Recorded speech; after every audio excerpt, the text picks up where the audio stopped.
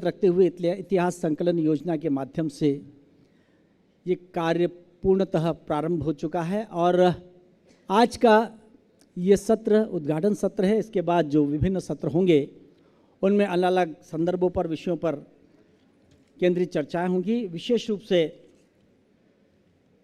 जो सत्र रहेंगे उसमें प्राचीन नगरों का युगीन इतिहास, तीर्थ क्षेत्रों का विकास, जनजातीय इतिहास और स्वतंत्रता के बाद प्रामाणिक और वैश्विक स्वरूप, इन विषयों को लेकर विशेष रूप से विमर्श होंगे, शोधपत्र का वाचन होगा और अतिथियों के उद्बोधन होंगे। मैं संकेत प्राप्त होते ही आज के इस आयोजन विशेष की शुभ शुरुआत करना चाहेंगे। हमारे वे शोधार्थी, वे छात्र जो कल कैंप में भी थे, वो सब भी यहाँ पर बैठे हुए हैं। दो तीन बातें मैं आपसे उसके पूर्व में कर लूँ।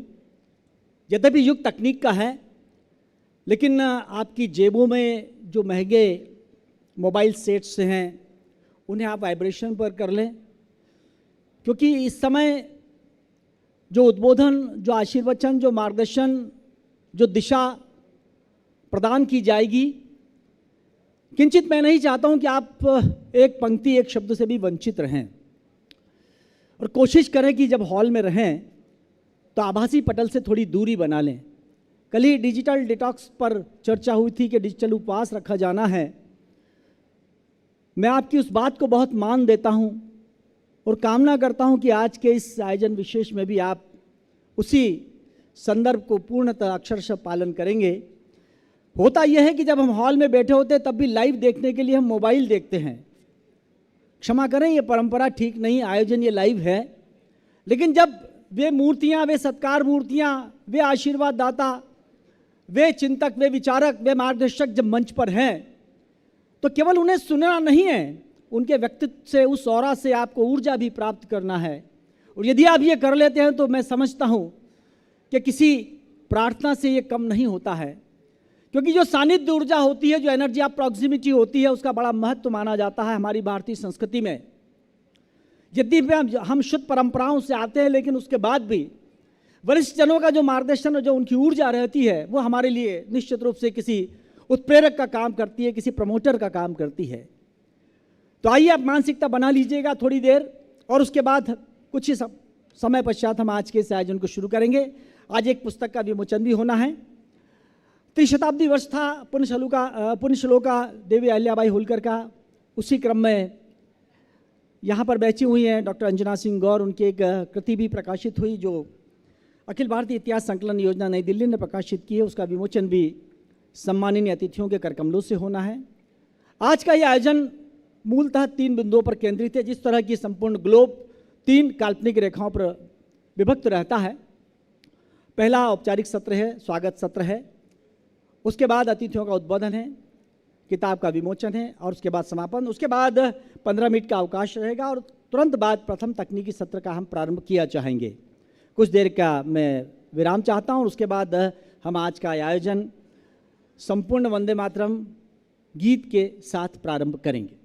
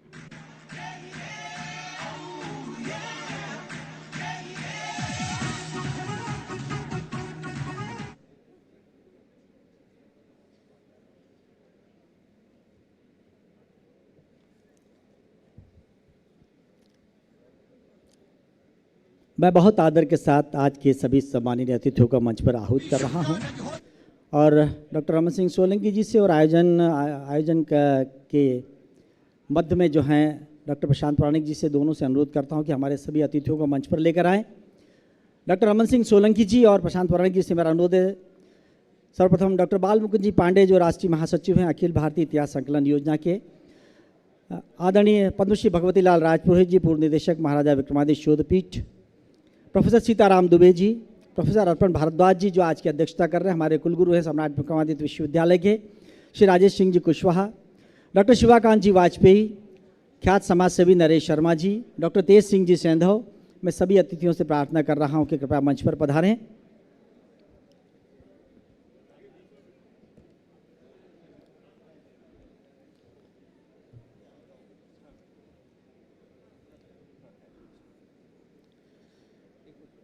डॉक्टर आरसी ठाकुर जी, मेरा अनुरोध है कृपया मंच पर पधारें।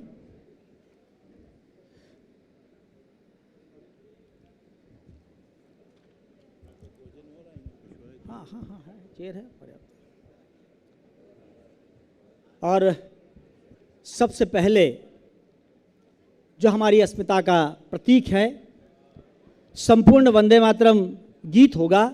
आदर की अभिव्यक्ति में हम सब अपने अपने स्थान से खड़े हो जाएं। संपूर्ण वंदे मातरम के लिए मैं प्राचीन भारतीय इतिहास की छात्राओं को यहाँ आमंत्रण दे रहा हूँ।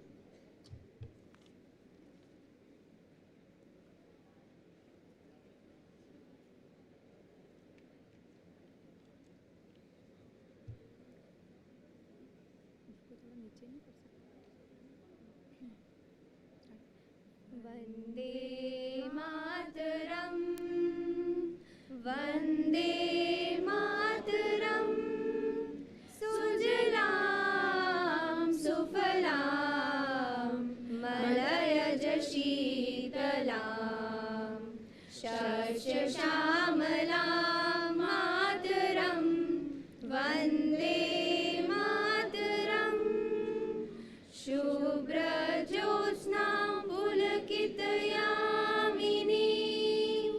फुल्लकुसुमित द्रुमदल शोभिनी, सुहासिनी सुमधुर भाषिणी, सुखदां वरदां मातरम, वंदे मातरम, कोटि कोटि कंठ कल कल निनाद कराले, कोटि कोटि भुजय धृत खर करवाले, अब लागे नुमाए तो बले, बहुबल धारिणीं नमामि तारिणीं, रिपुदल वारिणीं मातरम,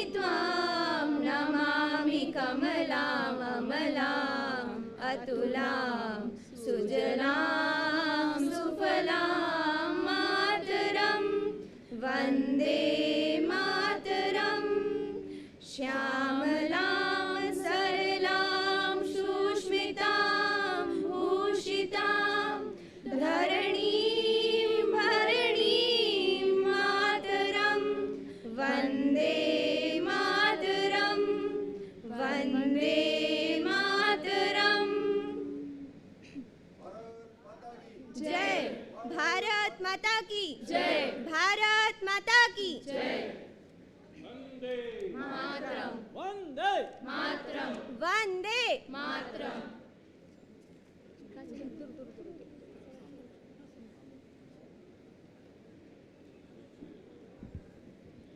बहुत बहुत धन्यवाद। और मैं अनुरोध कर रहा हूं इसी के साथ सभी अतिथियों से कि वह मां सरस्वती के तैल चित्र के समीप पुष्पार्चन अर्पित करें और तत्पश्चात दीप प्रज्वलित कर आज के इस आयोजन विशेष की शुभ शुरुआत करें। स्वस्ति वाचन के लिए पंडित डॉक्टर महेंद्र पंड्या, डॉक्टर सर्वेश्वर शर्मा जो संस्कृत अध्ययनशाला से हैं, हम उनसे अनुरोध कर रहे हैं कि वे स्वस्ति वाचन प्रारंभ करें और अतिथियों से प्रार्थना है कि वे मां सरस्वती के तैल चित्र के समीप पुष्पांजलि अर्पित करें। सभी अतिथियों से मेरी करबद्ध प्रार्थना है और इसके पश्चात दीपन कर आज के आयोजन विशेष की शुभ शुरुआत करें। सहयोग के लिए मैं प्रशांत पौराणिक जी और डॉक्टर रमन सिंह सोलंकी जी को मंच पर आमंत्रण दे रहा हूं।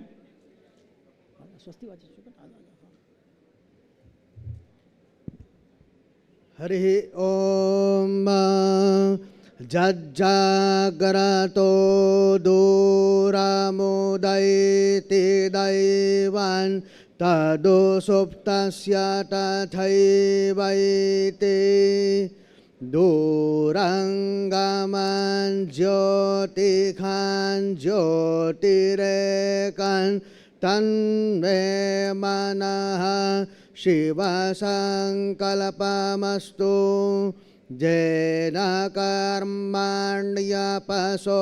मनीषिणो जज्ञे कृण्वन्ति विदथे क्षुधिराः जडपूर्वं दक्षमन्तः प्रजानान् तन्मे मनः शिवसङ्कल्पमस्तु। यत्प्रज्ञानमुत चेतो धृतिश्च जज्योतिरन्तरमृतं प्रजासु दशमान्नरिते किञ्चन कर्म क्रियते तन्मे मनः शिवसङ्कल्पमस्तु। जस्मिन्ऋचः समजजोगुखे जस्मिन् प्रतिष्ठिता रठनाभाविवाराः दशमींश्चित्तज्ञो सर्वमोतं प्रजानान् तन्मे मनः शिवसङ्कल्पमस्तु। हरि ओम।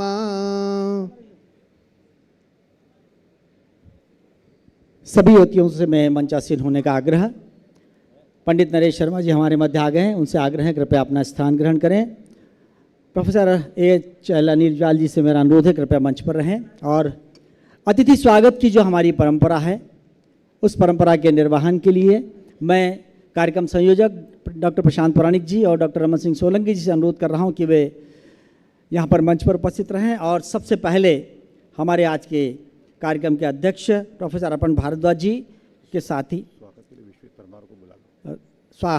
प्रोफेसर अर्पण भारद्वाज जी जो कुलगुरु हैं सम्राट विक्रमादित्य विश्वविद्यालय के, उन्हें अंगवस्त्र प्रदान करके उनका सत्कार करें। स्वागत के क्रम में डॉक्टर विश्वजीत परमार जी से भी मैं अनुरोध करूंगा कृपया मंच पर आ जाएं और स्वागत में सहयोग प्रदान करें। इसी क्रम में मैं आदरणीय परमार जी, प्रशांत पौराणिक जी और रमन सोलंकी जी से अनुरोध कर रहा हूं कि वे क्रमशः सभी अतिथियों का अंगवस्त्र प्रदान करके माला पहनाकर, सबसे पहले प्रोफेसर बाल मुकुंद पांडे जी, डॉक्टर बाल मुकुंद पांडे जी जो राष्ट्रीय महासचिव हैं अखिल भारतीय इतिहास संकलन योजना के, और आप सबसे अनुरोध है करतल ध्वनि से सत्कार करें, अभिनंदन करें सभी अतिथियों के सत्कार के इस क्रम का।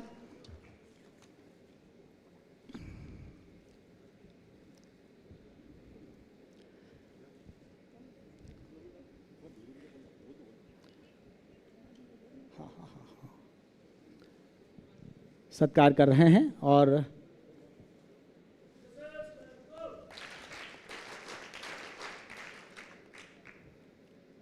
तत्पश्चात पुनः मैं हमारे अतिथियों के सत्कार के लिए अनुरोध कर रहा हूं प्रशांत पुराणिक जी से और डॉक्टर अमन सिंह सोलंकी जी से और विश्वजीत परमार जी से।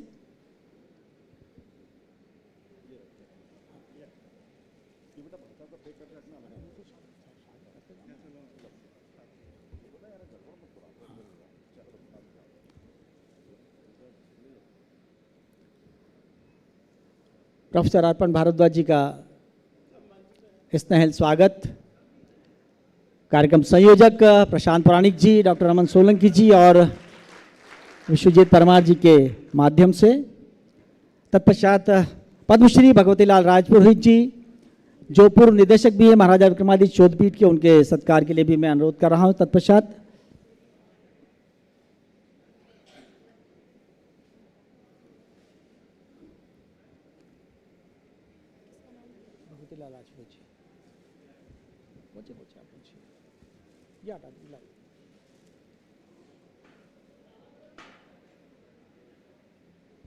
श्रद्धेय राजपुरोहित जी के सत्कार के लिए पुनः अतिथियों से मेरा, आयोजकों से मेरा निवेदन।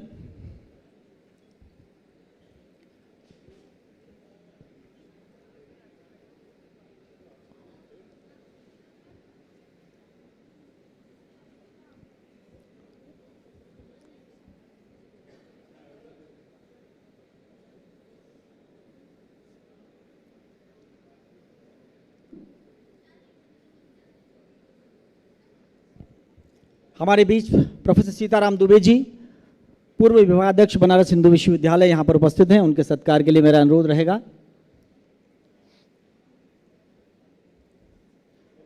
पुष्पगुच्छ, श्रीफल, अंगवस्त्र और स्मृति चिन्ह के साथ हम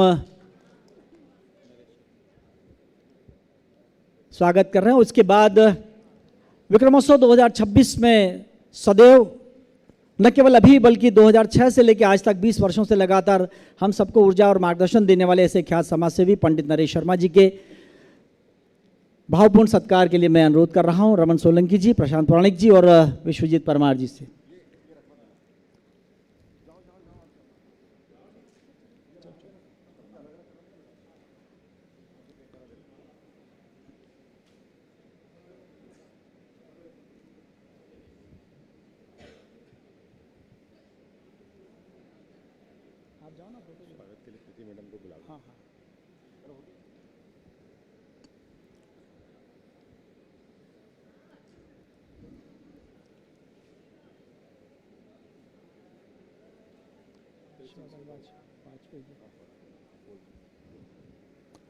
आदरणीय डॉक्टर शिवाकांत वाजपेयी जी का सत्कार करने के लिए पुनः मैं अनुरोध कर रहा हूं, जो हमारे भारतीय पुरातत्व संरक्षण के वरिष्ठ अधीक्षण या अधिकारी हैं।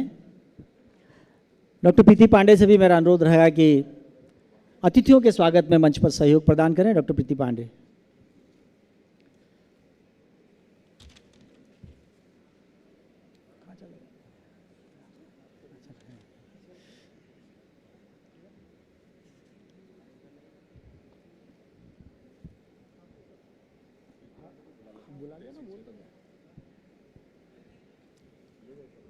आदरणीय डॉक्टर तेज सिंह सेंधव जी के सत्कार के लिए मैं पुनः आयोजन समिति के सदस्यों से अनुरोध कर रहा हूं, वे आ जाएं और सत्कार करें डॉक्टर तेज सिंह सेंधव जी का।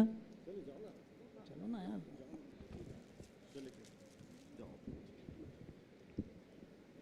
और तेज सिंह सेंधव जी के सत्कार के बाद प्रसिद्ध मुद्रा शास्त्री, अश्वनी शोध संस्थान के निदेशक, प्रामाणिकता के साथ अपनी बात कहने वाले ऐसे doctor R C Thakur ji का सत्कार करने के लिए भी मैं आयोजन समिति के सदस्यों से अनुरोध कर रहा हूं। तेज सिंह सेंधव जी जो मालवा प्रांत इतिहास संकलन समिति के प्रमुख हैं, उनके सत्कार के लिए doctor R C Thakur ji के सत्कार के लिए भी मैं अनुरोध कर रहा हूं सभी सदस्यों से।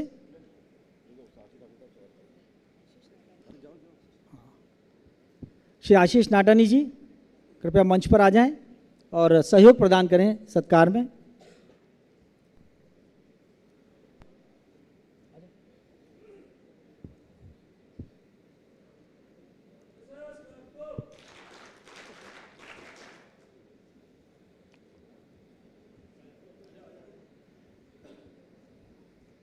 हमारे एक और अतिथि आदरणीय श्री राजेश कुशवाहा जी, जो विशाला लोकहित सांस्कृतिक समिति के अध्यक्ष हैं और सम्राट विक्रमादित्य विश्वविद्यालय के वरिष्ठ कार्य परिषद सदस्य हैं, उनके आगमन की प्रतीक्षा है। हाँ, और हमारे मध्य अतिरिक्त संचालक उच्च शिक्षा आदरणीय प्रोफेसर ए चेल्लानीजवाल जी हैं, उनके सत्कार के लिए मैं अनुरोध कर रहा हूँ आशीष नाटानी जी, डॉक्टर प्रशांत पुराणिक, डॉक्टर अमन सिंह सोलंकी जी से कि उन्हें सम्मानित करें, स्वागत करें।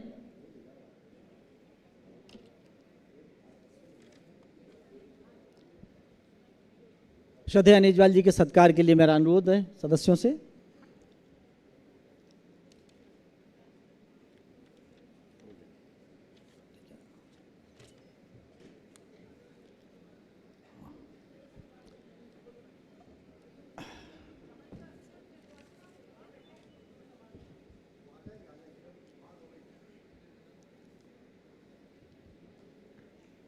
वो जो पढ़ाया नहीं गया, वो जो बतलाया नहीं गया, वो जो दिखलाया नहीं गया, वो जो समझाया नहीं गया, जो अतीत में कहीं दबा दिया गया, उस इतिहास को, उस गौरवशाली इतिहास को नौ पीढ़ी के समक्ष उस प्रकाश में लेकर आना है ताकि वो गौरवशाली अतीत से परिचित हो सके। बस इस भावधारा पर और प्रामाणिकता के साथ इस बात को कहने के लिए आज इतिहास समागम के ये उद्घाटन सत्र प्रारंभ हुआ है। मैं सबसे पहले सभी अतिथियों के प्रति, आप सबों के प्रति स्वागत, उद्बोधन और अतिथि परिचय के लिए इस आयोजन, इस संगोष्ठी के संयोजक डॉक्टर प्रशांत पुराणिक जी से अनुरोध कर रहा हूं।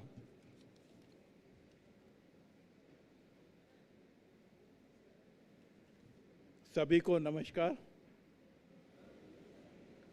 वागर्था वीर संप्रक्तो वागर्था प्रतिपक्तये जगतः पितरो वंदे पार्वती परमेश्वर। भूतभावन भगवान महाकालेश्वर को प्रणाम करते हुए विक्रमोत्सव 2026 के अंतर्गत बृहत्तर भारत में संस्कृति, साहित्य और पुरातत्व विषय को लेकर आज आयोजित इतिहास समागम में मैं आप सभी का स्वागत करता हूं, अभिनंदन करता हूं। आज हमारे बीच में माननीय बालमुकुंद जी पांडे जी उपस्थित हैं, जो राष्ट्रीय महासचिव हैं अखिल भारतीय इतिहास संकलन योजना नई दिल्ली में। और आज इस अवसर पर हमको यह सुअवसर प्राप्त हुआ है, अभी हाल ही में आपको डिलीट की उपाधि भी प्राप्त हुई है। मैं आपका अभिनंदन करता हूं, आपको बधाई देता हूं, आपको स्वागत करता हूं और आपके परिचय के लिए ज़्यादा शब्दों का उपयोग न करते हुए जब आपका उद्बोधन होगा तो आपकी प्रखर वाणी से जो उद्गार प्राप्त होंगे वह हमारे लिए पाथेय के रूप में, मार्गदर्शन के रूप में सम्मुख होंगे। मैं आपका स्वागत करता हूं, अभिनंदन करता हूं।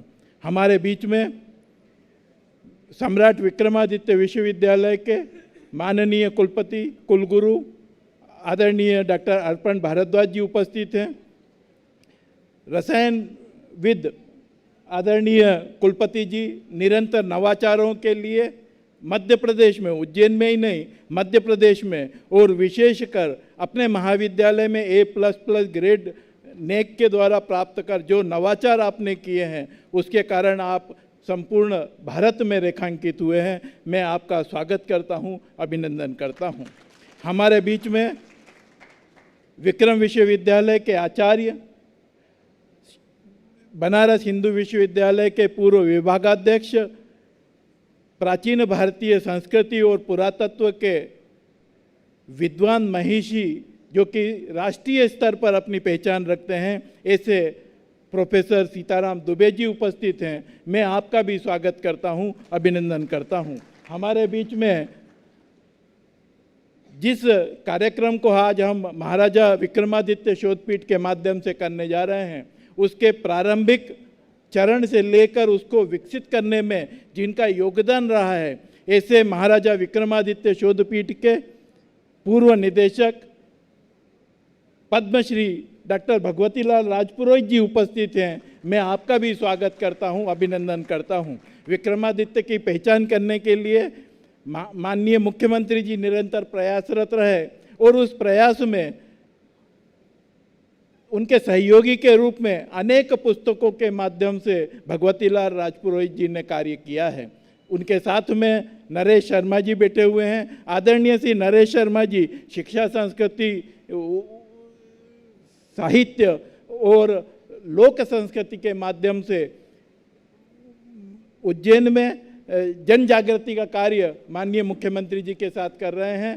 प्रतिवर्ष शिप्रा परिक्रमा, जिसमें कि हजारों लोग सम्मिलित होते हैं, आपके निर्देशन में होता है। और यह विक्रमादित्य के जो 1 महीने का कार्यक्रम है, आपके निर्देशन में, आपके मार्गदर्शन में, आपके सहयोग से हम पूर्ण करने जा रहे हैं। मैं आपका भी स्वागत करता हूं, अभिनंदन करता हूं।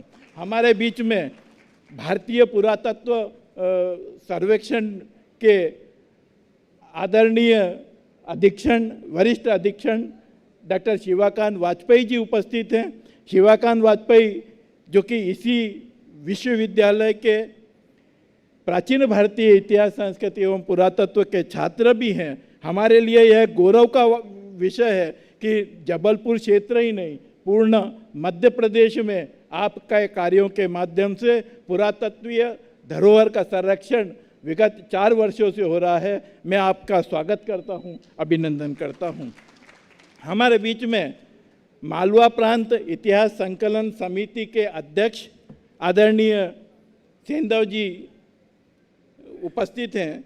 मैं तेज सिंह सेंधव जी का भी स्वागत करता हूं, अभिनंदन करता हूं। तेज सिंह सेंधव जी मूलतः देवास क्षेत्र में लगभग 7 से अधिक बार विधायक रहे और उस क्षेत्र के साथ संपूर्ण मालवा क्षेत्र की पुरातत्वीय धरोहर को रेखांकित करने में आपका प्रयास रहा। और न केवल प्रयास रहा, शोधार्थियों को सहयोग देने के लिए आप हमेशा तत्पर रहते हैं। मैं आपका स्वागत करता हूं। हमारे बीच में अश्विनी शोध संस्थान महिदपुर के मुद्रा शास्त्री राष्ट्रीय स्तर पर जिनकी प्रदर्शनियों के माध्यम से जन जागृति ही नहीं, मुद्राओं की पहचान, उनका अन्वेषण, उनके ऊपर शोध से संबंधित निरंतर कार्य शोधार्थी कर रहे हैं। और उनके बड़े भाई की तरह से उनको सहयोग करने वाले आदरणीय डॉक्टर आर.सी. ठाकुर जी उपस्थित हैं। मैं आपका भी स्वागत करता हूं, अभिनंदन करता हूं। अतिरिक्त संचालक महोदय, मध्य प्रदेश शासन उच्च शिक्षा विभाग उज्जैन संभाग डॉक्टर H.L. अनिजवाल जी, जिनके प्रयासों से विक्रमोत्सव में जन जागृति आई और छात्रों के बीच में नई उमंग के साथ जो कलश यात्रा माननीय मुख्यमंत्री जी के द्वारा कलश प्रदान कर हमको प्रदान की गई थी, तब से लेकर निरंतर आपका सहयोग, आपका मार्गदर्शन हमको मिल रहा है। मैं आपका भी स्वागत करता हूं। हमारे बीच में सम्मुख हैं सम्राट विक्रमादित्य विश्वविद्यालय के प्राचीन भारतीय इतिहास विभाग के विभागाध्यक्ष आदरणीय विश्वजीत सिंह परमार। हमारे बीच में आगरा से पधारी हुई स्मिता एस कुमार। हमारे बीच में शासकीय कन्या महाविद्यालय के पूर्व विभागाध्यक्ष डॉक्टर रविंद्र भारद्वाज जी उपस्थित हैं। वर्तमान विभागाध्यक्ष आदरणीय रंजना शर्मा जी उपस्थित हैं। संगीत के विभागाध्यक्ष जो कि राष्ट्रीय ही नहीं अंतर्राष्ट्रीय स्तर पर अपनी ख्याति प्राप्त कर सरोद वादन के लिए महत्वपूर्ण विशेषज्ञ हैं। लगभग 70 देशों में इन्होंने यात्रा की है। ऐसी वर्षा अग्रवाल का भी मैं स्वागत करता हूं। हमारे बीच में अंशु भारद्वाज मैडम जो कि PM एक्सीलेंस महाविद्यालय की प्राध्यापक हैं, मैं आपका भी स्वागत करता हूं। साथ ही इतिहास के chairman doctor O.P. Gehlot ji जो कि हमारे बीच में उपस्थित हैं, उनका भी मैं स्वागत करता हूं। मैं आप सभी सुधीजनों का स्वागत करता हूं। ध्रुव सिंह जी जोधा जी हमारे उपस्थित हैं, उनका भी मैं स्वागत करता हूं। मैं आप सभी विद्वानों का जिनसे मैं परिचित नहीं हूं और लगभग 3 दिन में उनसे परिचय भी हो जाएगा, उन सभी का स्वागत करता हूं। विद्यार्थियों का स्वागत करता हूं। वास्तव में संवत प्रवर्तक विक्रमादित्य की ऐतिहासिकता दिग दिगंत तक प्रसारित है। न केवल भारतीय सीमाओं के अंदर वरन भारत के बाहर कितने ही देशों में विक्रमादित्य का इतिहास, पुरातत्व, मौखिक आख्यानों एवं साहित्य से प्रमाण हमको प्राप्त होते हैं। तत्संबंधी शोध के लिए अनेकानेक आयाम अनछुए हैं जिन पर अभी कार्य किया जाना शेष है और इसीलिए हम इन 3 दिवसीय समागम में उपस्थित हुए हैं। संवत प्रवर्तक विक्रमादित्य के विशेष परिप्रेक्ष्य में यदि कोई नवीन तथ्य क्षेत्रीय स्तर पर भी उपलब्ध हों तो हम उनका भी स्वागत करते हैं। इसके साथ ही साथ प्राचीन भारतीय इतिहास में धर्म संस्कृति को मध्य एशिया, दक्षिण पूर्वी एशिया तथा उत्तर पूर्वी एशिया में हम प्रचारित प्रसारित कराते हैं, उन पर भी नवीन अन्वेषणों का हम स्वागत करते हैं। इसके अतिरिक्त भारत उत्कर्ष के अंतर्गत विकसित भारत की जो कल्पना हमारे माननीय प्रधानमंत्री जी ने दी है, उसके अंतर्गत प्राचीन भारतीय इतिहास, मध्यकालीन भारतीय इतिहास और अर्वाचीन भारतीय इतिहास के अंतर्गत भारत अभ्युदय के लिए इतिहास से संबंधित कोई कार्य हुआ है और शोधार्थी अगर उसको प्रस्तुत करना चाहेगा तो उसका भी हम स्वागत करते हैं। इन सभी बिंदुओं के साथ और मैं अतिथियों के बीच में बाधा न बनते हुए पुनः आप सभी का स्वागत करता हूं। मंचासीन अतिथियों का अभिनंदन करता हूं, स्वागत करता हूं। जय हिंद, जय भारत।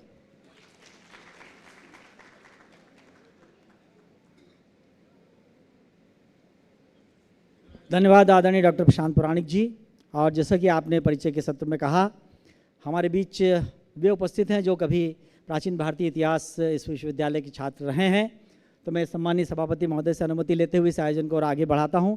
मैं उद्बोधन के लिए आमंत्रण दे रहा हूं उन्हें, जो वरिष्ठ अधीक्षण अधिकारी हैं भारतीय पुरातत्व संरक्षण में, डॉक्टर शिवाकांत वाजपेयी जी को बहुत आदर के साथ आपकी तालियों के बीच।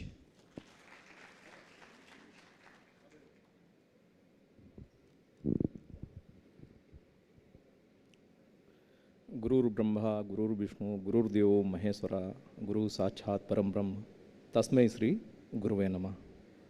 मंच पर उपस्थित समस्त सम्मानित गुरुजन, मेरे लिए जितने भी लोग मंच पर विराजमान हैं सब मेरे गुरुजन के समान हैं। मैं आप सभी को प्रणाम करते हुए अपनी बात यहाँ पर रखना चाहूँगा। आज के इस उद्घाटन सत्र के पहले सत्र में जब हम लोग इतिहास और पुरातत्व की बात करते हैं तो हमारे सामने बहुत सारे ऐसे तथ्य आते हैं जो पिछले कई वर्षों से या कहें कि कई शताब्दियों से हमारे सामने इस तरह से चले रहते हैं कि हम लोगों को उन्हीं के ऊपर विश्वास करने की एक धारणा सी बनती दिखाई देती है। इसमें एक सबसे महत्वपूर्ण बात यह है कि हम लोग अपनी पुस्तकों में सबसे पहले पढ़ते हुए यही बात पाते हैं कि भारत में मंदिरों का विकास गुप्त काल में हुआ और गुप्त काल से मंदिर बनना प्रारंभ हुए। और ये धारणा इतिहास की पुस्तकों के माध्यम से इस प्रकार हमारे बीच बैठ गई कि हम लोग उससे पहले की बात सोच ही नहीं पाते हैं। हाल ही में कुछ उत्खनन हुए जिसमें एक नचना का भी उत्खनन है। पन्ना जिले में नचना नाम की जगह है जिसका उत्खनन मेरे निर्देशन में हुआ। वहाँ से जो मंदिरों के प्रमाण मिले हैं वो मंदिरों के प्रमाण गुप्त काल के मंदिरों से कम 200 वर्ष और पहले जाते हैं। हमें इसी समय अशोक के अभिलेखों की वह बात याद आती है कि अशोक ये कहता है कि मेरे अभिलेखों में जो राजाज्ञाएँ अंकित हैं उन्हें किसी ऐसे उपादान से अंकित करवाया जाए जो हजारों हजार साल तक रहें। शायद पहले किसी ऐसे उपादान पर अंकित की जाती थी कि वो नष्ट हो जाते थे। तो हमारे यहाँ मंदिरों के जो प्रमाण हैं वो सिर्फ गुप्त काल से नहीं मिलते हैं, गुप्त काल के पहले भी मिलते हैं। इसके लिए हमारे पास बहुत सारे अभिलेखिक साक्ष्य भी हैं।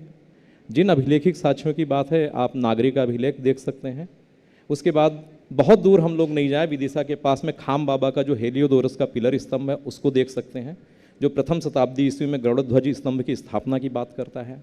और अगर हम बात करें तो इसके साथ साथ अगाथा क्लिच के सिक्कों को देख सकते हैं जो प्रथम सदी द्वितीय सदी ईस्वी में भगवान कृष्ण के सिक्कों को जारी कर रहा होता है। अफगानिस्तान में आई खानम नाम की एक जगह है, वहाँ से अगाथा क्लिच के सिक्के उत्खनन में मिले। तो इस तरह से बहुत सारी चीज़ें जो हैं हम लोगों के सामने आती हैं जिन्हें हम लोगों को फिर से देखने की ज़रूरत है। ऐसा नहीं कि हमारे पास ये चीज़ें नहीं, ये तथ्य नहीं। इन तथ्यों को हम लोगों को नवीन उत्खनन में प्राप्त होने वाले तथ्यों के साथ समेकित करते हुए विद्यार्थियों तक पहुंचाने की आवश्यकता है। इसके साथ ही हम लोग आज यहाँ पर विक्रमादित्य से संबंधित इस महत्वपूर्ण संगोष्ठी में उपस्थित हैं। और विक्रमादित्य के बाद भारतीय इतिहास में अगर कोई ऐसा शासक हुआ है जिसे विक्रमादित्य के समकक्ष प्रसिद्धि, यश और कीर्ति मिली, वो थे राजा भोज।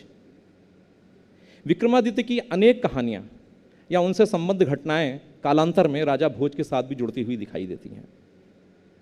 राजा भोज ने अनेक ग्रंथ लिखे, 84 ग्रंथों की सूचना मिलती है कि राजा भोज ने 84 ग्रंथ लिखे, लेकिन उन 84 ग्रंथों में 21 ग्रंथ हम लोगों को प्राप्त हुए हैं जो वर्तमान में उपलब्ध हैं। उनमें से कुछ ग्रंथ तो आपको धार के में जो राजा भोज से संबंधित संग्रहालय है उसमें मिल जाएंगे, और सबसे महत्वपूर्ण ग्रंथों का संग्रह जो है ओरिएंटल इंस्टीट्यूट जो है आपका गायकवाड़ ओरिएंटल इंस्टीट्यूट बड़ौदा का है उसमें मिलेंगे, और उसके साथ साथ कुछ इंस्टीट्यूट आपको उसमें मिलते हैं दिल्ली के राष्ट्रीय संग्रहालय में, कुछ राजस्थान के संग्रहालयों में। और इन ग्रंथों में सबसे महत्वपूर्ण ग्रंथ जो है जिसको हम लोग कहते हैं सम्रांगण सूत्रधार, आदरणीय भगवती लाल राजपुरोहित जी का पूरा जीवन राजा भोज के ग्रंथों का वर्णन करने में बीता है। सम्रांगण सूत्रधार जो ग्रंथ है इतना महत्वपूर्ण ग्रंथ है, लेकिन इन ग्रंथों की प्राप्ति कैसे हुई, ये ग्रंथ अचानक से कैसे आ गए सामने। ये जो ग्रंथ हैं 19वीं शताब्दी में संस्कृत ग्रंथों की खोज का एक सिलसिला प्रारंभ हुआ, और जब इन ग्रंथों की खोज का सिलसिला प्रारंभ हुआ तो बहुत सारे रियासतों के जो भंडार थे, शास्त्र भंडार थे, बहुत सारे देश के दूसरे हिस्सों में जो जैन शास्त्र भंडार थे, राजाओं के जो ग्रंथालय थे, उनमें से बहुत सारी पांडुलिपियाँ मिली। उनमें से एक बड़ी महत्वपूर्ण पांडुलिपि थी सम्रांगण सूत्रधार की। सम्रांगण सूत्रधार की जो पांडुलिपि है वो इस समय गायकवाड़ ओरिएंटल रिसर्च इंस्टीट्यूट जो बड़ौदा है वहाँ पर है। इसके अलावा भी देश के अनेक हिस्सों में इसकी अलग अलग पाठों वाली जो पांडुलिपियाँ हैं वो मिलती हैं। जो इसका पहला संस्करण था वो टीजी गणपति शास्त्री जी ने संपादित किया 1924-25 में। इस ग्रंथ में 7400 संस्कृत के श्लोक हैं। ये 84 अध्यायों में और कुछ पाठों में इसे 83 अध्यायों में माना जाता है, 83 उसमें अध्याय हैं। और ये इतना महत्वपूर्ण ग्रंथ है कि जैसे हम लोग महाभारत के बारे में बात करते हैं ना कि जो महाभारत के भीतर है वही हमारी पूरी सृष्टि में बाहर दिखाई देता है, जो महाभारत में नहीं वो बाहर नहीं दिखाई देता। उसी तरह से वास्तुविद्या का यह इतना महत्वपूर्ण ग्रंथ है कि मकान बनाने से लेके, नींव बनाने से लेके, मूर्ति निर्माण से लेके, स्थपति के लक्षणों से लेके ऐसे कोई तथ्य नहीं है जो सम्रांगण सूत्रधार के ग्रंथ में नहीं हो। सम्रांगण सूत्रधार राजा भोज ने लिखा, 1010 से 1055 ईस्वी तक उनका तिथि मानी जाती है कि इस समय तक उन्होंने रहा, 84 ग्रंथों की रचना की। अब सम्रांगण सूत्रधार जो लिखा, तो सम्रांगण सूत्रधार का सबसे महत्वपूर्ण बिंदु ये है कि राजा भोज ने उनमें जो चीज़ें लिखी, क्या इसके पहले हमारे पास सम्रांगण सूत्रधार जैसे ग्रंथ नहीं थे क्या? लेकिन हमारे पास तो दूसरे शिल्प ग्रंथ भी थे, हमारे पास मानसार भी था, हमारे पास विष्णु धर्मोत्तर पुराण भी था, हमारे पास पुराण भी थे, इनमें भी था। और हमारे यहाँ तो सबसे पहले अगर कहें तो जो हमारे पास शुल्ब सूत्र है, यजुर्वेद है, ये सारे जो ग्रंथ हैं, ये सारे ग्रंथ कहीं ना कहीं प्रकारांतर से वास्तुविद्या की बात कर रहे होते। तो राजा भोज के इस ग्रंथ में राजा भोज को इतने महत्वपूर्ण ग्रंथ को लिखने की आवश्यकता क्या हुई?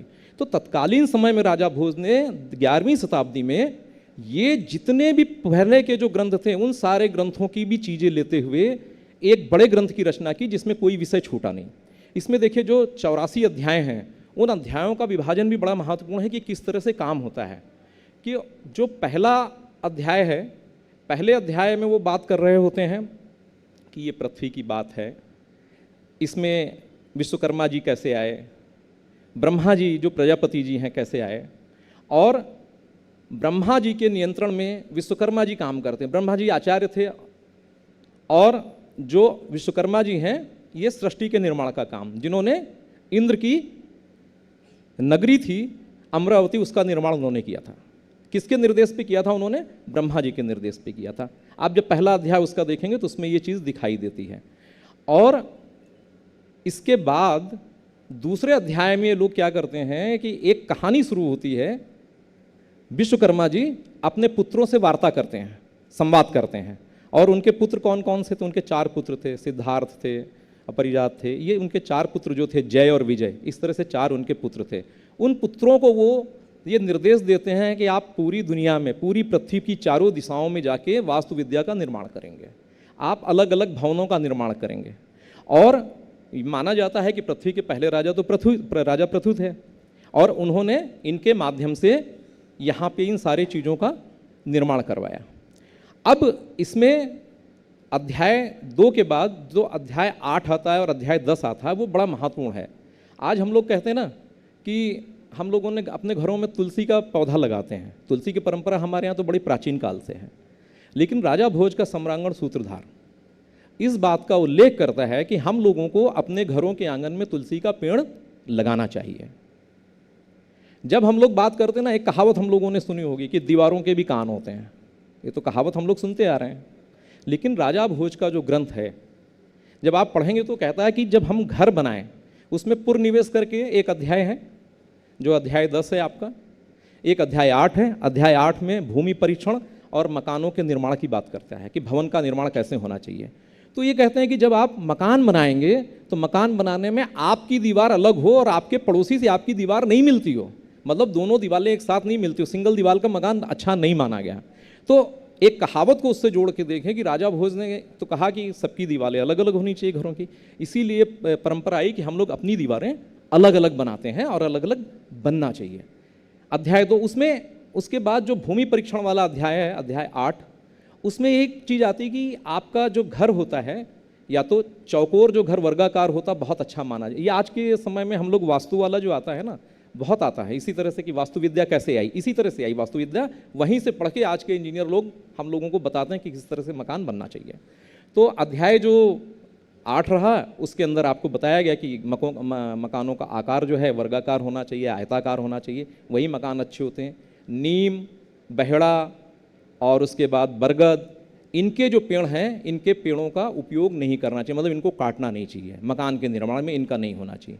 क्योंकि ये पेड़ देखिए उसमें उस समय की भी सोच देखिए, ये पेड़ ज़्यादा ऑक्सीजन देते थे, इनका फर्नीचर बनाने में यूज़ नहीं किया जाना चाहिए। तो जो सोच थी वो एक वैज्ञानिक सोच थी, वैज्ञानिक सोच के साथ ही आई। इसी तरह से एक जगह कहा गया कि जब आप लोग मकानों का निर्माण करते हैं तो उसमें प्रस्तर का उपयोग नहीं करना चाहिए, पत्थर, मकान बनाने में पत्थरों का उपयोग नहीं करना चाहिए, मतलब जो प्रस्तर खंडों का उपयोग हमेशा राजमहल को, भगवान के देवालयों को और मठों को बनाने के लिए किया जाना चाहिए। इसीलिए आप देखिए कि प्राचीन काल के जितने मंदिर हम लोगों को दिखाई देते हैं, अधिकांश मंदिर जो हैं वो प्रस्तर खंडों से निर्मित हैं। इसी प्रकार वो मिट्टी परीक्षण की बात करते हैं। अब ये कहते हैं ना कि हम लोग वो आया नारियल पे लेके चला गया, देखा नीचे पानी मिल गया। तो देखिए ये सारी जो चीज़ें हैं कहीं ना कहीं हमारी प्राचीन विद्या से संबंधित हैं, और जब हम लोग वास्तुविद्या से संबंधित ग्रंथों को पढ़ते हैं तो उनमें हम लोगों को दिखाई देती हैं। इसी में इसमें 2 बड़े महत्वपूर्ण अध्याय हैं जो मंदिरों से रिलेटेड हैं। अध्याय 49 से लेके अध्याय 66 तक ये पूरे मंदिरों की बात करते हैं। भारतवर्ष में जितने तरह के मंदिर बने हैं, जितनी भी शैलियां हैं, चाहे वो नागर शैली हो, द्रविड़ शैली हो या वेसर शैली हो, लेकिन राजा भोज का जो सबसे महत्वपूर्ण योगदान रहा कि उन्होंने भूमि शैली का वर्णन किया। और भूमि शैली जो है परमार राजाओं के सबसे महत्वपूर्ण कार्यों में दिखाई जाती है।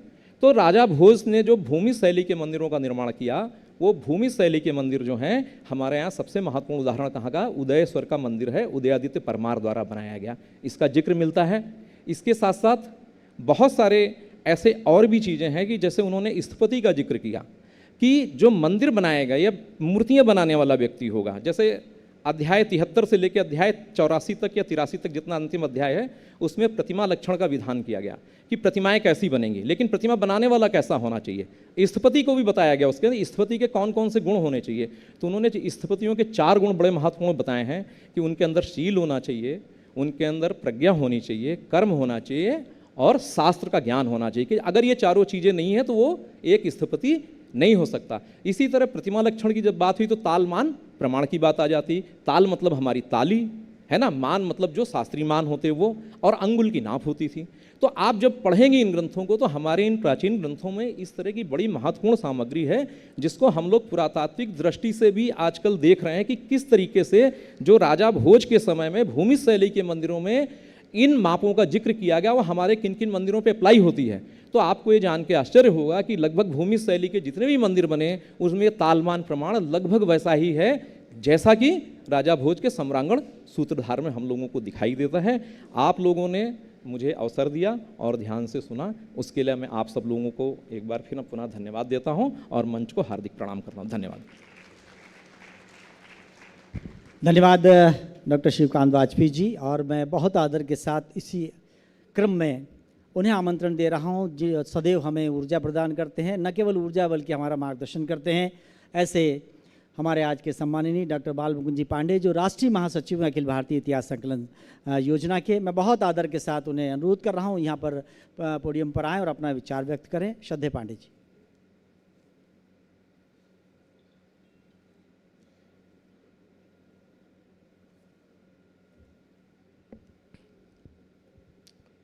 विक्रम संवत 2083 के फाल्गुन पक्ष 10वीं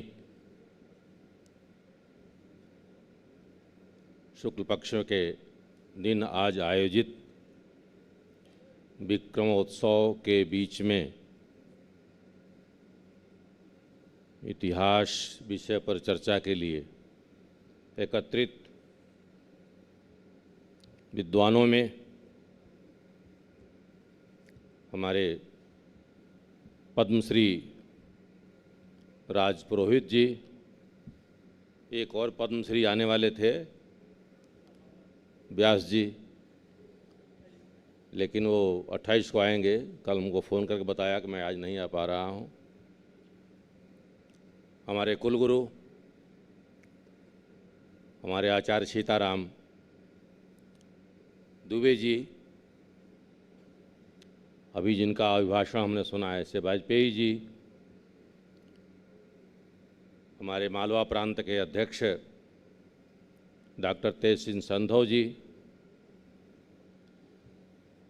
सिक्कों के माध्यम से इतिहास का परिचय कराने वाले हमारे आचार्य जी, अन्य अतिथि बंधु, सम्मुख बैठे हुए गुरुजन वृंद, प्यारे भैया बहनों, आज चर्चा का विषय बृहत्तर भारत में संस्कृत साहित्य और पुरातत्व का विषय है।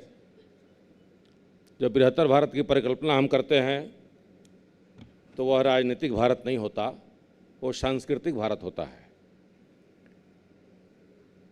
क्योंकि भारत में भी बहुत सारे राज्य थे, और जब हम के.पी. जायसवाल की हिंदी पॉलिटी पढ़ते हैं तो उसमें सभा समितियों के अलावा सैकड़ों की संख्या में राजाओं के, राजपुत्रों का, राजाओं के कर्तव्य का वर्णन हमको प्राप्त होता है। और 1947 से 50 तक जब भारत में राजाओं के एकीकरण की बात की गई तो 2-4 को छोड़कर सारे राजा एक साथ भारत माता के चरणों में अपने मुकुट रख दिए थे। इसका मतलब हमारा जो मूल इकाई है वो राष्ट्र है, वो सांस्कृतिक राष्ट्र है, और उसके अंतर्गत बहुत सारे राज्य हैं। ये राज्य केवल भारत के भरतखंड और आर्यावर्त तक ही सीमित नहीं थे, तो ये विश्व के अनेक देशों में इनके अवशेष दिखाई देते हैं, चाहे वो पुरातात्विक हो, चाहे साहित्यिक हो या सांस्कृतिक हो। झारखंड में रांची में एक विद्वान हुए प्रोफेसर हरवंश ओबेरॉय, उन्होंने लगभग पूरे देश के 103 देशों में भ्रमण किया और उनका लेक्चर किया। वहाँ उन्होंने भरतवंशियों के पद चिन्ह खोजने के प्रयास किए।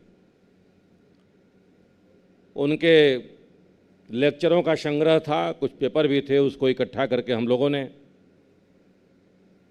एक मठ के सहयोग से 5 वॉल्यूम में उस पुस्तक को निकाली है। गीता पर भी है और भारतीय रिचुअल्स पर भी है, पुरातत्व पर भी है और दुनिया में फैले हुए भारतीय संस्कृति पर भी है।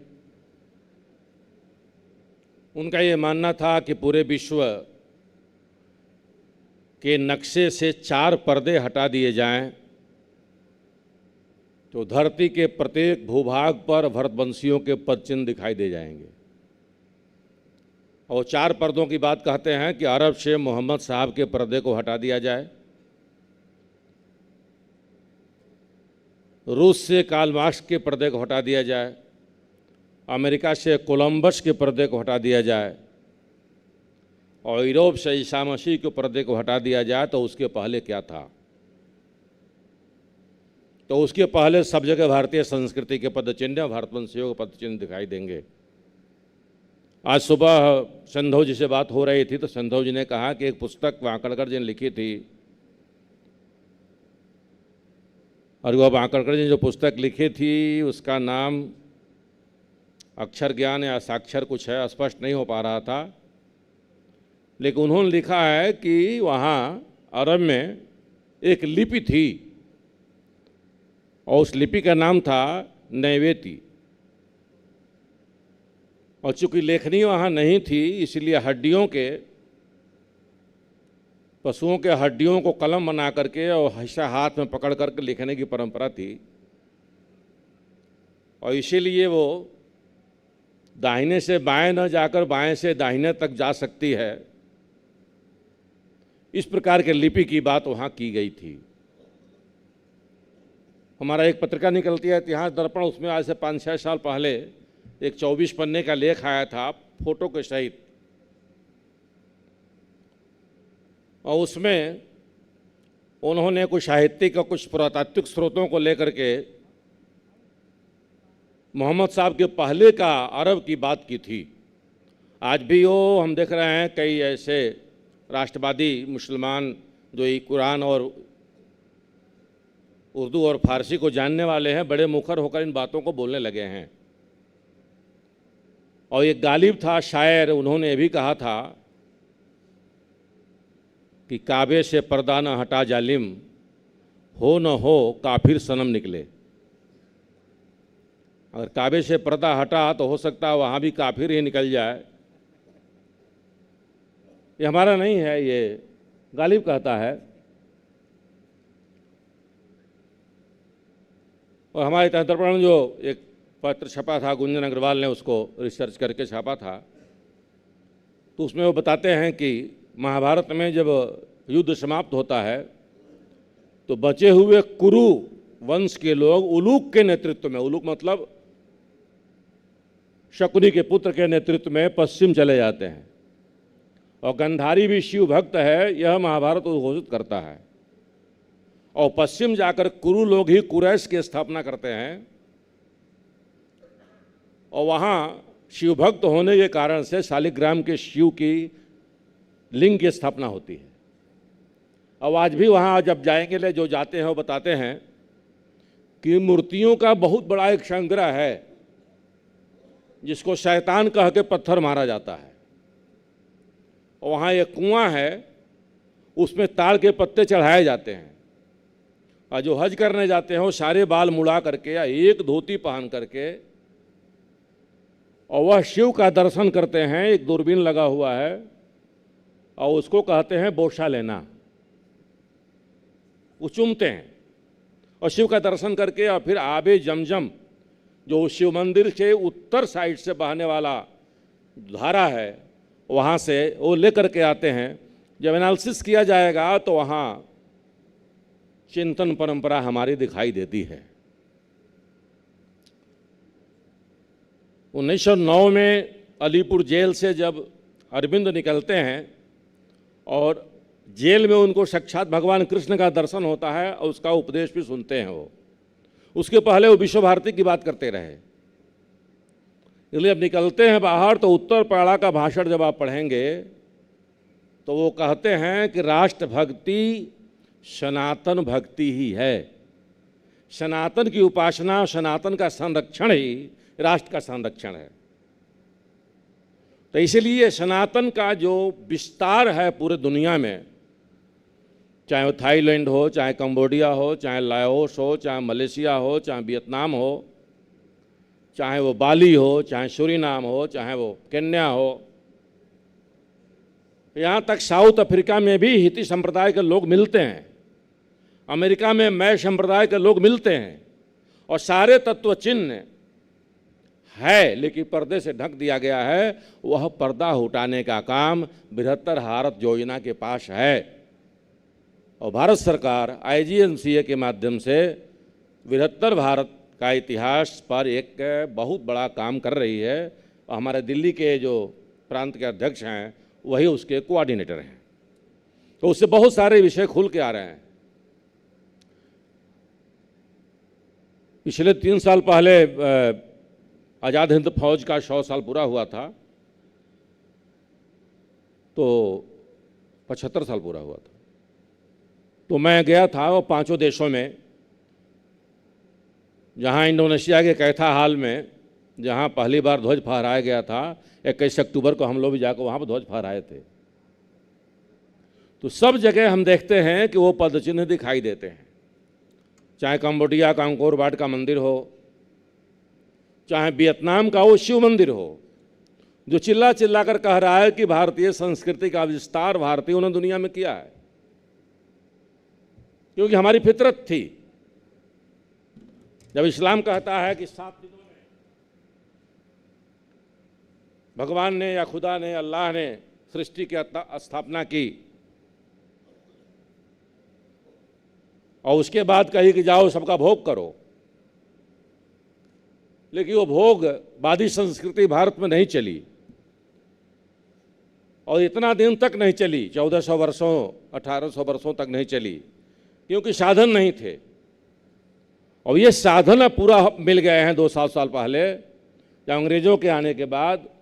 तो उन साधनों का उपयोग करके जितना शोषण हो सकता है उतना शोषण करने की प्रक्रिया चालू हो गई है और उसी में आदमी अपने को लिपटा हुआ महसूस कर रहा है।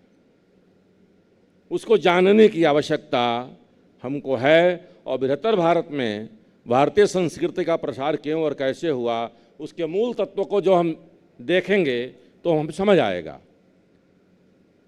दुनिया का मानना है और सेमेटिक रिलीजन इस बात को मानती है कि हम पाप के कारण से पैदा हुए हैं और इसीलिए भगवान के सामने वो कान पकड़ के उठते बैठते हैं। उसका प्रभाव भारतीय संस्कृति पर भी है, यहाँ भी देखते हैं कई लोग कान पकड़ के उठते बैठते हैं। लेकिन फिर गालिब की बात आती है और गालिब जब जेल चला गया है जुआ खेलने के जुर्म में और लौट के आता है तो उसका बेटा मर गया है, 7 बच्चे हुए सब मर गए थे। तो उसकी बेगम कहती है कि तुमने पता नहीं कौन सा पाप किया हम लोगों ने कि हमारे संतान नहीं बच रहे हैं, तो एक बार जाकर अल्लाह के पास सिजदा तो करो। तो गालिब कहता है कि बेगम, ना हमने सिजदा किया है ना मुझे शिकायत है, और वो बाप नहीं हो सकता जिसके सामने बाप बेटा कान पकड़कर उठक बैठक लगाए अपने स्वार्थ की पूर्ति के लिए। वो बाप नहीं हो सकता है कि जिसके सामने बेटा जमीन पर झुक करके उकड़ू बैठकर और नाक रगड़कर ललाट को काला कर ले और उसके बाद बाप बेटे को कुछ दे। वो बाप नहीं हो सकता। बाप तो बेटे के चेहरे के भंगिमा समझकर अपना सब कुछ लुटा देता है। ऐसा सनातन संस्कृति है। इसलिए सो तुम जाना हो अंतर्जामी पुरव मोर मनोरथ स्वामी की बात हम करते हैं। जय विधि होत नाथ तुमोरा करो सुबेग दास में तोरा की बात भारतीय संस्कृति में कहा गया है। कभी भी भगवान से मांगने की बात नहीं कि ये दे दो वो दे दो, ये सेमेटिक रिलीजन के आने के बाद हुआ। और इसीलिए कहा गया कि सेमेटिक रिलीजन में चाहे ईसाइयत हो चाहे इस्लाम है हो, वो कहते हैं कि हम पाप के कमाई हैं, पाप के कारण मैं पैदा हुआ हूँ। लेकिन सनातन संस्कृति कहती है कि मेरा जन्म माता पिता के अखंड पूर्णों का परिणाम है, हम यज्ञ के प्रतिफल हैं। इसीलिए सिंबॉलिक रूप से कहते हैं कि राम का जन्म यज्ञ से हुआ, द्रुपद का जन्म यज्ञ से हुआ, और तमाम ऐसी कहानियाँ आती हैं। हम यज्ञ के परिणाम हैं, हम पिता माता के अखंड तप के फल हैं, इसीलिए हम अमृत हैं। और जब बच्चा बड़ा होता है तो कहता है वयम अमृतस्य पुत्रा, मैं देवताओं का पुत्र हूँ, मैं मातृदेवो भव, पुत्र देवो भव, आचार्य देवो भव, इनके द्वारा मैं पालित और पोषित हूँ, इसलिए वयम अमृतस्य पुत्रा। तो करना क्या हमें? कृण्वन्तो विश्वमार्यम, पूरे दुनिया को आर्य श्रेष्ठ बनाना है। और इसीलिए हमारा नौजवान, हमारा बटुक, हमारा स्नातक नौका लेकर के और दुनिया में फैले हुए अंधकार को दूर करने के लिए दुनिया में निकला है। वो व्यापार करने के लिए नहीं निकला है, वो लूटने के लिए नहीं निकला है, वो कॉलोनी बनाने के लिए नहीं निकला है। कोई बतला दे काबुल में जाकर कितने मस्जिद तोड़ी, भूभाग नहीं 100 मानव का हृदय जीतने का निश्चय, हिंदू तनमन हिंदू जीवन रग रग हिंदू मेरा परिचय। ये अटल जी ललकारते हैं जब वो 12वीं पढ़ रहे हैं। हमने कोई कॉलोनी नहीं बनाई, हमारे राम ने कॉलोनी नहीं बनाई, हमारे कृष्ण ने कॉलोनी नहीं बनाई। जीता वहाँ के राजाओं को दे दिया, तुम राज करो। तो कॉलोनी बनाने की हमारी व्यवस्था नहीं थी, लेकिन लोगों को मनुष्य बनाने की व्यवस्था थी, मनुर्भाव की आशीर्वाद देना। और कैसे देना? तो एतद् देश प्रसूतस्य सकाशादग्र जन्मना स्वयं स्वयं चरित्रेण शिक्षेरन पृथिव्या स मानवा। हम पूरे दुनिया के मानव को अपने चरित्र से दीक्षित किए हैं और बताए हैं। ये बहुत सुंदर घटना देखने को मिलती है जब वियतनाम जाते हैं हम। शिव मंदिर है और शिव मंदिर में एक शिलापट लगा हुआ है, 2 फुट चौड़ा है, 6 फुट लंबा है, और उस पर वहाँ की भाषा में नीचे कुछ लिखा है, लेकिन जो समझ में आता है वो है कि एक महिला खड़ी है, उसके शरीर पर वस्त्र नहीं है, और एक पुरुष जो मुकुट पहना हुआ है, धनुष और बाण धारण किया हुआ है, अपने हाथ से उस महिला को एक वस्त्र अर्पित करता है। तो समझ में आता है कि है क्या। तो कौंडिन्य नामक युवक जब स्नातक होता है और विश्व को आर्य करने के लिए भारत से एक छोटा बड़ा जहाज लेकर निकलता है, तो जब पहुंचता है वहाँ कंबोडिया कंपुचिया के सीमा पर, तो उसको लगता है कि सामने तट के ऊपर कुछ तीर चमचमाती हुई तीर धनुष लेकर बहुत बड़ी फौज खड़ी है। ये समझता है कि वो हमको आक्रमणकारी समझ करके ही वो लोग प्रतिरोध कर रहे हैं। तो एक छोटी नौका लेकर सफ़ेद ध्वज फहरा कर कौंडिन्य आगे बढ़ता है। आगे बढ़ने के बाद उतना समझते हैं कि सफ़ेद ध्वज क्या होता है और निशस्त्र है, इसलिए सबकी तीर नीचे होती है। वहाँ जाता है तो उसके चेहरे विदीर्ण हो जाते हैं, क्योंकि सारी देवियाँ थीं, सारी बहनें थीं, माताएं थीं, और सबके शरीर पर वस्त्र नहीं थे। तो कौंडिन्य वहाँ से उतरता है एक छोटा सा वस्त्र लेकर के, और सोमा नामक एक महिला को, एक बालिका को वस्त्र पहनना सिखाता है। ये कंबोडिया में बताया जाता है और वियतनाम में भी बताया जाता है, और इसके प्रत्यक्ष रूप हैं, इसके पुरातात्विक साक्ष्य भी हैं और लिटरेरी साक्ष्य भी हैं और परंपरा में भी है। इस प्रकार दुनिया को वस्त्र पहनना हमने सिखाया, दुनिया को सर्जरी हमने सिखाया, दुनिया को मेडिसिन हमने सिखाया, और बुलाकर नहीं सिखाया, जाकर सिखाया। और दुनिया को श्रेष्ठ बनाने का कार्य जो सनातन संस्कृति का एक अंग था, और इसके कारण कहा विश्व हमारा एक परिवार है, कुटुंब। तो इस प्रकार से हमने उस विषय को सामने लाया, और विश्व कल्याण हेतुवे हमारा जीवन का उद्देश्य था, लोक कल्याण हेतुवे हमारे जीवन का कर्तव्य था। शिव संकल्प के माध्यम से हमने दुनिया को एक परिवार के रूप में वसुधैव कुटुंबकम की बात की। हमारा वेद माता भूमि पुत्रम पृथिव्या की बात की, माता भारत नहीं कहा, माता भूमि कहा। संपूर्ण भूमि हमारी माँ है, और उस पर रहने वाले सारे लोग हमारे बंधु हैं, हमारे भग्नी हैं, हमारा कुटुंब है, हमारा परिवार है। आवश्यकता है कि आज महाराजा विक्रमादित्य के शौर्य और उनकी विद्वता, शासन प्रणाली, उनका जीवन चरित्र को सामने रख करके,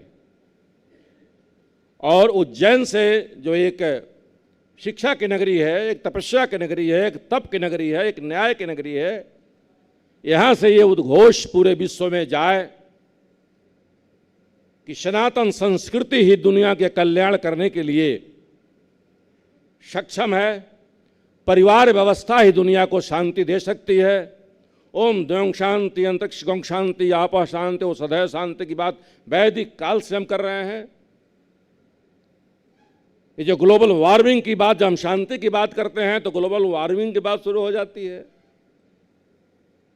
इन सारी समस्याओं को जो पश्चिम से आ रही है, उसे पूरब से ही ठीक किया जा सकता है, और पूरब में खड़ा होकर के हम लोग पुरातात्विक साक्ष्यों के आधार पर, लिटरेरी सोर्सेस के आधार पर, आर्काइवल सोर्सेस के आधार पर, लोक परंपराओं के आधार पर, कथा कहानियों के आधार पर एक नैरेटिव बना सकें। कथानकों के माध्यम से जो हमारा सोचने की दृष्टि यूरोप हो गई है, यूरोप केंद्रित हो गई है, उसको भारत केंद्रित कैसे कर सकते हैं।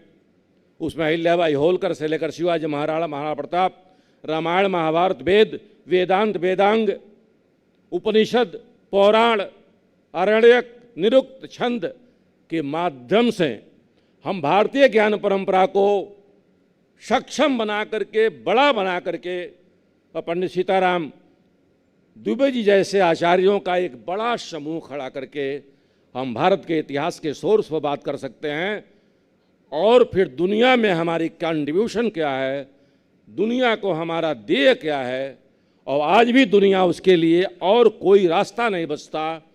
जब पूरे दुनिया ग्लोबल वार्मिंग की बात करती है, जब अर्थ की बात करती है, तमाम प्रकार का अर्थ सम्मेलन हो रहे हैं, अर्थ रहने लायक नहीं हो गई है, मानव मूल्यों का ह्रास हुआ है, उसमें धर्म ही प्रधान रूप से जाकर हमारी रक्षा कर सकता है, और वह धर्म है सनातन धर्म, सनातन संस्कृति, जिसके पूरा अवशेष और जिसकी बातें, जिसके उपदेश, जिसके आदेश और जिसके आप्त वचन पूरे दुनिया के पटल पर गूंज रहे हैं, उसको एकत्रित करके और मानव कल्याण के लिए हम कुछ कर सकें। विक्रमोत्सव के माध्यम से भारतीय संस्कृति को पुनर्जागृत करने का कार्य जो मध्य प्रदेश सरकार, इतिहास संकलन के हमारे कार्यकर्ता और यहाँ के जागृत और सज्जन शक्ति कर रही है, इसको और विस्तार से करते हुए हम इस संदेश को पूरे दुनिया में फैलाने में सक्षम हों। इतना ही बात करते हुए एक बात और कहना चाहता हूं कि मैं अभी बाली गया था। बाली में सुग्रीवा यूनिवर्सिटी है और रोज शाम को हजारों की संख्या महिलाएं अपने शरीर पर डाल लेकर मंदिर जाती हैं, जबकि इस्लामिक देश है। वो हिंदू हैं बाली में, वो अपने को बालियन हिंदू कहते हैं। इस प्रकार के कुछ विक्रमी यूनिवर्सिटी एक है हमारे देश में, लेकिन वहाँ सुग्रीवा यूनिवर्सिटी भी है। ऐसे विश्वविद्यालयों के माध्यम से, ऐसे महाविद्यालयों के माध्यम से, ऐसे शिक्षा पद्धतियों के माध्यम से हम भारत के विलुप्त उस जीवनी शक्ति को पुनर्जागृत करने में सक्षम हो पाएंगे। बहुत वक्ताओं को हमको सुनना है, सीताराम जी को सुनना है, पुरोहित जी को सुनना है और लोगों को सुनना है। इसलिए मैं ये जरूर कहूँगा कि अगले विक्रमोत्सव में इतिहास संकलन योजना की पूरी टीम आएगी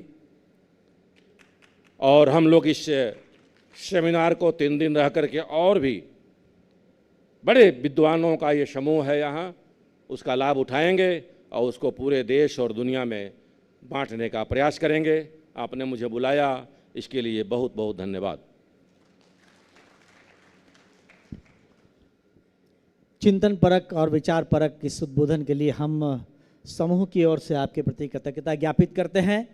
और ये सही कहा श्रद्धेय आपने कि पर्दों को हटाना बहुत आवश्यक हो गया है, क्योंकि हमारी चिंतन, हमारी देशना, हमारी धारणा भारत केंद्रित होनी चाहिए। और राष्ट्रभक्ति ही सनातन भक्ति है, और राष्ट्रभक्ति यदि की तो सनातन का विस्तार होना तय है। तो दुनिया में फैले इस अंधकार को यदि कोई दूर कर सकता है तो केवल भारत के लोग ही दूर कर सकते हैं। आइए इस क्रम को और आगे बढ़ाते हैं। मैं बहुत आदर के साथ महाराजा विक्रमादित्य शोधपीठ के पूर्व निदेशक पद्मश्री भगवतीलाल राजपुरोहित जी से कर रहा हूं प्रार्थना कि वे यहाँ पर आएँ और अपनी वाणी से हमें कृतार्थ करें। पद्मश्री डॉक्टर भगवतीलाल राजपुरोहित जी।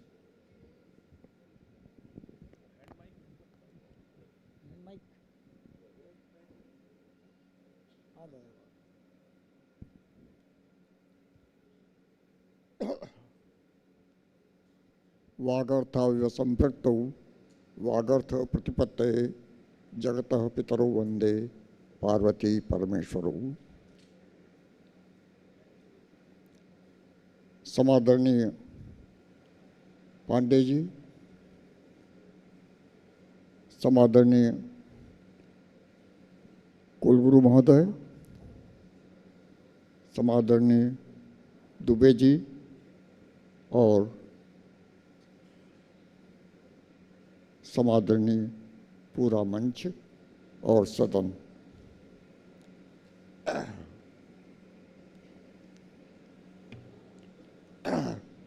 ये मेरा आज सौभाग्य है कि इस बृहत्तर भारत में संस्कृति, साहित्य, पुरातत्व संबंधी महत्वपूर्ण आयोजन में बुलाया गया।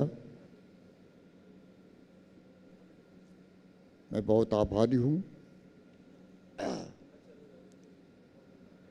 ये ऐसा विषय है कि जिस पे कई किताबें लिखी गई, लिखी जा रही है और लिखी जाएगी।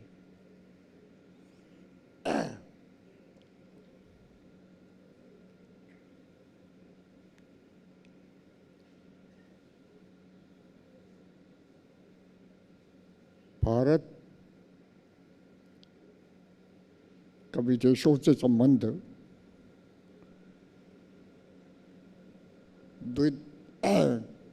सभी दिशाओं से हुआ।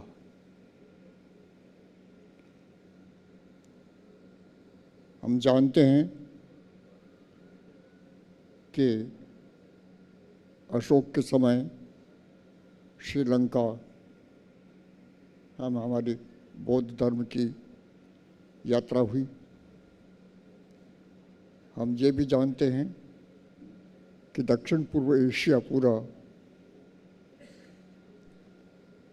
भारतीय सभ्यता से आप्लावित है। यही नहीं, यहाँ से उपजा हुआ जो बौद्ध धर्म है उससे पूरा पूर्वी एशिया प्रभावित है।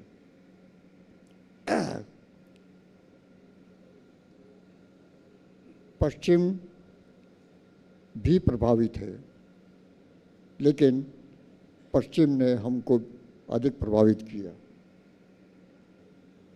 हम जानते हैं ये भी कि जितने हमले हुए वो सब पश्चिम से हुए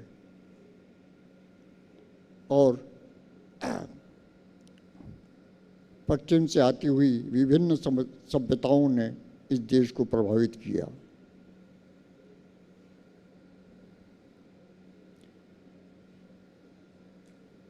इस देश के प्रभाव को संसार में पहचानने की चेष्टाएं कई प्रकार से की जाती है। उनके अवशेष कुछ कुछ यहाँ वहाँ मिल जाते हैं और उनको संकलित करने का प्रयास निरंतर होता रहा है। वास्तव में अतीत का समग्र विश्लेषण इतिहास है और जो संस्कृति है वो तो सबको सबकी देन है, पीढ़ियों से चली जा रही है।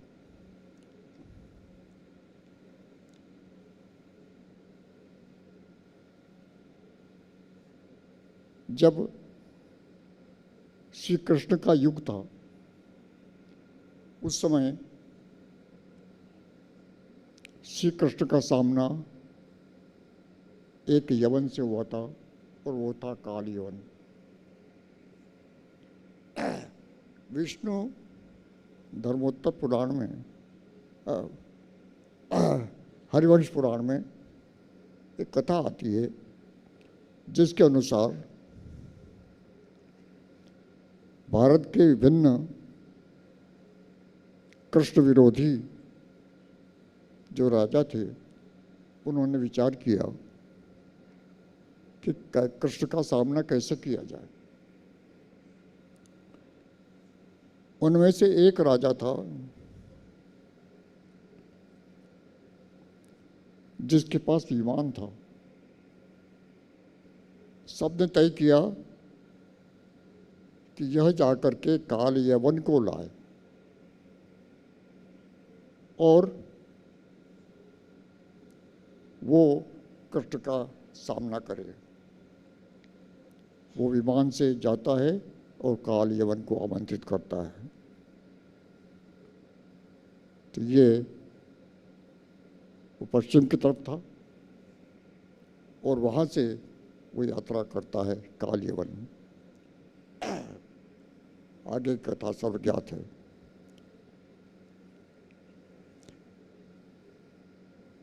बाद में ऐतिहासिक दृष्टि से देखा जाए तो अशोक के शिलालेखों से मालूम पड़ता है कि विदेशों से हमारे संबंध थे और विदेश भी प्रभावित हो रहे थे। विक्रमादित्य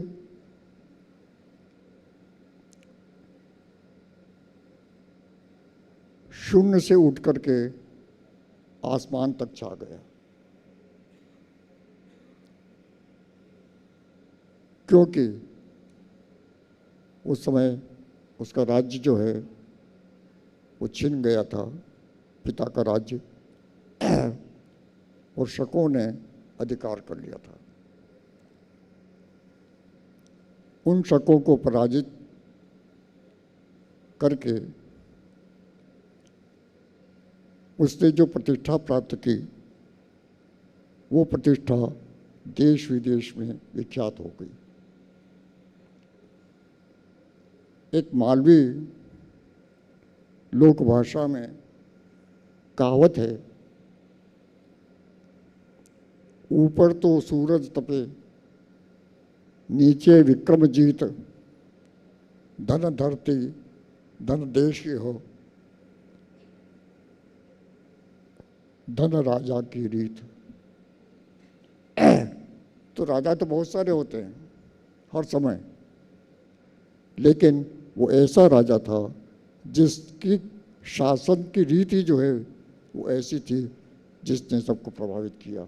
जनता को भी महल से लगाकर झोपड़ी तक उससे प्रभावित हुए, और बाद के कई राजाओं ने विक्रमादित्य उपाधि धारण की।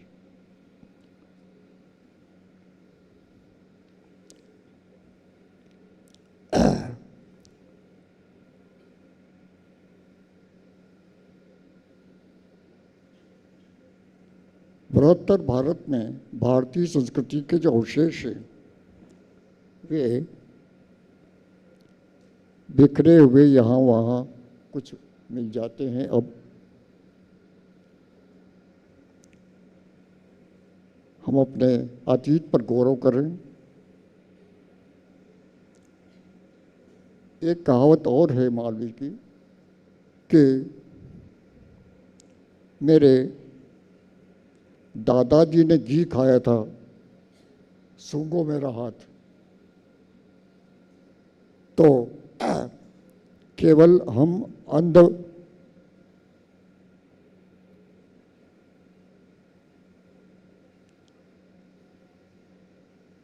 अंधोत्साह में न रहें, बल्कि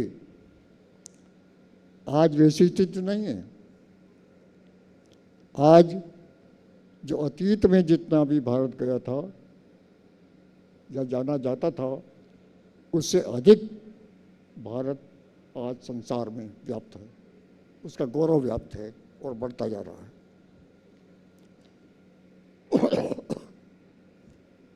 कुछ बिंदु मैं आपके सामने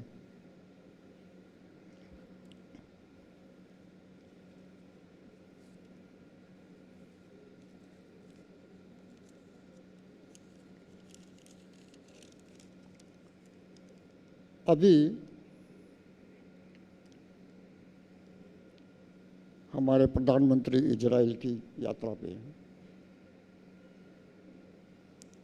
वहाँ पीछे बना हुआ जो चित्र था उस पर त्रिकोण बना हुआ था और उल्टा और सीधा त्रिकोण बना हुआ था।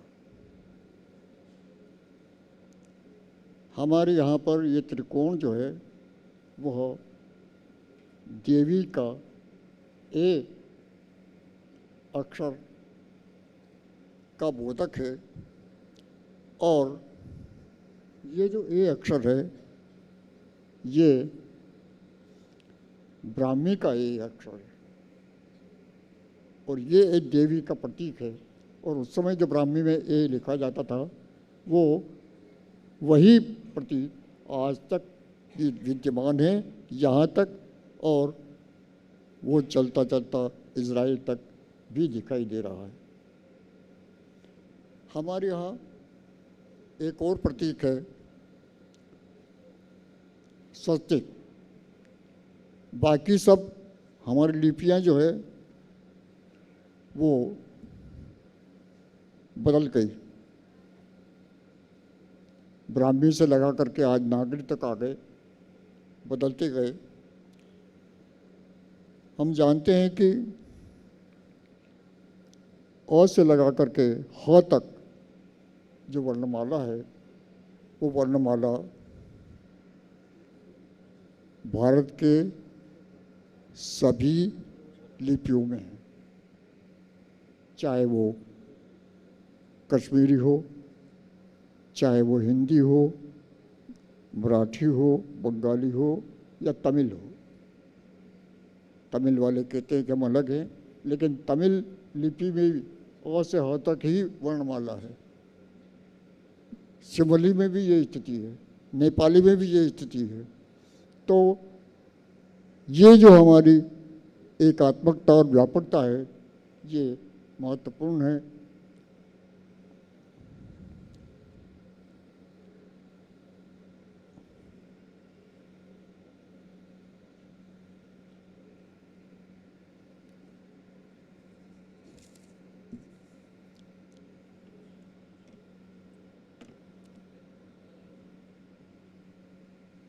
हमारे यहाँ सूर्य और चंद्र की पूजा शुरू से यहाँ तक अब तक हो रही है और उनके प्रतीक बनाए जाते हैं।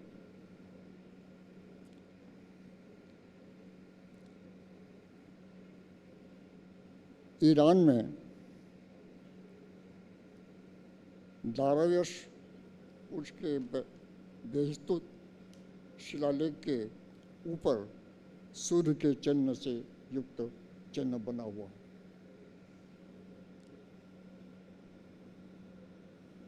ऐसे ही हकमनी स्मारकों पर भी सूर्य की आकृति है।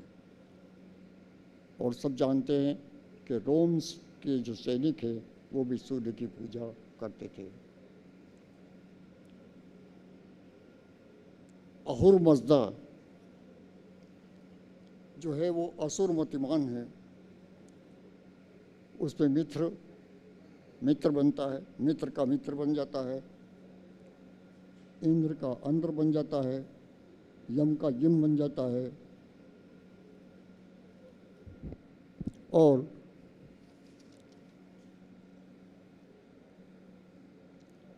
जो मूर्ति पूजा है हमारे देश में बहुधा होती है और यहूदियों के धर्म में भी कुल देवताओं की मूर्तियों की पूजा होती है।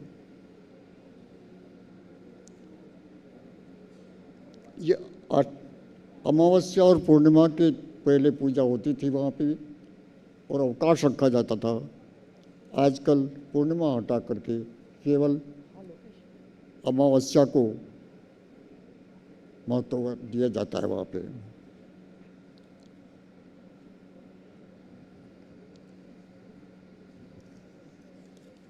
बाली की चर्चा आपने अभी की थी। बाली से वररुचि का बनाया हुआ हस्तलिखित एक किताब प्राप्त हुई है, जिसमें वो एकमात्र प्रति वहाँ से प्राप्त हुई है और उसमें महाभारत के पूरे ग्रंथ में से 500 सुभाषित संकलित किए गए हैं।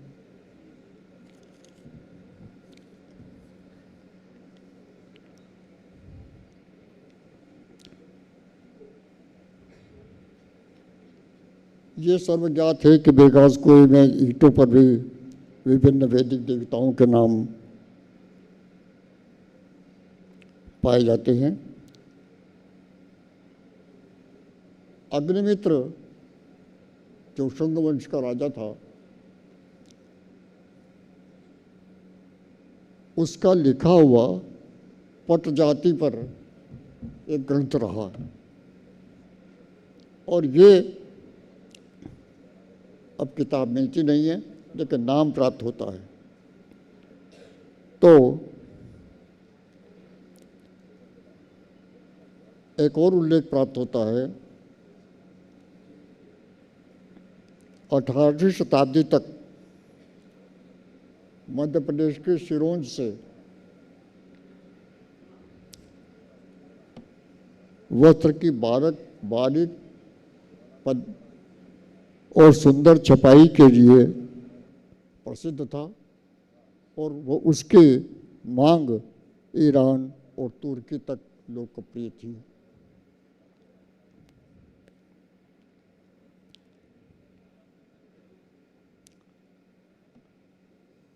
ये कुछ बातें आपके सामने रखना थी। आपने समय दिया, बहुत बहुत धन्यवाद।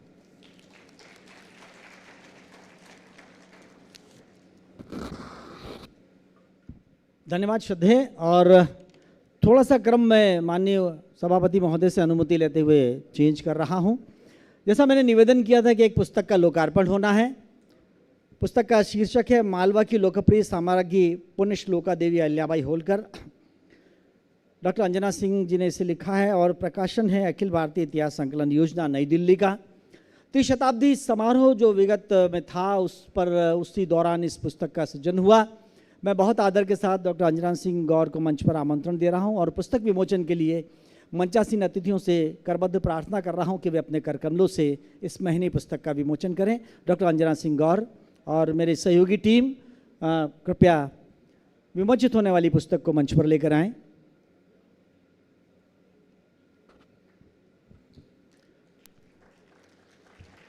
मालवा की लोकप्रिय साम्राज्ञी पुण्य श्लोका देवी अहिल्याबाई होलकर। श्रद्धेय डॉक्टर बाल मुकुंद पांडे जी, माननीय कुलगुरु महोदय professor Sitaram Dubey ji, doctor Shivakant Vajpayee ji, doctor R C Thakur ji, professor अनिजवाल sir, सभी अतिथियों से मेरी प्रार्थना है कि वे इस महीनी पुस्तक का विमोचन करें। डॉक्टर अंजना सिंह जी जो वर्तमान में प्राचीन भारतीय इतिहास संस्कृति एवं पुरातत्व अध्ययनशाला में प्राध्यापिका हैं।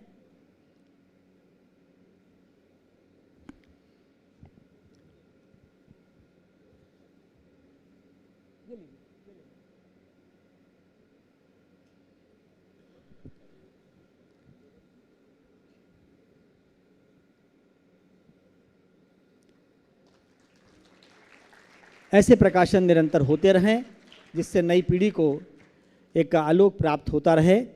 और एक संक्षिप्त परिवर्तन में और दुस्साहस कर रहा हूँ।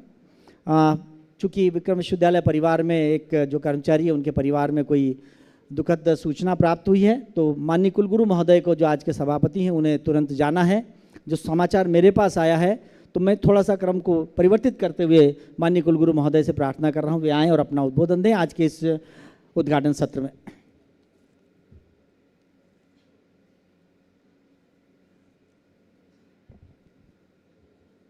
नमस्ते। इस महनीय मंच को सुशोभित कर रहे समस्त सरस्वती आराधक, सरस्वती के कृपा पात्र आदरणीय पद्मश्री भगवती लाल राजपुरोहित जी, आदरणीय बाल मुकुंद जी, आदरणीय प्रोफेसर सीताराम दुबे साहब, प्रोफेसर आर सी ठाकुर साहब, चलती फिरती इतिहास की पुस्तक आदरणीय सिंधव जी, आदरणीय वाजपेयी जी यहाँ विराजित हैं, आदरणीय अनिजवाल साहब जो इस कार्यक्रम की सफलता के सूत्रधार हैं, और आप सभी जो इस सभा में उपस्थित हैं। मुझे लगता है यह विक्रमोत्सव की जो परिकल्पना थी 18 साल पहले जब यह उपजा, तब यह शायद ही ऐसा किसी को आभास रहा होगा कि अपने 18वें 19वें साल में यह एक ऐसा आयोजन बन पड़ेगा जो कि उज्जैन नगर की पहचान बन जाएगा, जो कि संस्कृति की इस मालवा की भूमि की पहचान बन जाएगा। और यह केवल एक सांस्कृतिक अनुष्ठान न होकर के एक ऐसा अनुष्ठान बन गया है जिसके बिना शायद उज्जैन अब अगर यह कहा जाए कि अधूरा रह जाएगा, तो ऐसा एक पहचान बना चुका है यह आयोजन। जिन पक्षों की बात करता है, जिस वैभव की बात करता है, जिस गुरुता की बात करता है, उसका भारत सदैव आकांक्षी रहा है और उस स्थान पर वह सदैव विराजित रहा है। विश्व गुरु की भारत की जो संकल्पना है, उस वैभव का स्मरण करना, यह जो नई पीढ़ी बैठी हुई है, जो 30 सेकंड्स की रील में जो इस AI के दौर में गुजर रही है, वह यह जाने कि उसका मूल क्या है, वह किन जड़ों से उपजती है, उसका बीज क्या है। और जब इसकी बात होती है 72 भारत में संस्कृति, साहित्य और पुरातत्व, तब मुझे लगता है कि उज्जैन से अधिक इस विषय पर विचार करने के लिए उपयुक्त तो कोई स्थान नहीं, क्योंकि जिस प्रकार की सांस्कृतिक भूमि यहाँ है, जिस प्रकार का साहित्य के पुरोधा यहाँ रहे हैं और जिस प्रकार का पुरातात्विक महत्व इस स्थान का है, वह किसी से छिपा नहीं है, बल्कि वह मुझे लगता है कि जिस प्रकार से अन्वेषण हो रहे हैं, जिस प्रकार से खोज जारी है, मुझे लगता है यह भारत के सांस्कृतिक केंद्र के रूप में किसी दिन प्रतिष्ठित होगा, ऐसा मेरा विश्वास है। क्योंकि निरंतर जो अध्येता हैं, जो पुरातत्वविद हैं, जो उत्खनन अधिकारी हैं, जो शासन की दृष्टि है, मैं आपको इसलिए बतलाना चाहता हूँ कि अभी कल और परसों ही एक पुरातात्विक प्रविधियों पर 2 दिवसीय कार्यशाला सम्राट विक्रमादित्य विश्वविद्यालय में आयोजित की गई।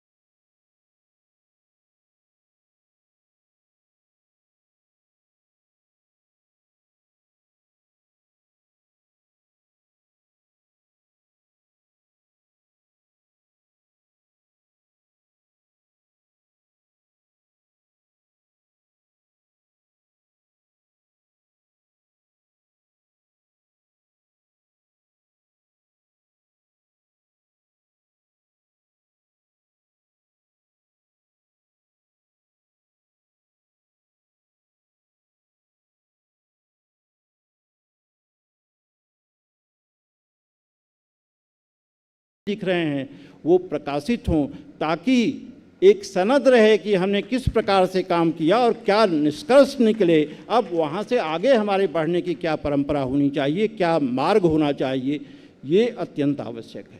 अंततः मैं आयोजकों को आप लोगों के बीच उपस्थित होने के लिए कृतज्ञता ज्ञापित करता हूँ कि उन्होंने मुझे बुला करके आप लोगों के बीच उपस्थित होने का अवसर दिया, और उतनी ही कृतज्ञता आपके प्रति भी मैं ज्ञापित करता हूं कि आप लोगों ने धैर्यपूर्वक मेरी वाणी को सुना।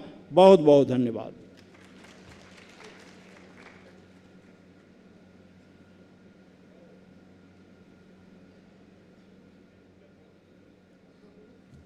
बहुत बहुत धन्यवाद श्रद्धेय आपके इस उद्बोधन के लिए।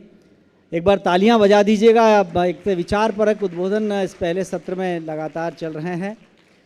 थोड़ा सा समय हमारे पास और है, और जिसे कहते हैं ना कि एक एक पल बड़ा कीमत वाला हो जाता है, मूल्यवान हो जाता है जब ऐसे विचारवान व्यक्तित्व बैठे होते हैं हमारे बीच। जो जिन संदर्भों की बात अभी श्रद्धेय दुबे सर ने की, उन्हीं संदर्भों को थोड़ा सा मैं आगे बढ़ाता हूं। और जहां तक मेरा विवेक काम करता है कि किसी भी कालखंड के प्रामाणिकता के लिए, इतिहास के प्रामाणिकता के लिए उस कालखंड की मुद्राएं सबसे ज़्यादा समीचीन होती हैं। यद्यपि द्वितीय सत्र में भी उनको एक उद्बोधन देना है, लेकिन पहले सत्र में मैं लोभ संवरण नहीं कर पा रहा हूं। बहुत सारे फ़ोन मेरे पास आ रहे हैं कि सर का उद्बोधन होना चाहिएगा।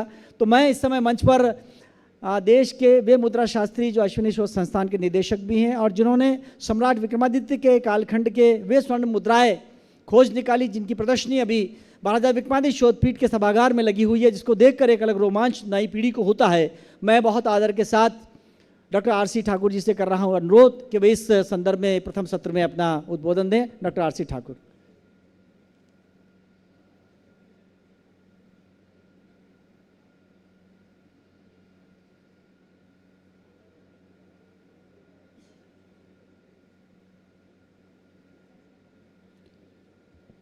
नमस्कार।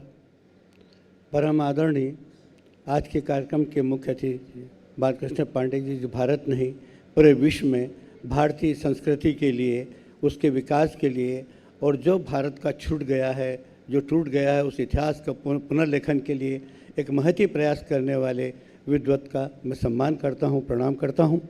साथ ही डॉक्टर सीताराम जी दुबे, जिन्हें अश्विनी शोध संस्थान के सिक्कों के माध्यम से विक्रमादित्य की प्रमाणिकता प्रमाणित की है और कई शिलों का अध्ययन भी किया है और कई शिलों को प्रकाश में भी लाए हैं। ऐसे महेशी, आशीर्वाददाता और परम विद्वान डॉक्टर सीताराम जी दुबे साहब, सन्मुख विराजित भाई वाजपेयी साहब, उम्र में बहुत छोटे हैं परंतु ज्ञान में बहुत ऊंचे हैं और राष्ट्रीय स्तर पर अपनी उज्जैनी और अवंतिका के लिए प्रयास कर रहे हैं।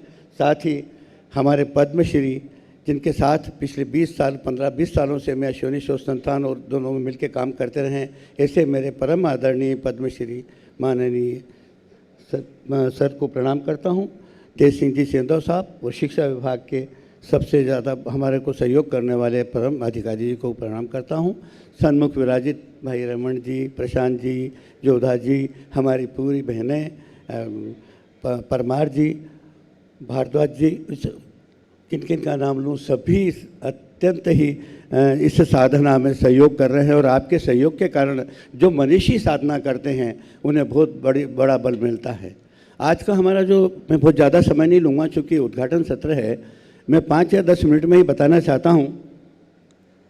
सृष्टिकर्ता आदिदेव महादेव का महाउत्सव है, हमारा विक्रम उत्सव है। इसके साथ एक लाइन और जुड़ी हुई है कि ये सृष्टिकर्ता महादेव का महाउत्सव भी है, क्योंकि हम महाकाल की नगरी में रहते हैं और महाकाल की नगरी में ही विक्रमादित्य के पूरे पराक्रम का सारे विश्व में चर्चा होती रही है। तो मैं सिक्कों के माध्यम से थोड़ी सी बात बताऊंगा कि सबसे पहले मूर्ति के पहले सिक्कों पर ही भगवान शिव का अंकन हमको मिलता है। मोहनजोदड़ो की से प्राप्त शिल्प पर भी हमें भगवान महाकाल का अंकन मिलता है। वो एक कोटले पर बैठे हुए हैं और सामने एक सर्प बैठा हुआ है और वो कल्पना पशुपतिनाथ की गई थी। उसके बाद उज्जैन के सिक्कों पर 2500 साल पुरानी आहत मुद्राओं पर सबसे पहले भगवान शिव का मूर्त्यांकन मिलता है। दंड लिए हुए शिव खड़े हैं। उसके बाद भगवान शिव की मूर्तियां बनना चालू हुई सारे विश्व में।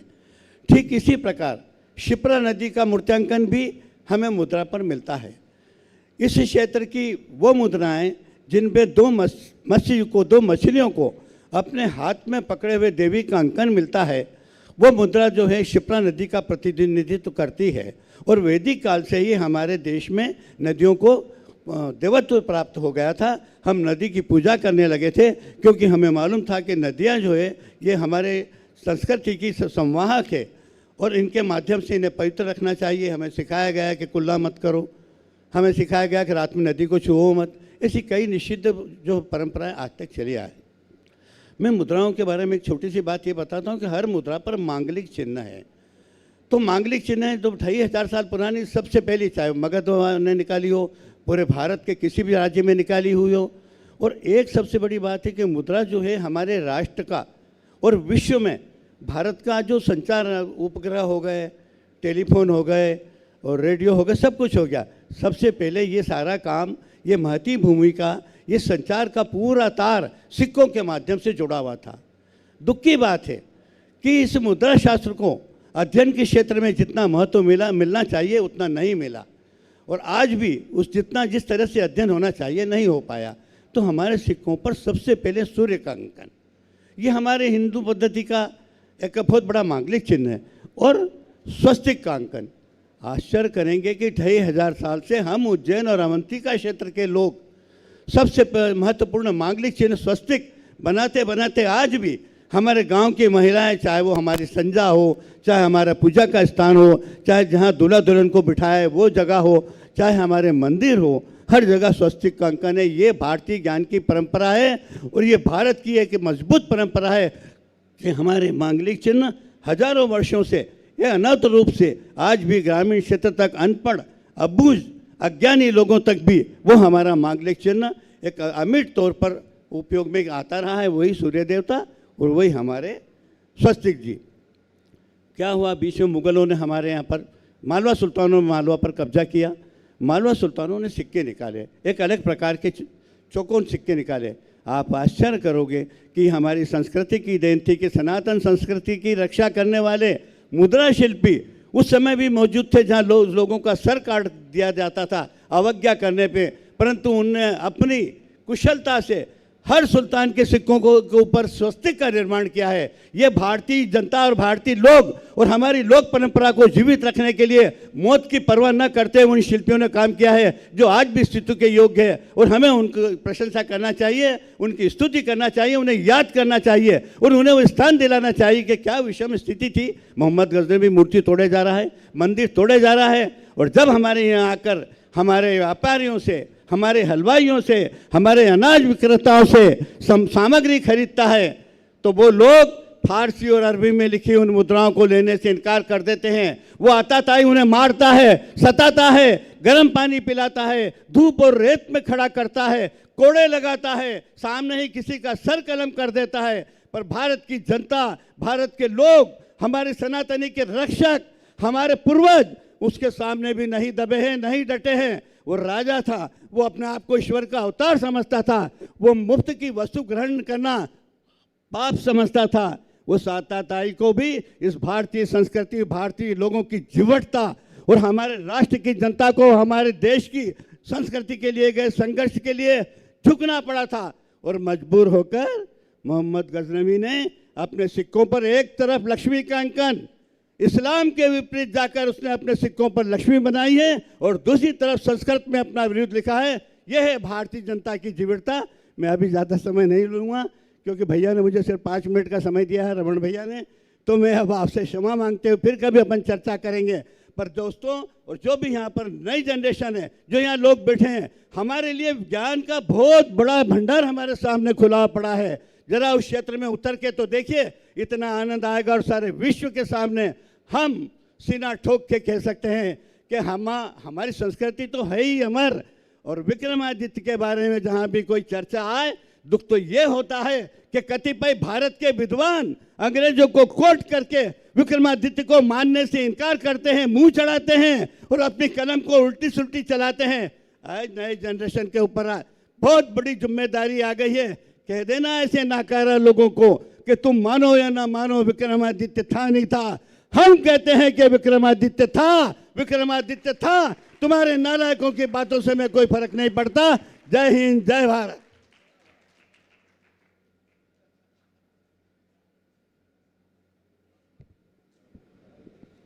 श्रद्धे की 86 वर्ष की उम्र है, लेकिन उसके बाद भी जिस सोचपूर्ण वाणी के साथ उन्होंने आज उद्बोधन दिया, मैं यकीन मानिए मैं थ्रिल हो जाता हूं। लेकिन मैं चाहूँगा कि सभी अतिथियों के लिए एक बार करतल ध्वनि आपकी हो। यहाँ नई पीढ़ी बैठी हुई है, मैं उन्हें बतलाना चाहता हूँ कि जब भी आप डोंगला, जो कालगणना विश्व का सबसे बड़ा केंद्र बन चुका है, जिसकी संकल्पना हमारे प्रदेश के संस्कृति वत्सल मुख्यमंत्री माननीय डॉक्टर मोहन यादव जी ने पूरे प्राणपण के साथ जुटकर की है, और वह परिकल्पना पूर्णतः साकार हो चुकी है। कल भी हम लोग वहीं पर थे। आप में से जब भी आप कभी डोंगला जाएं, वहाँ से महितपुर बहुत पास में है, अश्विनी स्वच्छ संस्थान का जो संग्रहालय है उसका अवलोकन जरूर करें।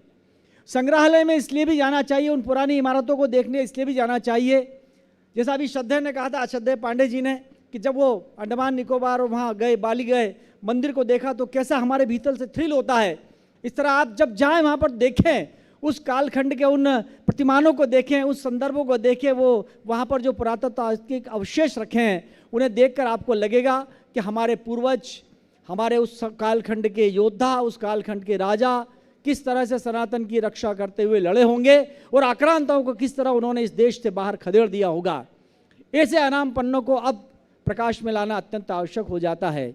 आज के इस विचार सत्र का, प्रथम सत्र का यहाँ पर समापन हो, इसके पहले आभार की अहम रस्म के लिए मैं ये जिम्मेदारी आदरणीय डॉक्टर रमन सिंह सोलंकी जी के वृषभ कंधों पर डालता हूँ।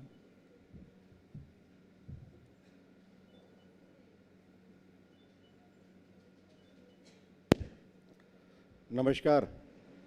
श्रद्धेय मंच, महत्वपूर्ण इस कार्यक्रम में आपकी उपस्थिति रेखांकित करते हुए मैं पूरे मंच को सादर प्रणाम करता हूं। आप सब विद्वत वृंद को प्रणाम करता हूं, माता शक्ति को प्रणाम करता हूं। 25 वर्ष पूर्व 1991 में श्री कावेरी शोध संस्थान, श्रद्धेय गुरु जी का यहाँ स्मरण करना चाहूँगा,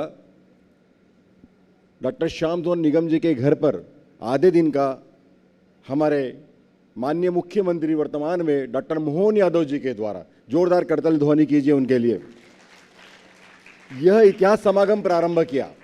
और इतिहास समागम उस आधे दिन से लेकर कावेरी शोध संस्थान से लेकर आज मध्य प्रदेश शासन का एक महत्वपूर्ण कार्यक्रम बन गया है। इसलिए मैं डॉक्टर मोहन यादव जी का यहाँ पर आभार व्यक्त करता हूँ। मैं आभार व्यक्त करता हूँ संस्कृति मंत्रालय का, जिसके माध्यम से हम कार्यक्रम करते हैं, श्री राम तिवारी जी का, जिन्होंने यह हमें कार्यक्रम एक सौगात मध्य प्रदेश शासन के माध्यम से दिया। मैं कार्यक्रम की अध्यक्षता कर रहे प्रोफेसर अर्पण भारद्वाज जी, सम्राट विक्रमादित्य विश्वविद्यालय का, उनका भी मैं हृदय से आभार व्यक्त करता हूँ।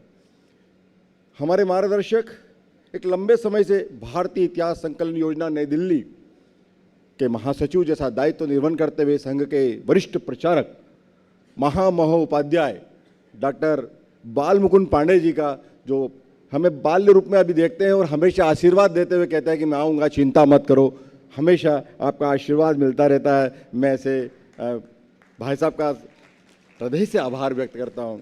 मंच पर ही आसीन है जिन्हें मुझे भी ज्ञान दिया, शिव के श्री चरणों में बैठकर, श्रद्धेय गुरुजी प्रोफेसर सीताराम दुबे जी, जो एक लंबे समय से विक्रम विश्वविद्यालय और बनारस हिंदू विश्वविद्यालय के प्राचीन भारतीय इतिहास संस्कृति अध्ययनशाला के विभागाध्यक्ष रहे और मुद्रा शास्त्र, अभिलेख शास्त्र और पुरातत्व का देश भर के छात्रों को, आज इनके छात्र पूरे हिंदुस्तान में फैले हुए हैं, उन सबका मार्गदर्शन करते रहे। ऐसे गुरुजी का भी मैं हृदय से आभार व्यक्त करता हूँ। वो जो आधे दिन का इतिहास समागम था उसके साक्षी रहे पद्मश्री डॉक्टर भगवतीलाल राजपुरोहित जी। और लंबे समय से सम्राट विक्रमादित्य शोध संस्थान, उसके पहले निदेशक आप नियुक्त हुए और अनेक सम्राट विक्रमादित्य पर पुस्तकों को आकार दिया मध्य प्रदेश शासन से, और यह प्रतिपादित किया कि विक्रमादित्य कहानी और किंवदंतियों का देवता नहीं था, वो पुरातत्व का साक्ष्य प्रदान करने वाला देश का महत्वपूर्ण एक वो हस्ताक्षर था जिसने चैत्र प्रतिपदा गुड़ी पड़वा के दिन राज्यारोहण करते हुए अपनी लालिमा को लेते हुए भगवा ध्वज फहराया, मालव गणेश राज्य जय का एक सिक्का जारी किया और उज्जैन में भगवा ध्वज फहराते हुए पूरे विश्व को अश्वमेघ छत्र की छाया में ला दिया। उसके अनेक प्रमाण आपने खोजकर डॉक्टर आशीष ठाकुर के साहब के संग्रह से मैं उन दोनों को आज यहाँ पर प्रणाम करता हूँ और दोनों को साधुवाद देता हूँ कि आपने विक्रमादित्य जैसे महत्वपूर्ण व्यक्ति को, जो कि कहानियों की उदंतियों में विलुप्त हो गया था, उसको प्रकाश में लाया है। दोनों डॉक्टर आशीष ठाकुर साहब, डॉक्टर भगवतीलाल राजपुरोहित जी को प्रणाम करता हूँ। मालवा प्रांत इतिहास संकलन समिति के माननीय अध्यक्ष डॉक्टर तेज सिंह जी सेदो हमारे बीच में है, मैं उनका भी हृदय से आभार व्यक्त करता हूँ। हमारी अनेक योजनाओं में हमारे सहभागी रहते हैं। अनिजवाल जी, अतिरिक्त संचालक उच्च शिक्षा उज्जैन संभाग मध्य प्रदेश शासन के आप अधिकारी हैं, मैं आपका भी हृदय से आभार व्यक्त करता हूँ। हमारे बीच में शासकीय और अशासकीय महाविद्यालयों से पधारे सभी इतिहास के प्राध्यापक, अन्य विषय के प्राध्यापकों का भी मैं हृदय से आभार व्यक्त करता हूँ। पहली पंक्ति में बैठे हुए हमारे समन्वय शाखा के श्री कश्यप जी, मैं आपका भी हृदय से आभार व्यक्त करता हूँ। सम्राट विक्रमादित्य विश्वविद्यालय की प्राचीन भारतीय इतिहास अध्ययनशाला के विभागाध्यक्ष सहित समस्त छात्र और उनके प्राध्यापक गण का भी मैं विश्वजित परमार साहब के साथ हृदय से आभार व्यक्त करता हूँ।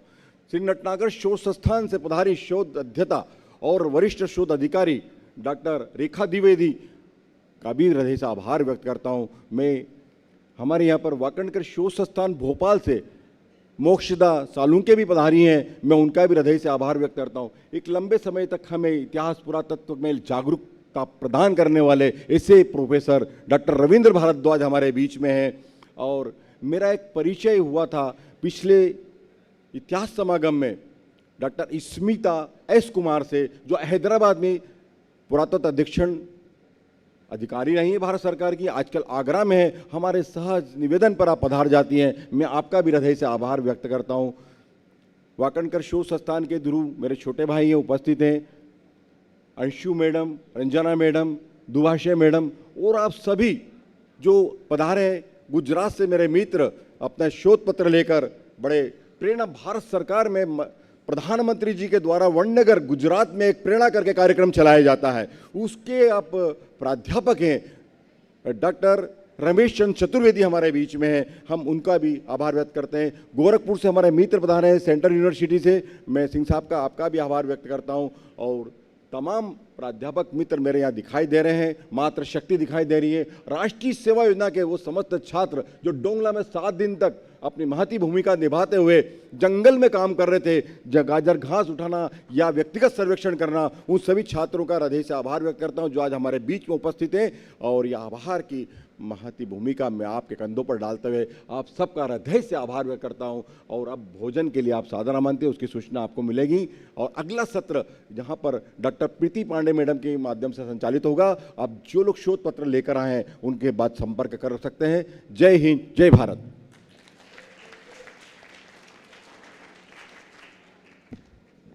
प्रथम सत्र यही विराम लेता है। आप सभी मध्याह्न भोज के लिए आमंत्रित हैं। परंपराओं की मीठी रस्म आपकी प्रतीक्षा में है। मैं सभी से निवेदन करूंगा कि भोजन के लिए आप शने शने पधारें।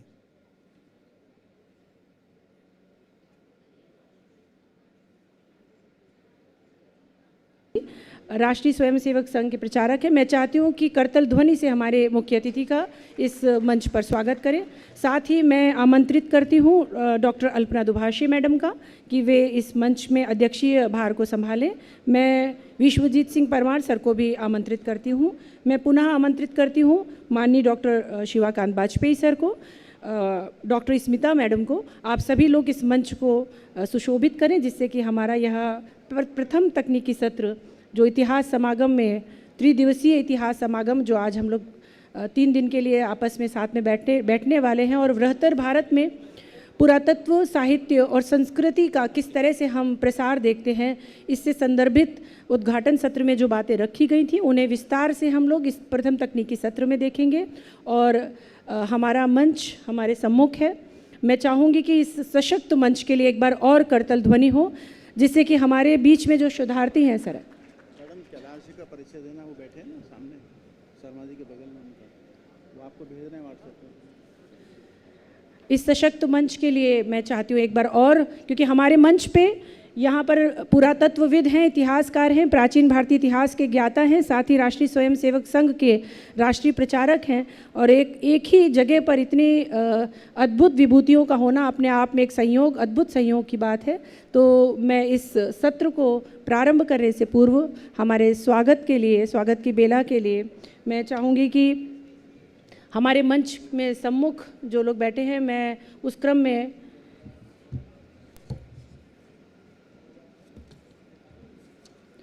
सर्वप्रथम मैं डॉक्टर हेमंत लोदवाल सर से यहाँ पर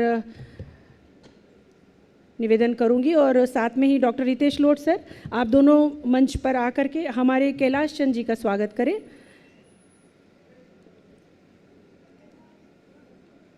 और आप सभी करतल ध्वनि से इस कार्यक्रम के साक्षी बने।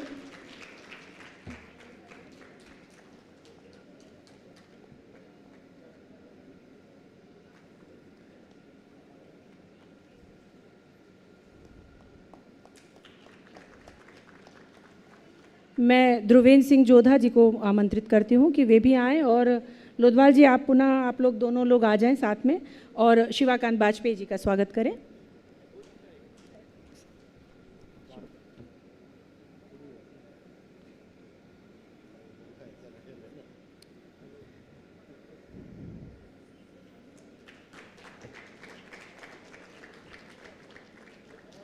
मैं रंजना शर्मा मैडम से और अंशु मैडम से रिक्वेस्ट करूंगी कि एक बार मंच पर आएं और हमारे इस सत्र की अध्यक्षा अल्पना दुभाषी मैडम का स्वागत करें।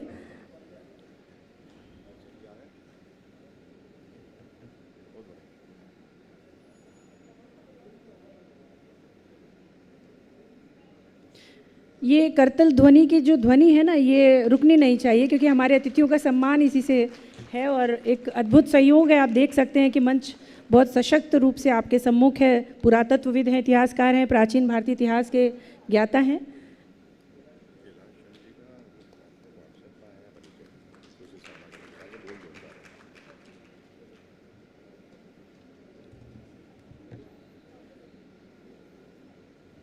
मैं बैक स्टेज जो सुबह से लगी हुई हैं दोनों महिलाओं, मेरी साथी नेहा चौरे और नीता जाधव मैडम से यहाँ पर निवेदन करती हूँ कि मेरी स्मिता मैडम का स्वागत करें।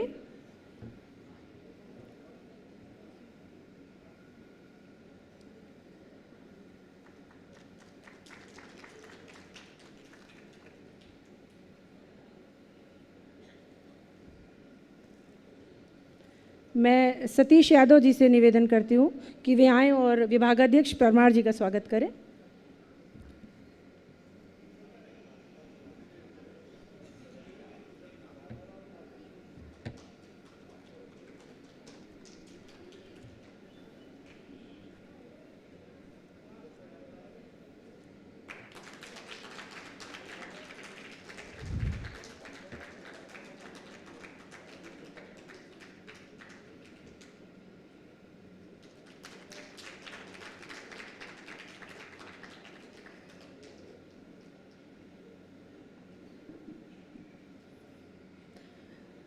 स्वागत की इस बेला के उपरांत वैसे तो यह मंच किसी परिचय का मोहताज नहीं है, लेकिन फिर भी एक औपचारिक गतिविधि के नाते मैं सबसे पहले इस सत्र में जो अध्यक्षा का भार निभा रही हैं प्रोफेसर अल्पना दुभाषे मैडम, आप माधव कला संकाय महाविद्यालय में विभागाध्यक्ष हैं इतिहास की, आप हमारे बीच हैं, आपने अध्यक्षीय पद को स्वीकार किया, हम आपका स्वागत करते हैं मैडम। साथ में है विश्वजीत सिंह परमार, प्राचीन भारतीय इतिहास अध्ययनशाला विक्रम विश्वविद्यालय के विभागाध्यक्ष हैं। हमारे बीच में है शिवाकांत वाजपेयी सर, अधीक्षण पुरातत्वविद हैं जबलपुर सर्कल के। साथ में हमारे बीच में है स्मिता मैडम, स्मिता एस कुमार, जो आगरा सर्कल की अधीक्षण यंत्री हैं। हमारे बीच में जो मध्य में सुशोभित हैं ऐसे श्रीमान कैलाश चंद्र जी, इनका परिचय आपके सम्मुख है। आप स्तंभकार हैं भास्कर में, नई दुनिया में, स्वदेश हरिभूमि, ज्योति स्वदेश, विजय मत, साप्ताहिक विवेक सहित 25 से अधिक पत्रिकाओं एवं विशेषांकों में 60 से अधिक वेबसाइट हैं आपकी। पोर्टल में 100 से अधिक लेख इस वर्ष प्रकाशित हुए हैं, जिसमें शोध लेख बाजारवादी शक्तियों, कल्चरल मार्क्सवाद, वोकिज्म और महिला विमर्श एवं समसामयिक घटना प्रसंगों से जुड़े हुए हैं। आप पिछले 30 वर्षों से संघ के प्रचारक हैं। हम इस सत्र में आपको पाकर अभिभूत हैं सर, बहुत बहुत स्वागत आपका।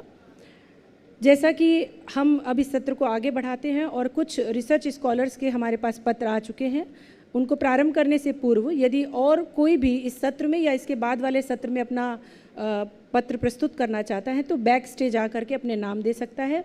और इस क्रम में मैं रिसर्च स्कॉलर्स में सबसे पहले पद्मिनी चौहान को यहाँ पर आमंत्रित करूँगी। ये जिस पत्र को यहाँ पर पढ़ने वाली हैं वो development of art and architecture in greater India, इस विषय पर अपनी बात रखेंगी। मैं शोधार्थियों से अनुरोध करती हूँ कि अपने बात को संक्षिप्त में अपने शब्दों में रखें।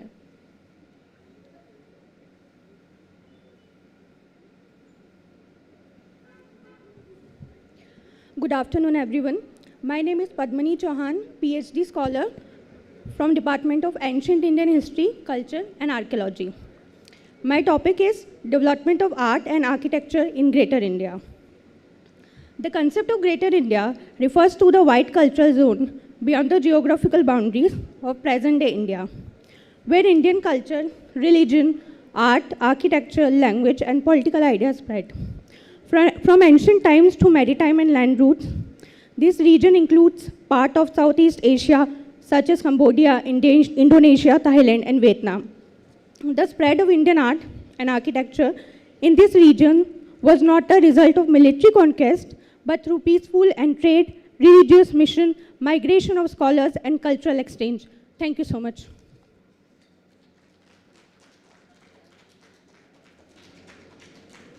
संक्षिप्त का मतलब बेटा इतना संक्षिप्त नहीं होता है, लेकिन कोई बात नहीं। मैं ऐश्वर्या दुबे को बुलाती हूँ, ये भी रिसर्च स्कॉलर हैं। इनका टॉपिक है spread of Indian scripts and languages in greater India.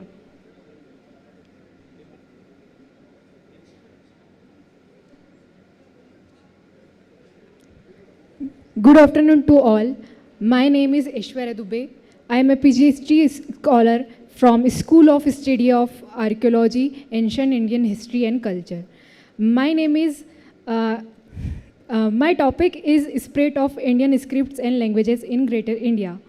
The term Greater India represents the peaceful, soft power of ancient India, where the ideas, art, and spirituality travels along the trade routes rather than through conquest. A culture spread that encompasses Central Asia, East Asia, and Southeast Asia. This article explored the historical, cultural fabrics and daily lives of people across the various nations, the expansion of Indian linguistics and orthographic system across these regions. The spread of Indian script was not an act of political colonization, but the process of Indianization and cultural osmosis. This legacy continues to define the linguistic identity and literary heritage of modern Asian nation even today. The spread of Indian scripts and languages in Greater India represents the remarkable example of peaceful culture diffusion. Through trade, religion, scholarships, and diplomacy, India transmitted Brahmi, Kharoshti, and Pallava and Tamil scripts along with the Sanskrit, Pali, and Prakrit languages. Sanskrit became the language of royal prestige. Pali became the sacred language of Buddhism. Tamil spread to the maritime trade, and Brahmi derived scripts from the basis of Southeast Asian writing system. This culture and linguistic transmission created enduring bonds between India and Southeast Asia.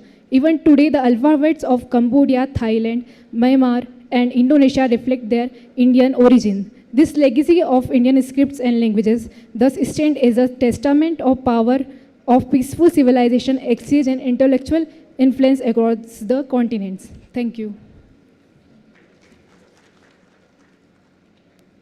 Thank you so much. मैं technical team से चाहूँगी कि सुबह एक pen drive दी थी PPT के लिए, क्या वो उधर से रेडी है क्या? उसको आप चेक कर लीजिए। उस बीच जब तक आप लोग चेक कर रहे हैं तब तक मैं आमंत्रित करती हूँ विभागाध्यक्ष प्राचीन भारतीय इतिहास आदरणीय डॉक्टर वीएस परमार सर को। बृहत्तर भारत में काफ़ी काम है आपका और हम चाहते हैं कि आप अपने विचारों से हमें अभिभूत करें।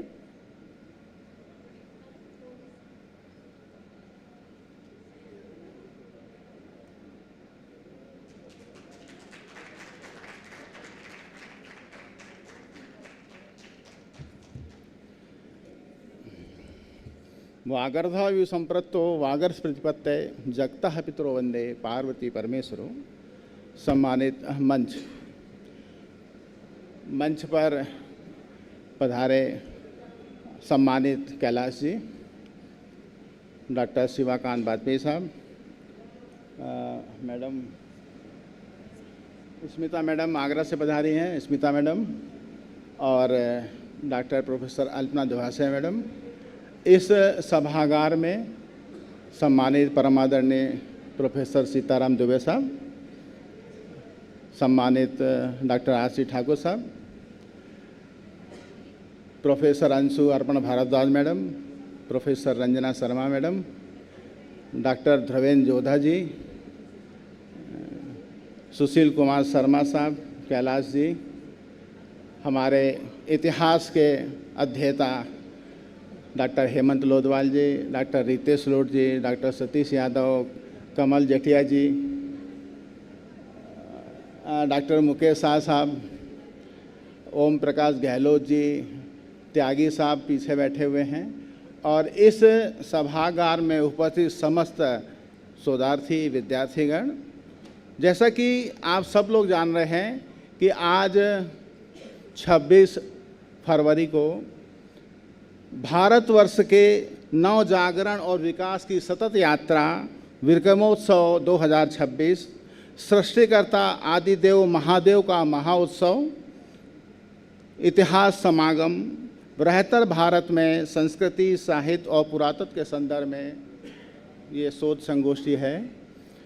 जहाँ तक हम बृहत्तर भारत की जब बात करते हैं तो बृहत्तर भारत का मतलब ये होता है कि भारत के भूखंड से बाहर एक ऐसा क्षेत्र जहां भारतीयों ने जाकर व्यापार के माध्यम से अपने उपनिवेश बनाए, अपनी संस्कृति का प्रचार प्रसार किया, और तत्पश्चात उस पूरी संस्कृति में, उस बेहतर भारत में भारतीय उपनिवेश ने व्यापार के माध्यम से और बौद्ध धर्म के माध्यम से जो उत्थान किया, वह उत्थान 14वीं शताब्दी में सम्राट अशोक के समय से जब उन्होंने बौद्ध धर्म के प्रचार के लिए अपने प्रचारकों को बाहर भेजा, तब से लेकर 12वीं शताब्दी तक यह बेहतर भारत रहा।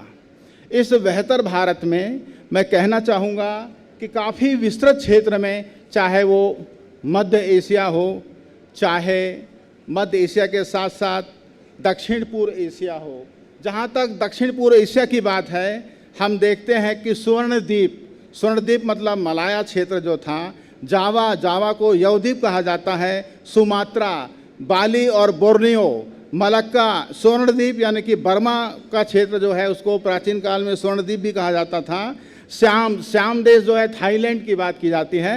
जहाँ पर बृहत्तर भारत में थाईलैंड की जब बात आती है, मैं ये कह सकता हूँ कि जब अरब के लोगों ने जो भारत में व्यापारिक संबंध जो थे उनके, वो बहुत प्राचीन काल से थे भारत से अरबों के, लेकिन हजरत मोहम्मद पैगंबर जो थे वो भी श्याम देश मतलब थाईलैंड में व्यापार किया करते थे, और उस व्यापार के माध्यम से जो उन सामान जो उनको आय होती थी वो लेकर के अपने देश यानी कि मक्का में आया करते थे।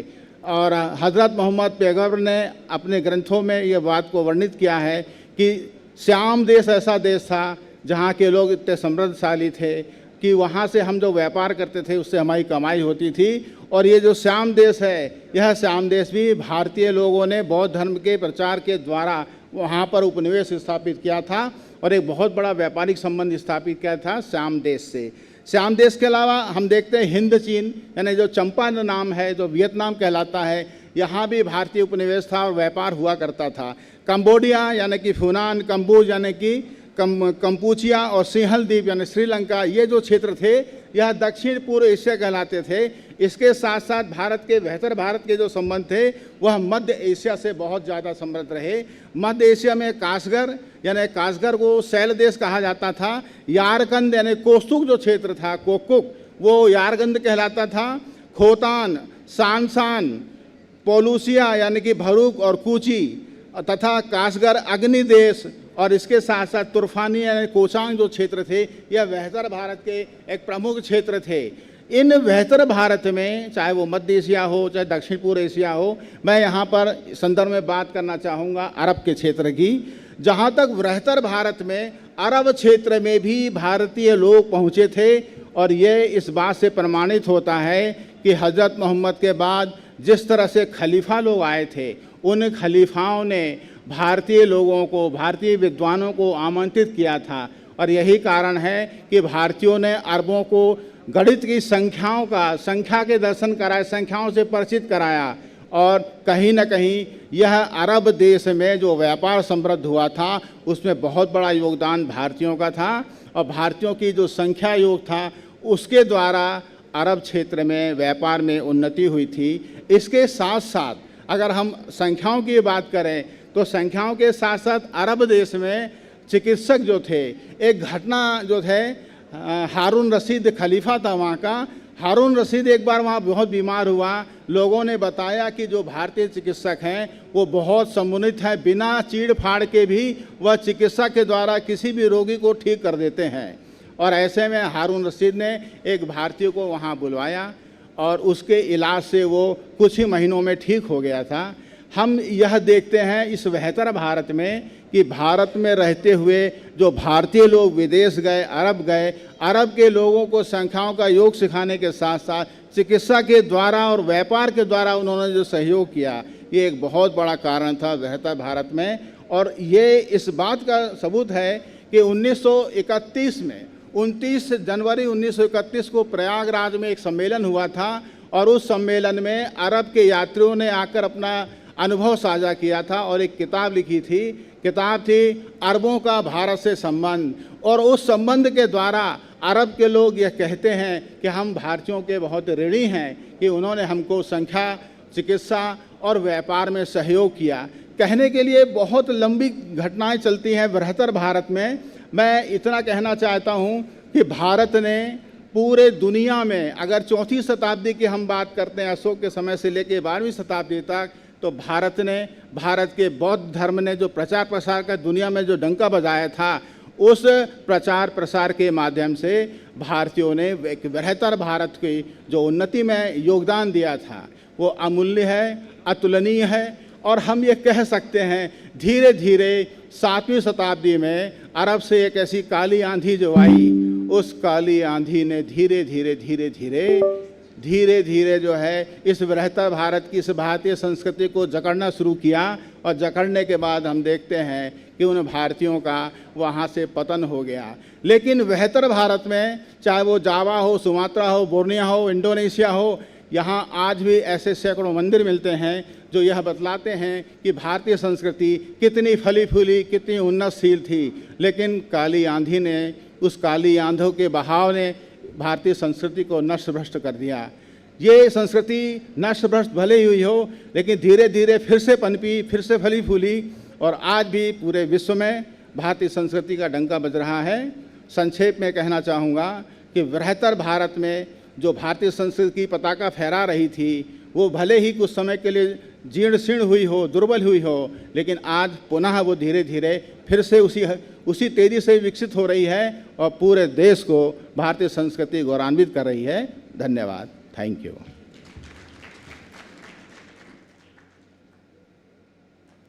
बहुत बहुत धन्यवाद सर।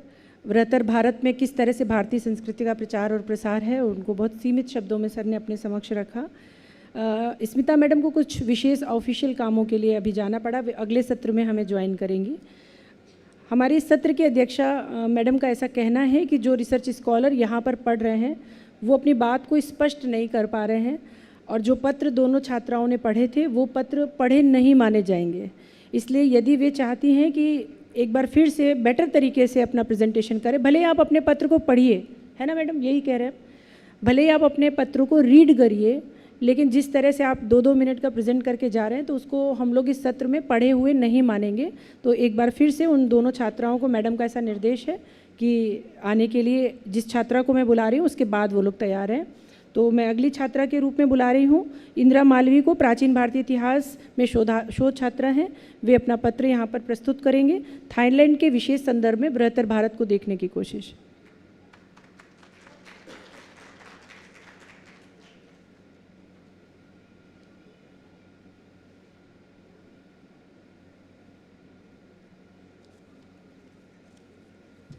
आदरणीय मंच, गुरुजन, सहपाठीजन एवं गणमान्य नागरिक, मैं इंदिरा मालवीय, शोधार्थी, भारतीय संस्कृति का विस्तार, थाईलैंड के विशेष संदर्भ विषय पर अपने कुछ विचार आपके समक्ष रखूंगी। थाईलैंड की सांस्कृतिक संरचना का अध्ययन करते समय यह तथ्य स्वाभाविक रूप से सामने आ जाता है कि थाईलैंड की सभ्यता उसकी स्थानीय सभ्यता का विकास नहीं, बल्कि उस पर भारत की संस्कृति की दीर्घकालीन और गहरी छाया विद्यमान है, जो कई स्तरों तक है। इसका अर्थ यह कतई नहीं कि यह किसी राजनीतिक विषय का प्रभाव है, बल्कि यह भारत की स्वाभाविक प्रवृत्ति धर्म, कला, बौद्धिक संवाद, विचार तथा व्यापार के माध्यम से विकसित हुई है। दक्षिण पूर्व एशिया में भारतीय संस्कृति के प्रसार को सांस्कृतिक औपनिवेश के बिना किसी राजनीति के प्रभाव के उक्त प्रकार से इंगित किया गया है। धार्मिक चेतना के रूप में भारतीय सांस्कृतिक प्रभाव को देखेंगे। थाईलैंड की संस्कृति का केंद्र भगवान बुद्ध हैं, अर्थात बौद्ध धर्म है। यह विशेषतः थेरवाद परंपरा है। यह परंपरा मूलतः भारत में विकसित हुई एवं श्रीलंका के माध्यम से थाईलैंड पहुंची। भगवान बुद्ध के जीवन दर्शन, अष्टांगिक मार्ग, कर्म सिद्धांत तथा निर्वाण एवं संघ की व्यवस्था, ये सभी भारतीय बौद्ध चिंतन की देन है। थाई समाज में बौद्ध धर्म सामाजिक नैतिकता, शिक्षा प्रणाली और सांस्कृतिक अनुशासन का मूल आधार है। यह स्थिति थाई क्षेत्रों को स्वतः ही भारतीय बौद्ध विचारधारा से अपना योग बनाती है। इसी प्रकार थाई क्षेत्र में हिंदू धर्म भी अनुसरण किया जाता है। यह बौद्ध धर्म के साथ साथ अस्तित्व में रहा है। यहाँ त्रिदेव, इंद्र, भगवान शिव, भगवान विष्णु, भगवान ब्रह्मा आदि की पूजा की जाती है। राजकीय कार्यों में पुरोहितों को अग्रणी रखा जाता है। शैव तथा वैष्णव संस्कृति का प्रभाव भारतीयता को सांस्कृतिक रूप में परिरक्षित करता है। साहित्यिक रूप में महाकाव्य की दृष्टि से देखेंगे, भारतीय रामायण का थाई संस्करण रामकीयन थाई क्षेत्रों में साहित्यिक संस्कृति का प्रमुख पवित्र केंद्रीय ग्रंथ है। यह केवल अनुवाद नहीं, बल्कि भारतीय सांस्कृतिक मूल्यों का थाई रूपांतरण है। रामकीयन में भारतीय नैतिक आदर्श, राजधर्म की अवधारणा, नायक के चरित्र का आदर्शात्मक होना, थाई समाज, राजनीति एवं संस्कृति को सहज ही भारतीय स्वरूप प्रदान कर देता है। जैसे राजा राम एक आदर्श राजा हैं, श्री हनुमान भक्ति एवं वीरता का अद्वितीय प्रतीक है। यह सभी भारतीय सांस्कृतिक आदर्शों की निरंतरता को दर्शाते हैं। कला, नृत्य एवं स्थापत्य में भारतीय प्रभाव देखेंगे। थाईलैंड का खोन एक मुखौटा नृत्य नाटक है। इसमें संगीत, गायन, साहित्य, नृत्य, अनुष्ठान एवं हस्तकलाओं या मुद्राओं के तत्वों को मिलाकर प्रस्तुति की जाती है। इस विधा में भगवान विष्णु के अवतार और नायक श्री राम की महिमा को मंचित करते हैं। एक समय खोन विधा थाई दरबारों द्वारा विकसित उच्च कला का प्रतिनिधित्व करती थी। स्थापत्य में थाई मंदिरों की स्थापत्य शैली, शिखर, मंडप, गर्भगृह की अवधारणा भारतीय मंदिर वास्तुकला से प्रभावित है। विशेष रूप से इंगित करना चाहेंगे, जो भारतीय धर्म बौद्ध धर्म को विशेषतः वहाँ पर हमें दिखाती है। थाईलैंड का सबसे ऊंचा और प्राचीन स्तूप फ्रा पथोम्मा चेडी है, जो नाखोन पथोम में स्थित है। यह विश्व के सबसे ऊंचे बौद्ध स्मारकों में से एक है। लगभग 124 मीटर इसकी ऊंचाई है और इसे संभवतः मौर्यकालीन और विशेषतः जो है वो सम्राट अशोक के काल से इसके निर्माण के धागों को जोड़ा जाता है।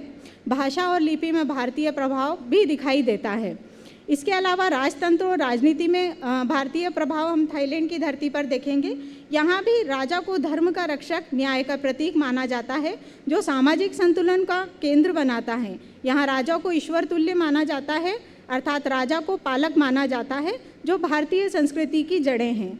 समन्वय की संस्कृति, जहाँ पर हमें भारतीय प्रभाव तथा स्थानीय नवाचार दिखाई देता है, जैसे कि पोखरियाल जी निशंक ने अपनी पुस्तक क्रिएटिव कल्चरल एसिमिलेशन में कहते हैं, अर्थात थाईलैंड ने भारतीय संस्कृति की नकल नहीं की है, बल्कि उसे स्थानीय ज़रूरतों, भौगोलिक दशाओं के अनुरूप अंगीकार कर लिया है। इस प्रकार बृहत्तर रूप में देखें तो थाई संस्कृति भारतीय मूल, स्थानीय आत्मा तथा वैश्विक दृष्टि का आदर्श संतुलन समन्वय बन गई है।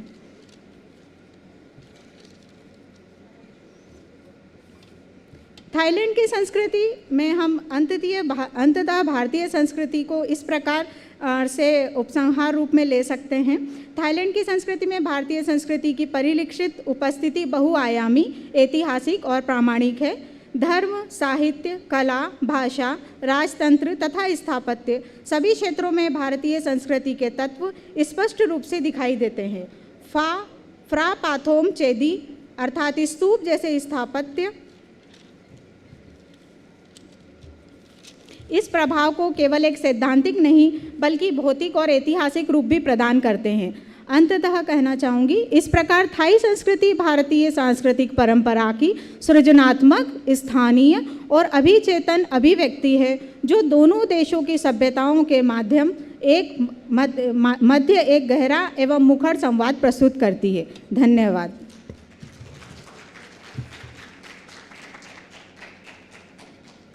बहुत अच्छा बोला थाईलैंड के विषय में इंदिरा। और मैं चाहूँगी कि जो दोनों अभी फिर से मैं बुलाने जा रही हूँ उन दोनों को कि अपनी बात को पूरी तरह से रखिए ताकि हमको समझ में आए। हमारे अध्यक्षा महोदय के विशेष आग्रह पे एक बार फिर से पद्मिनी चौहान अपने पत्र को पढ़िए।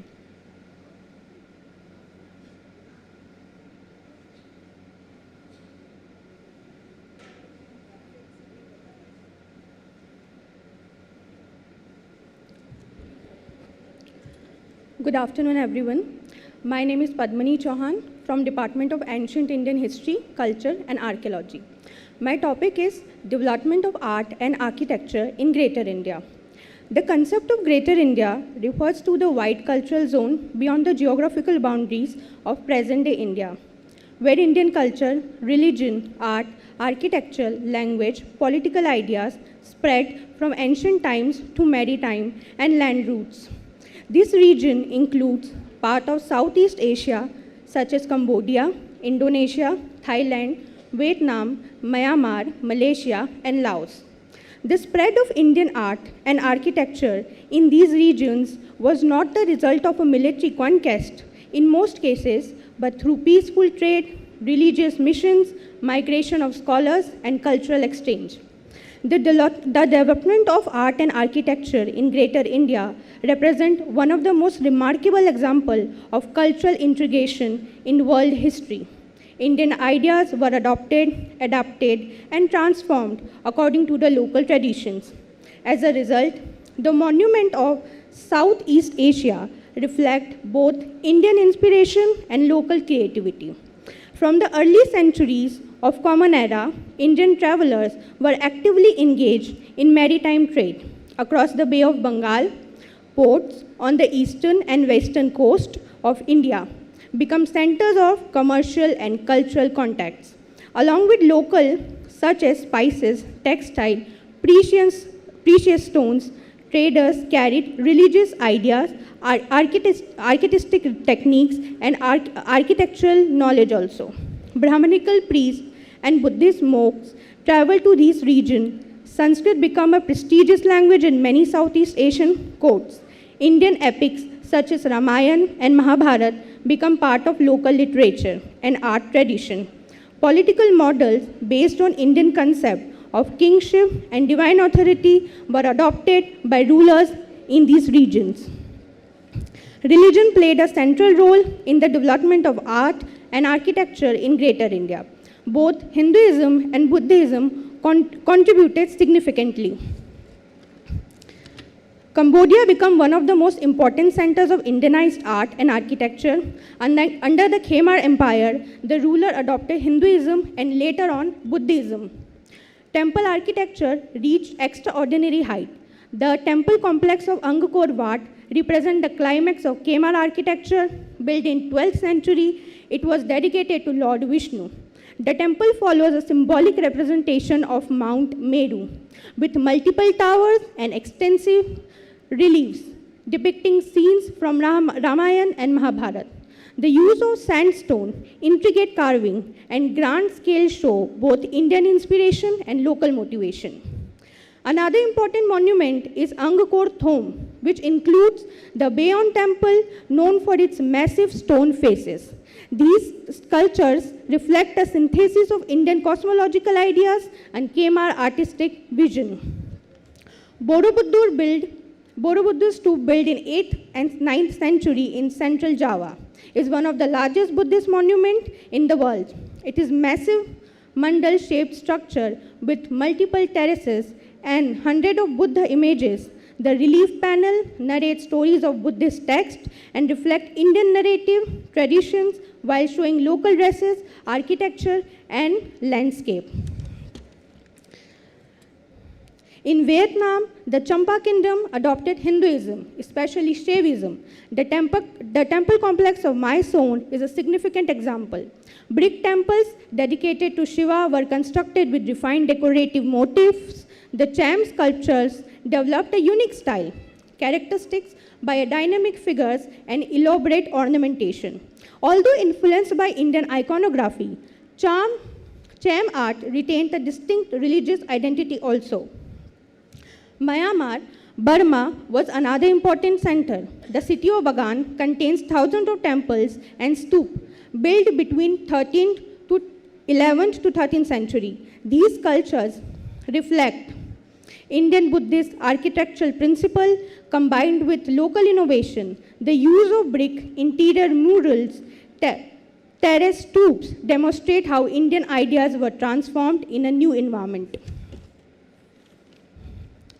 The development of art and architecture in Greater India represent a powerful example of cultural integration, mutual enrichment. Indian religious ideas, architectural principles, and artistic traditions traveled across seas and were welcomed by local societies.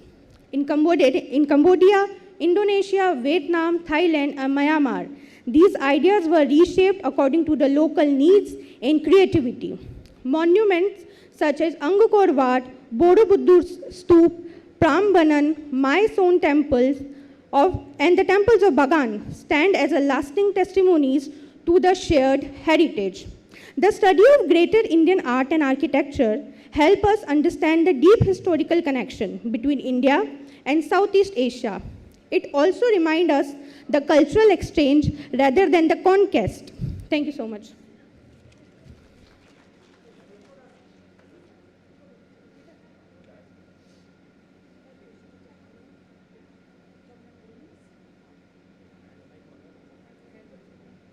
देखिए, नमस्कार सबको। मैं ये कहना चाहती हूँ कि राष्ट्रीय संगोष्ठी है तो आप जो रिसर्च पेपर पढ़ रहे हैं, सभी रिसर्चर्स से मेरा स्पेशली निवेदन है, तो आप रेफरेंस बताइए, पेपर का जिस्ट बताइए, क्या कहा है आपने पेपर में, ये सबके सामने प्रदर्शित होना चाहिए। ये लेख हुआ, रिसर्च पेपर नहीं। तो मैं रिसर्च पेपर के नाम से ऐसा सबसे करबद्ध निवेदन करती हूँ, all researchers. So I've taken my reference from Upender Singh, book of Upender Singh, Ancient Indian History, and Percy Brown book on Indian Architecture, Sri Shivaram Manuriti, Indian Sculptures, and James Ferguson book, History of Indian and Eastern Architecture. Thank you so much. This is the proper way. अब मैं ऐश्वर्या को बुला रही हूँ।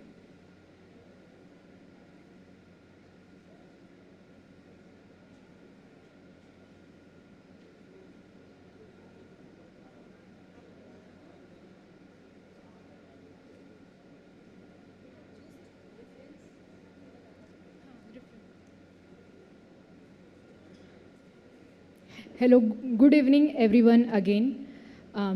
As you know, my topic is spread of Indian scripts and languages in Greater India.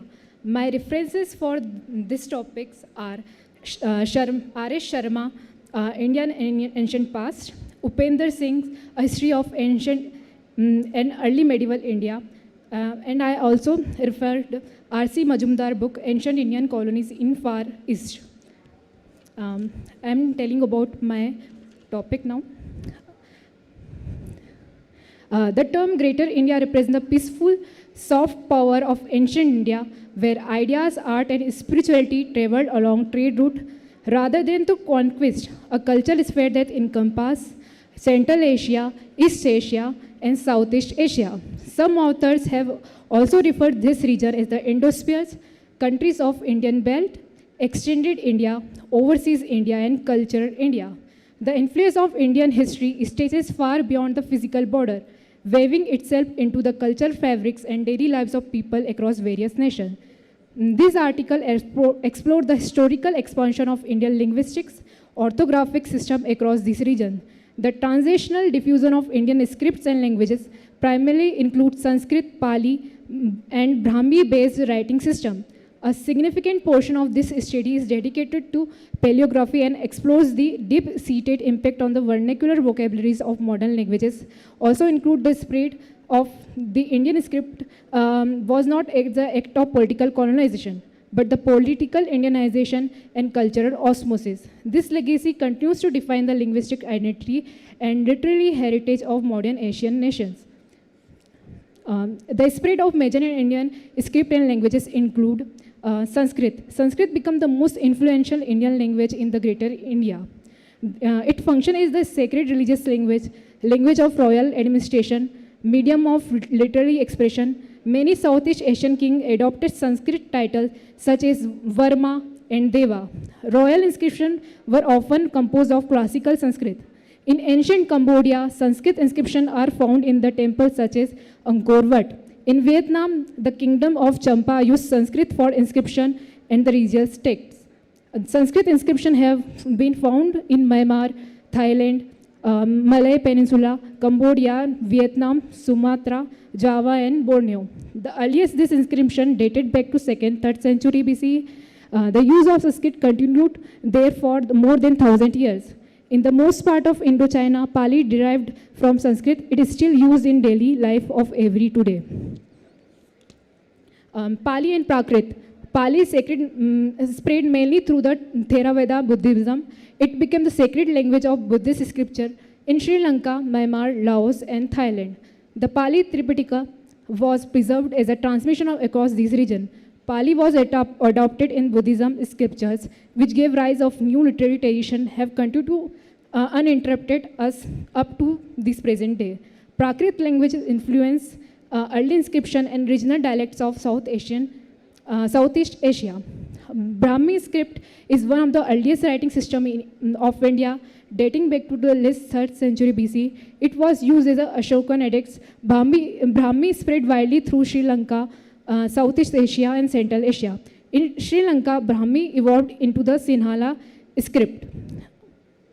In India, it developed as a Gupta script, later Devanagari Lipi. Thus, the most of South Asian scripts ultimately traces their origin from the Brahmi. Kharoshti script. Kharoshti develops in the northwestern India. It was influenced by Aramaic script and written from right to left. Kharoshti was used in Gandhara and Central Asia and Silk Route regions. It spread to Buddhist manuscript carried to the Central Asia and Western China. Pallava script. Pallava emerged as a South India during the Pallava dynasty. The Pallava scripts have immense influence of South Asia. It became the foundation of Khmer script, Thai script, Kawai script, and Balinese script. In Cambodia, inscription and Angkor Wat show Sanskrit written in Pallava-derived script. Tamil Vatelitu. Tamil traders, particularly during the Chola period, took their language and Vatelitu round script across Bay of Bengal, spread area Sri Lanka, Malaysia, and Sumatra. A regional background of linguistic approach. Tibet, North Silk Road saw the heavy influence of Indian texts in Khmer Empire, Cambodia. Cambodia represents the pinnacle of Sanskrit influence. In Indonesia and Malay archipelago, the Kawai script derived from the Pallava. In Sri Lanka, received Indian influence early. Mahendra introduced Buddhism during the Ashoka region. A Brahmin script appeared in the 3rd century BC. Pali became the sacred language of Sinhala, evolved from the Brahmi. In Central Asia served as transmission belt where Indian culture was filtered and adopted before the reach of China. Gandhara, modern Afghanistan, Pakistan, known for the cradle of Mahayana Buddhism, it was their first statue of Buddha where created influence. The Kharoshthi script was widely used here, the administration and religious texts. Impact of Indian linguistic expansion. Development of writing tradition in South Asia.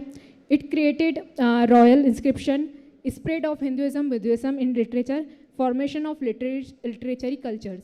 And it also showed the political model based on the Indian concept of kingship. Thus, the spread of Indian script and language, Greater India represents a remarkable example of peaceful cultural diffusion through trade, religion, and scholarships and diplomacy of transmission. Even today, the alphabets of Cambodia, Thailand, Myanmar, and Indonesia reflect the Indian origin. The legacy of Indian scripts and languages thus stand as the testament to the power of peaceful civilization exchange and intellectual influence across the continent. Thank you.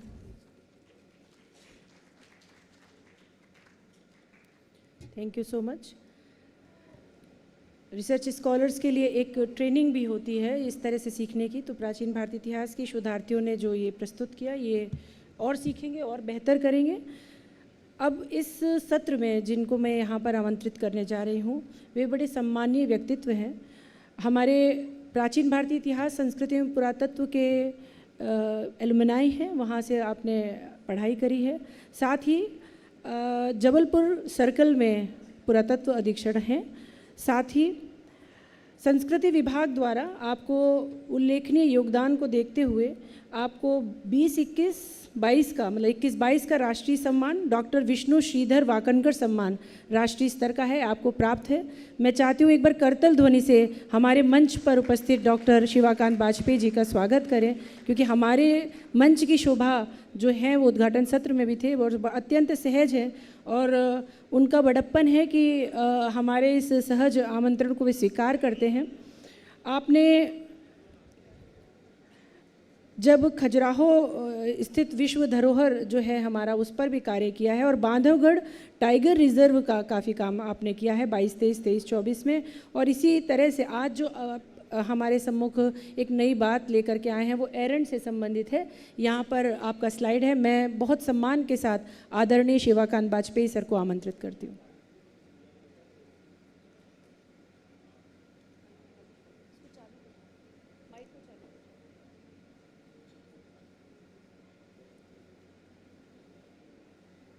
इसको first slide से लगाओ ना, शुरू से लगाओ ना ऐसा,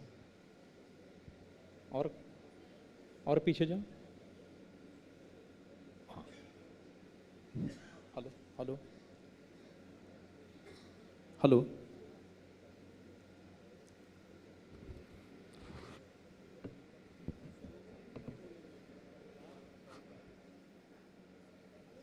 madam,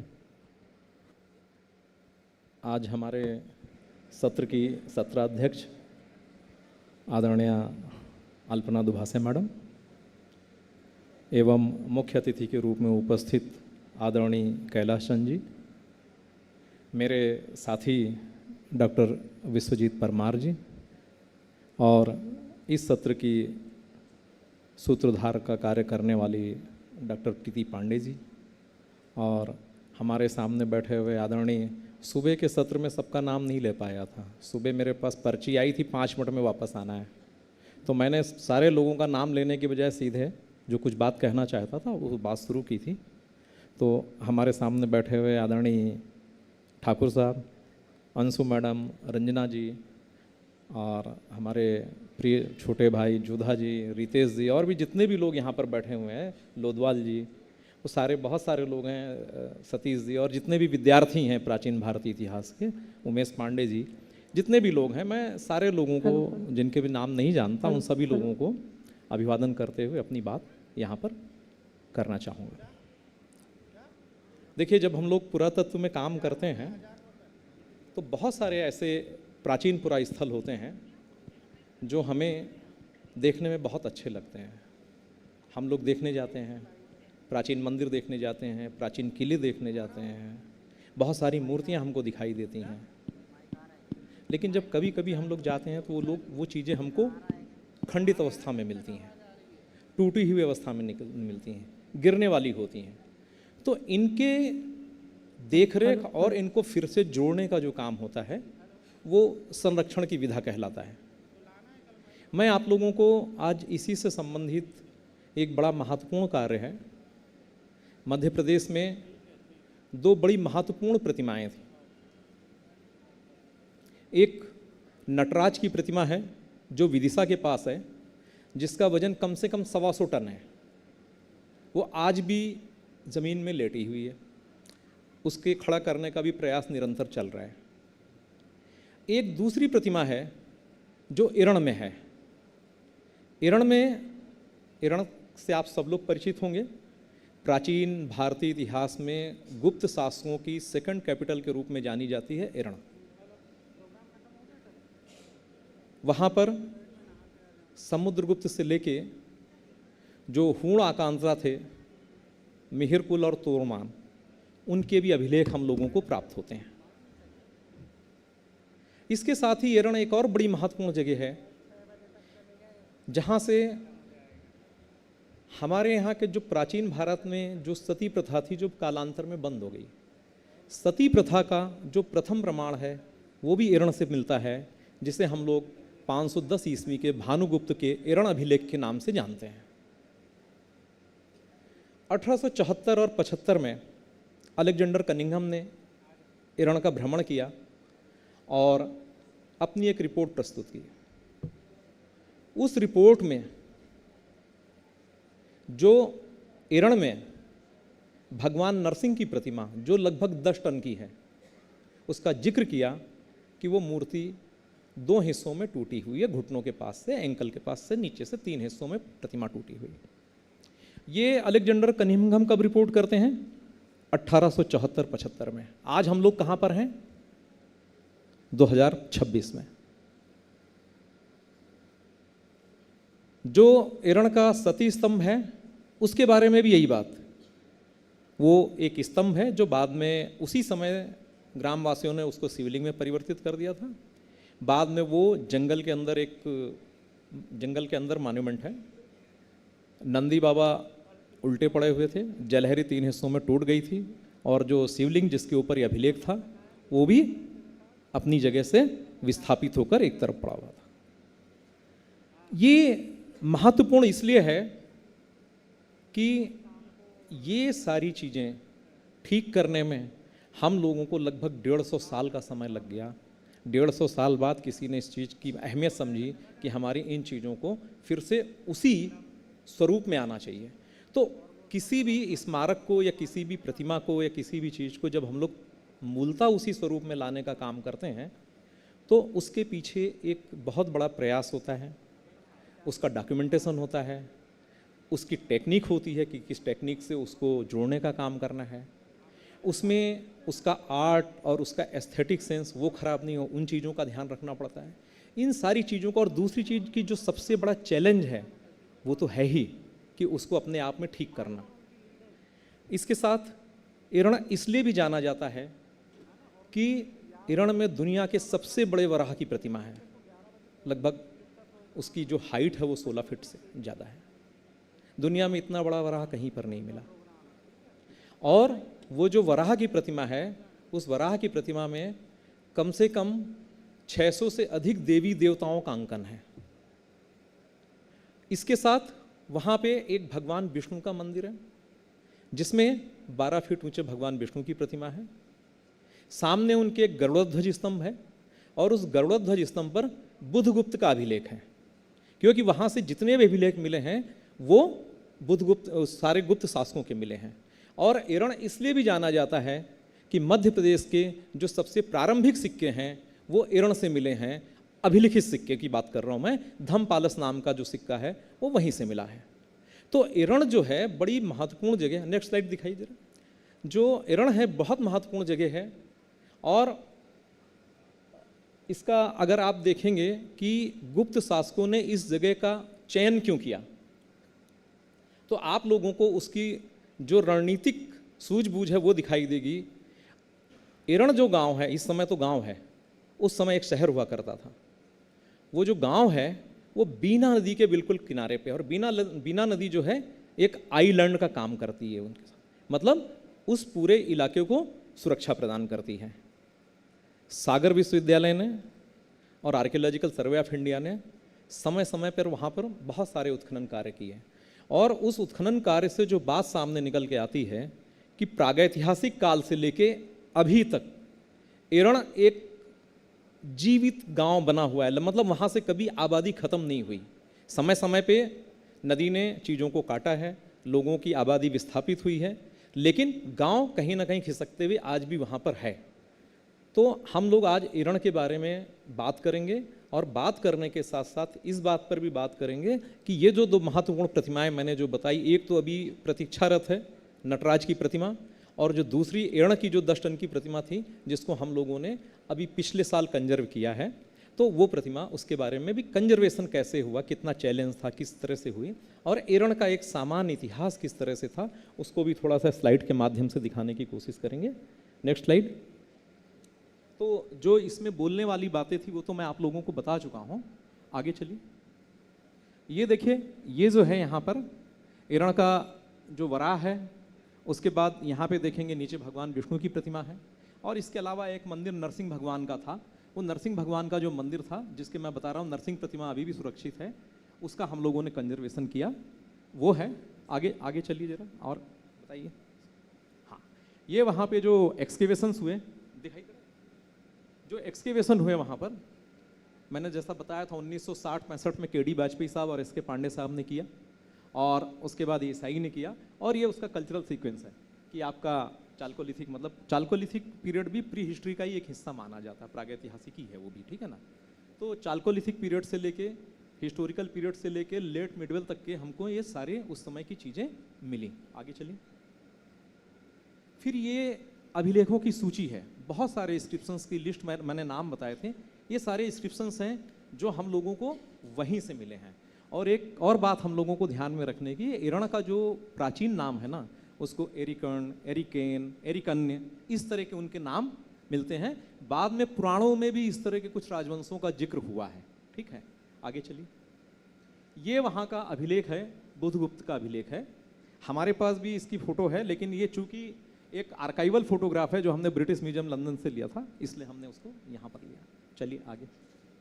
ये भगवान नरसिंह की प्रतिमा है, आप देखेंगे यहाँ से ये टूटी हुई पड़ी हुई है, ठीक है, और इसका पेडिस्टल के साथ इसका जो वजन है वो 10 टन के आसपास है। नेक्स्ट। ये उसका एक एरियल व्यू आप देखेंगे, प्रतिमा नीचे है, उसका आधा हिस्सा टूटा हुआ, आधा हिस्सा उसके ऊपर है। नेक्स्ट। आगे। अब जो मैं बात आपसे कह रहा था कि ये कनिंघम ने विजिट किया था 1874-1875 में, ये कनिंघम की रिपोर्ट का वो हिस्सा है जिसमें उसने जिक्र किया है कि जो मूर्ति है अपने एंकल के नीचे से टूटी हुई है। ये इनका वॉल्यूम 9 या 10 है, उसमें जो उन्होंने रिपोर्ट अपनी सबमिट की थी उसमें। आगे। अब जब ये इंस्क्रिप्शन जो है, इस इंस्क्रिप्शन को, इस मूर्ति को करने के पीछे, मुझे थोड़ा सा, मैं और थोड़ा नीचे हो जाऊं क्या, मुझे ज़्यादा आसानी होगी बात करने में, और वहाँ से बहुत पास हो जा रहा, देख यहाँ से। तो ये जो भगवान नरसिंह का स्कल्पचर है, इसके साइज, लेंथ, विड्थ, ये सारी इसके अंदर हम लोगों ने दी है। चलो आगे चलो। तो इसकी मेथडोलॉजी ये थी कि हमको उसको कंजर्व करना था। अब कंजर्व करने के लिए सबसे पहले ये आइडेंटिफाई करना था कि ये वास्तव में अपनी जगह से टूटी है, तो इसके और पैरों के बीच का कोई हिस्सा मिसिंग तो नहीं है।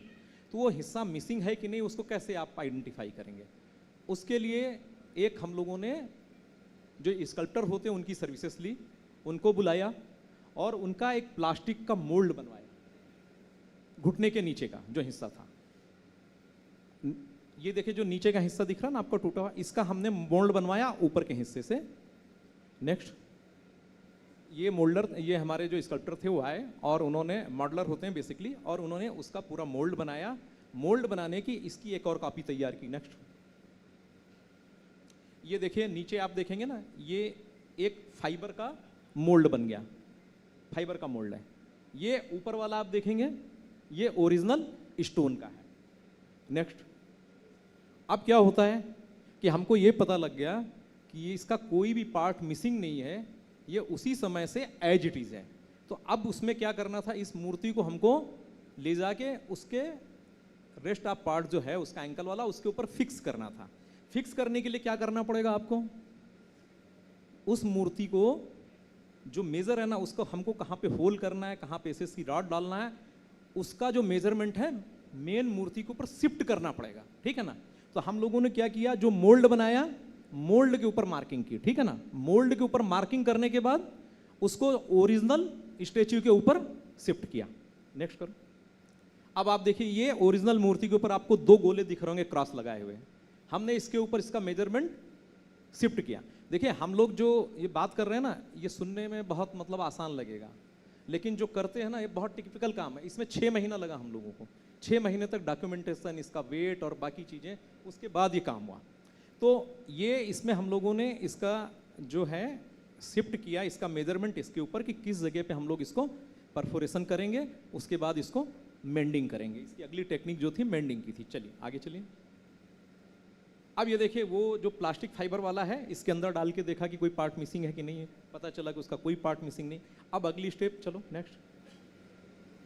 इसका जो पेडेस्टल वाला हिस्सा था जहाँ पे हम लोगों को मूर्ति रखनी थी, उसको भी स्ट्रेंथन करना पड़ेगा, क्योंकि जब 10 टन का वजन जाएगा तो मूर्ति सेक हो सकती है, अगर सेक हो गई तो गिर जाएगी, ठीक है ना। क्योंकि वहाँ पे कोई ये ओपन एयर स्टेच्यू है, मतलब खुली हवा में खड़ा हुआ स्टेच्यू है। नेक्स्ट, ये इसके अंदर एक थोड़ा सा स्क्वायर बार में हम लोगों ने अंदर डाला, उसको लाइम और कंक्रीटिंग करके इसको फिक्स किया। नेक्स्ट करो। उसके बाद एक मशीन बुलाई हाइड्रा, उसके बाद इसको खड़ा किया और उसको उसकी जगह पे ले गए। नेक्स्ट करो। ये उसके बाद फिर क्या हुआ कि इस प्रतिमा को चूंकि ओपन एयर में है और वहाँ पे रात के समय बहुत सारी हवा चलती है, तेज हवा चलती है, तो मूर्ति कभी भी सेक होके गिर सकती है। तो फॉर सेपर साइड हम लोगों ने क्या किया, उसमें एक AMB लगवाया। आगे चलो।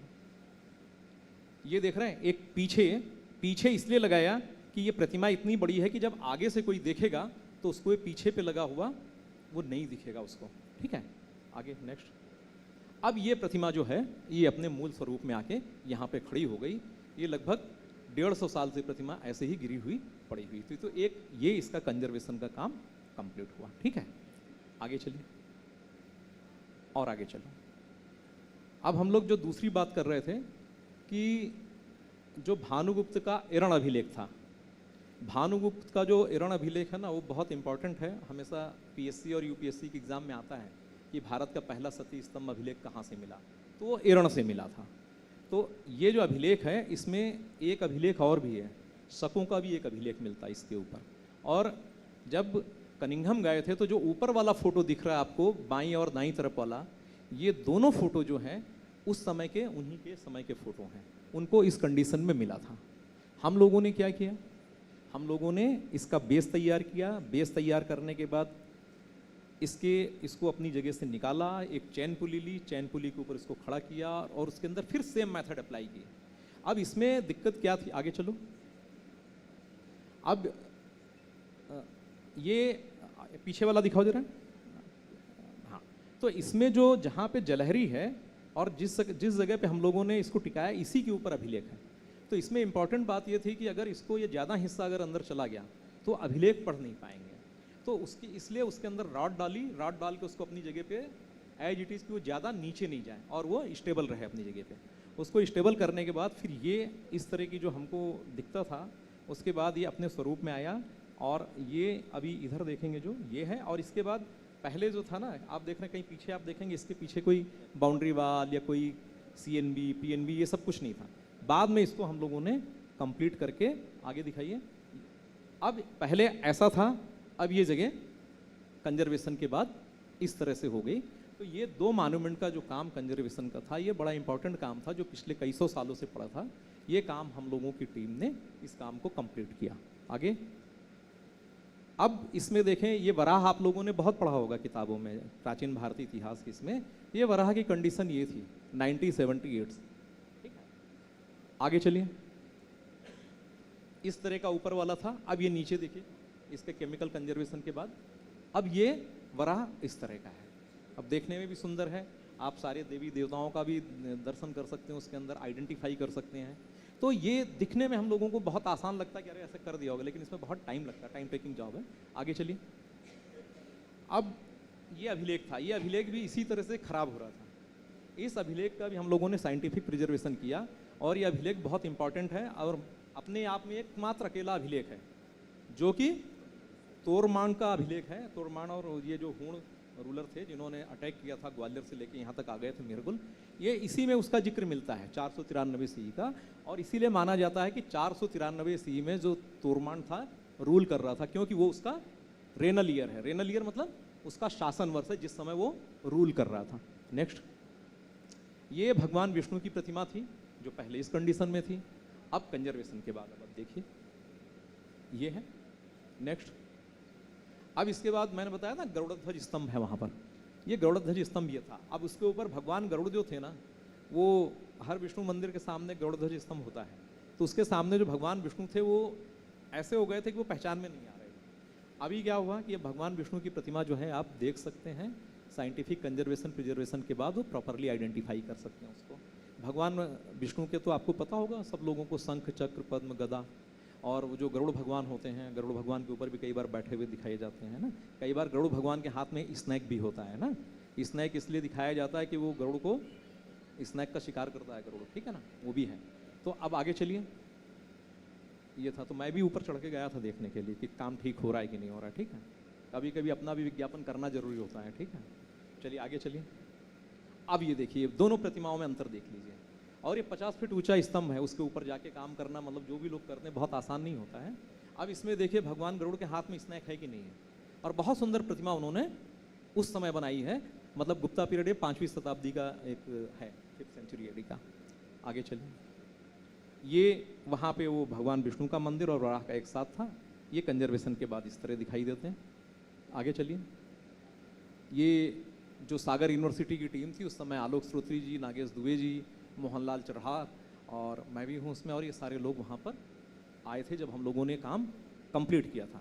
इसके साथ एक बड़ी महत्वपूर्ण चीज़ ये है कि जब भी आप लोग एरण जाएं तो एरण में भगवान कृष्ण के लीलाओं से संबंधित कम से कम 1 दर्जन पैनल हैं, जिसमें कंसवध से लेके उनके बर्थ से लेके सांदीपनी आश्रम में विद्याधन करने तक के, उसका भी कंजर्वेशन का काम हम लोगों ने कंप्लीट किया है। अभी एक दिन सीएम साहब वहाँ पे आने वाले हैं, उन्होंने पिछली अभी एक 10-15 दिन पहले हमारे एक मॉन्यूमेंट में हमारे साथ थे, वहाँ पे उन्होंने उसके फोटोग्राफ देखे, नोहटा में थे, नोहलेश्वर टेम्पल में। तो अभी वो कृष्णलीला वाले पैनल थे, वो कृष्णलीला का काम अभी कुछ दिन पहले ही खत्म हुआ है। तो आप लोग जब भी कभी जाएँ एरण तो कृष्णलीला के पैनल भी जरूर देखें कि कृष्ण की लीलाओं का वो हिंदुस्तान का सबसे प्राचीन पैनल है। उससे पुराने पैनल भगवान कृष्ण के हिंदुस्तान में दूसरी जगह पे नहीं मिलते हैं, और गुप्तकालीन पैनल जो हैं वैसे ही बड़े महत्वपूर्ण हैं और बहुत कम जगह पे मिलते हैं। तो यहाँ पे पूरे सीक्वेंस में मिलते हैं कि कृष्ण जी का जन्म हुआ तो जब उनको कहते हैं ना कि प्रसव की पीड़ा होती है, तो भगवान कृष्ण का जब जन्म हो रहा था तो प्रसव पीड़ा से उनको निजात दिलाने के लिए अश्विनी कुमारों को भेजा गया।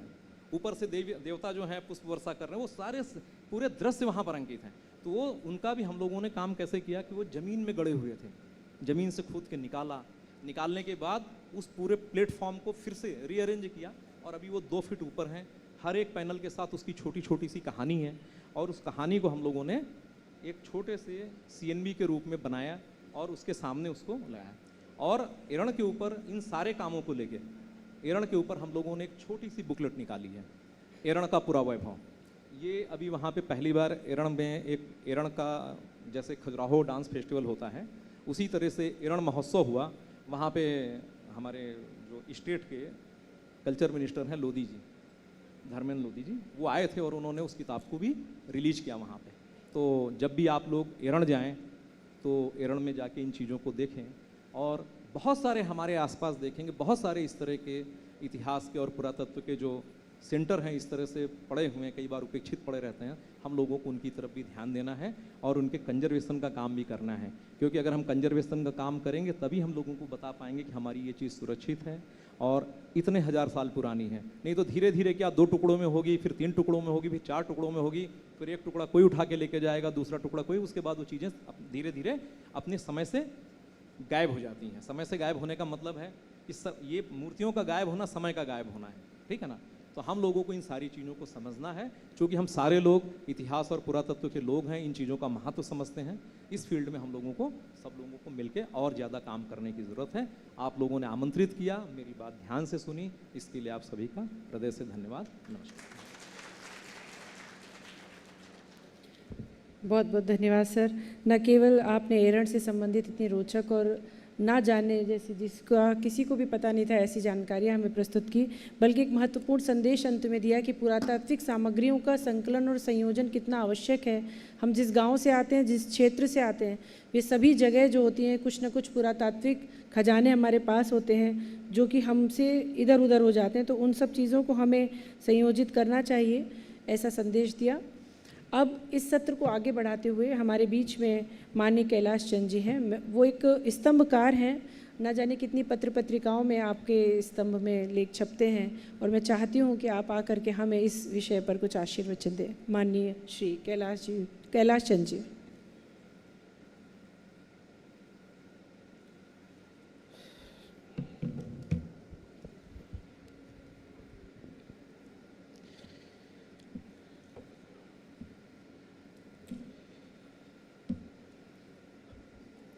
मंच पर उपस्थित सम्मानित डॉक्टर विश्वजीत जी, प्रोफेसर अल्पना जी, डॉक्टर शिवकांत वाजपेयी जी एवं सम्मुख उपस्थित सभी सुधीजन, इतिहास प्रेमी, पुरातत्व प्रेमी, यहाँ मंच से जो पढ़े गए शोध थे उसमें आया बृहत्तर भारत, ग्रेटर भारत। तो जो ग्रेटर भारत है उसको ग्रेटेस्ट बनाने के लिए जो पुनर्स्थापन का कार्य है इतिहास का, पुरातत्व का, वो सब आप लोग कर रहे हैं।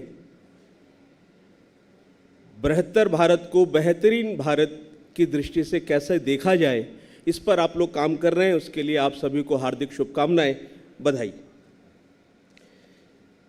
हम सभी भारतीय सांस्कृतिक जो लेगेसी है, it is not greater China model. तो ग्रेटर चाइना मॉडल भी है, we are same pitch greater Bharat model and greater China model. Is difference between them या बोथ आर इक्वल। तो आप जब शोध करते होंगे तो चाइना के ग्रेट चाइना मॉडल पर काम नहीं कर रहे होंगे, क्योंकि यहाँ व्याख्यान और शोध में तो सांस्कृतिक लेगेसी की बात हुई है। तो आप ध्यान रखते होंगे कि चाइना मॉडल को भारतीय मॉडल बनाने की ओर हम अग्रसर नहीं होंगे। तो इन दोनों मॉडल में कोई अंतर भी है। तो ग्रेटर एंड ग्रेटेस्ट, तो बृहत्तर भारत का भी एक संकल्पना है, और चाइना अपने ग्रेटर चाइना मॉडल को लेकर लगातार पूरी दुनिया और अपने 18 पड़ोसी देशों से लगातार संघर्षरत है। तो अंतर क्या है कि ग्रेटर चाइना जब ग्रेटर बनता है तो भारत के अधिकांश हिस्सों को अपने में शामिल करने का दावा करता है, और हमारा बृहत्तर या ग्रेटर भारत का जो संकल्पना है, उस संकल्पना से दुनिया के किसी देश का अहित नहीं होता है। तो ये दोनों के दोनों मॉडल ग्रेटर कंट्री मॉडल हैं, फिर भी इन दोनों में बहुत बड़ा अंतर है। वह भी हम शोध करते समय उसकी व्याख्यानों को पुनर्स्थापना करते समय या पुरातत्व को समझते समझाते समय ध्यान में रखते होंगे। तो भारत कैसे अलग है, तो वह एक भारत अंग्रेजी हिंदी में कल्चरल और सांस्कृतिक, इन दोनों शब्दों का एक अंतर है। कल्चरल शब्द का जब हम प्रयोग करते हैं यानी दुनिया करती है तो इससे customs, traditions and rituals they called cultural. लेकिन भारत जब संस्कृति की बात करता है तो इस the customs, traditions and rituals, इसके अलावा इसके और तो उसको भारत में संस्कृति कहा जाता है। तो कल्चर एंड संस्कृति बोथ नॉट आर इक्वल। तो ये भी हम इतना बड़ा काम कर रहे हैं तो बताते समय, पढ़ते समय, व्याख्या करते समय इसको ध्यान में रखते होंगे। उसको बताने के लिए मैं कुछ मिनट लेता हूँ। हम सब भारतीय जो पढ़े लिखे हैं या नहीं भी हैं, शहर में रहते हैं या गांव में रहते हैं, सभी मंदिरों में, वो मंदिर बड़ा है या छोटा है, ग्राम में है या शहर में है, वो पढ़े लिखे लोग मंदिर में हैं या सामान्य लोग जिन्होंने एकेडमिक एजुकेशन नहीं पाई है, ऐसे लोग हैं, तो मंदिर का एक ही जय घोष है, धर्म की जय हो। तो क्या पूरी दुनिया वैश्विक स्तर पर इससे सहमत है क्या? जब भारत कहता है धर्म की जय हो, भारत का व्यक्ति मंदिर में कह रहा है धर्म की जय हो, तो क्या भारत के बाहर के विचार भी यही बोलते हैं? भारत के विचार धर्म की जय नहीं बोलते हैं, भारत के बाहर के विचार कहते हैं धार्मिक व्यक्ति की जय हो। भारत की धरती के बाहर के वो किसी भी प्रकार के विचार हो, वो सफलता को महत्व देते हैं कि ये व्यक्ति कितना सक्सेस हुआ। तो व्यक्ति की सफलता को सफलता मानने वाला विचार वो धार्मिक व्यक्ति की जय की बात करता है। भारत का विचार, भारत का दर्शन, जिसको हम बार बार सांस्कृतिक विरासत कह रहे हैं, वो जो भारत की सांस्कृतिक विरासत है वो धार्मिक व्यक्ति की जय की बात नहीं करता, वो धर्म की जय की बात करता है। तो दोनों में अंतर है। ऐसे ही भारत का दर्शन की अगली लाइन है अधर्म का नाश हो। तो भारत के बाहर के जो विचार हैं, जब ग्रेटर भारतीय लेगेसी की बात कर रहे हैं तो उस सारे में हम इसको पाते हैं क्या? उसको देख पाते हैं कि ये जो भारत के जर्रे जर्रे में जो विचार है अधर्म का नाश हो, वो हमारे इस ग्रेटर भारत लेगेसी में है या नहीं है? पश्चिम का विचार कह रहा है अधार्मिक व्यक्ति का नाश हो, इस व्यक्ति में ये अवगुण है, ये शराब पीता है, नशा करता है, वो समाप्त हो जाना चाहिए। भारत का विचार कहता है नहीं, ना व्यक्ति की जय महत्वपूर्ण है, ना व्यक्ति की पराजय महत्वपूर्ण है। तो व्यक्ति में कुछ क्वालिटीज हैं, कुछ गुण हैं, उनकी जय होनी चाहिए। व्यक्ति में कुछ बुराइयां हैं, वो समाप्त तो होनी चाहिए। यानी ये शराबी है तो इसकी शराब मर जानी चाहिए, व्यक्ति नहीं। इसका नशा समाप्त होना चाहिए, व्यक्ति समाप्त नहीं होना चाहिए। तो ये पश्चिम में और भारत के दर्शन में अंतर है। इसलिए वहां कोई कन्फेशन बॉक्स है, आप किसी भी प्रकार का अपराध करने के बाद कन्फेशन बॉक्स में जाकर कन्फेस कर आप फॉरगिवनेस प्राप्त कर सकते हैं। पर भारत के इस धर्म की जय हो, अधर्म का नाश हो, इसमें कोई फॉरगिवनेस का चांस नहीं है। जैसा कर्म किया है वैसा फल देगा भगवान। कर्मण्येवाधिकारस्ते, जो कर्म किया है उसके हिसाब से फल मिलेगा, उसमें कोई फॉरगिवनेस नहीं होने वाली है। तो इन दोनों बातों के आधार पर अगली बात, भारत का एक एक व्यक्ति, जिसे हम कहते हैं we are the people of the India, we people of the India, हम भारत के लोग, वो हम भारत के लोग की तीसरी लाइन है प्राणियों में सद्भावना हो। प्राणी means not only human beings, we are not discussing about only human beings. तो भारतीय चैतन्य तो जड़ और चेतन दोनों को मानता है। तो जड़ और चेतन, जर्रे जर्रे में है झांकी भगवान की। तो कण कण में ईशावास्यमिदं यत्किंचित् जगत्याम जगत, सृष्टि के कण कण में परमात्मा है, जड़ में भी है, चेतन में भी है। जिसका ये विचार है जड़ और चेतन में परमात्मा है, यानी पहली रोटी गाय को देनी है, अंतिम टुकड़ा कुत्ते को देना है, मछलियों को दाना डालना है, पक्षियों के लिए पानी रखना है, उनको दाना डालना है, ज्योतिष के कारण मात्र से नहीं। सवेरे सैर करनी है, डॉक्टर ने डिजीज बता दिया, इसके लिए नहीं। ये मेरा कर्तव्य है, शरीर माध्यम खलु धर्म साधनम, ये मेरा धर्म है शरीर की रक्षा करना। इसलिए ये सारा का सारा समाज परस्पर गुथा हुआ है, पर मेरे चारों ओर, मेरे से गुथा हुआ, मेरे परे, मेरे से सिमटा हुआ, स्पाइरल सिचुएशन में, नॉट सर्कल्स। तो स्पाइरली मेरे चारों ओर गुथा हुआ यह जो पर्य है, जिसे हम पर्यावरण भी कहते हैं, यह जो पर्य से युक्त, पर्यावरण से युक्त ये जो प्राणियों हैं, प्राणियों में सद्भावना हो, जड़ और चेतन, पशु पक्षी कण कण, ऑल ह्यूमन बींग, सारे मनुष्य सब मिलाकर इनमें सद्भावना हो, यानी धर्म की जय हो, फिर अधर्म का नाश हो, फिर जिसको भारत का दर्शन चैतन्य मानता है उसमें सद्भावना हो, कोऑर्डिनेशन हो, और इन द लास्ट ये 1 2 3 ये पूरे होंगे तो विश्व का कल्याण होगा। इसलिए भारत के सभी मंदिरों में आखिरी में इन 3 वाक्यों के बाद कहा जाता है विश्व का कल्याण हो।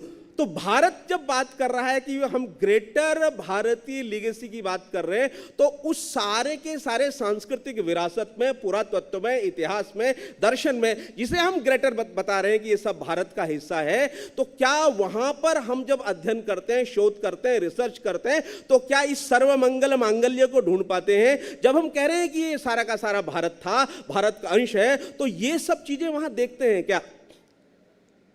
तो ये वहां दिखने वाली हर बात में यह दर्शन हम पाते हैं कि वो सर्वमंगल मांगल्य है, चराचर जगत का विचार करने वाले वहां वो लक्षण मिलते हैं, तब वो भारतीय लेगेसी विरासत बनती है, तब वो ग्रेटर भारतीय विरासत के अंतर्गत आता है। तो यह भी अध्ययन करते समय, शोध करते समय देखने की एक दृष्टि है। दूसरा, आप लोग बहुत महत्वपूर्ण काम कर रहे हैं, तो इस महत्वपूर्ण काम करने के इस क्रम में ये क्यों करना पड़ रहा है? मतलब हम इतिहास के छात्र हैं, पढ़ेंगे, ये काम करना ही है सबको, लेकिन इसमें कुछ विशेष है, विशेष अधिक है। जो करना था, जो करना चाहिए, उससे विशेषाधिक है, उससे भी बहुत ज्यादा करना है। क्यों करना है? कि भारत का जो इतिहास है सारा का सारा, वो उसका जो पैटर्न है वो पिछले 80 वर्षों में, पिछले 150 वर्षों में, या पिछले 400 वर्षों में, उसमें एक विकृतीकरण का, डिस्टर्बराइजेशन का इतिहास है। ये इतिहास का मूल जो सारा का सारा हमारी किताबों में भरा हुआ, जिसमें से हम रेफरेंस ले रहे हैं, हमारे पूर्वजों ने, पढ़ाने वालों ने भी जो किताबें की हैं, रिसर्च की है, उन्होंने भी जहां से सारे संदर्भ लिए हैं, रेफरेंसेस लिए हैं, प्राइमरी रेफरेंसेस लिए हैं, उनके हिसाब से एकेडमिक लोगों की किताबें छपी हुई हैं, पर क्या वो सच में प्राइमरी हैं? क्या उसका ऑथेंटिसिटी है? क्यों लगातार लोग लिखते जा रहे हैं, उनके संदर्भ देते जा रहे हैं, हम भी उनका संदर्भ दे रहे हैं। Indian history, Indian British history, 3 किताबों को लिखने वाला जेम्स मिल 1817 से 1823 के बीच में उसने वो तीनों के तीनों ग्रंथ लिखे, जिसके बेस पर आरिफ मोहम्मद, जिसके बेस पर रोमिला थापर, जिसके बेस पर हरिश्चंद्र, यानी जितने भी भारतीय स्थापित इतिहासकारों को हम पाठ्य पुस्तकों में पढ़ते हैं, जिनके हम गुण गा रहे हैं, जिन्होंने पिछले 80 वर्षों में भारतीय स्वाधीनता समर के पश्चात सारा भारतीय इतिहास पर काम किया है, ये सारे के सारे इतिहासकारों ने किसके इतिहास पर, उसका बेस क्या था? तो उसका बेस लिखने वाला यानी मैकाले और मार्क्स का भी पूर्वज। कई बार हम अपने भाषणों में सुनते होंगे, कहते होंगे कि मैकाले और मार्क्स ने जो है हिस्ट्री के अंदर कुछ चेंजेस किए, इस प्रकार का हम सुनते होंगे। लेकिन मैकाले और मार्क्स से भी पहले, मैकाले तो उस समय स्टार्ट ही नहीं हुआ था, उससे भी पहले भारत का इतिहास, ईस्ट इंडिया कंपनी 1601 में जो बनी और 1608 में जो भारत पहुंची, तो 1608 से लेकर 1817 के बीच तक, जब तक जेम्स मिल, जो कभी भारत नहीं आया, जिसने भारत देखा नहीं, सुना नहीं, भारत की कोई भाषा नहीं आती, भारत में जिसने कभी कदम नहीं रखा, उसका उद्देश्य था ईस्ट इंडिया कंपनी का एक लॉयल ऑफिसर बनना। He will do all practices, research and books only and only. East India company का एक बड़ा अधिकारी बनकर भारत में आकर वो यहां आधिपत्य, एक शासन करेगा, इसकी लॉयल्टी के लिए उस जेम्स मिल ने सारा का सारा काम किया। लेकिन वो भारत में नहीं आया, उसके बाद भी उसकी प्रमोशन नहीं हुई, या उसको वहां उसको पुरस्कार दिया गया, सम्मानित किया गया, उसका लिखा गया सारा का सारा भारत आया। तो ये इतिहास किसने लिखा? तो जो हम कहते हैं कि वो वास्को डिगामा आया, तो वास्को डिगामा ही आया था क्या?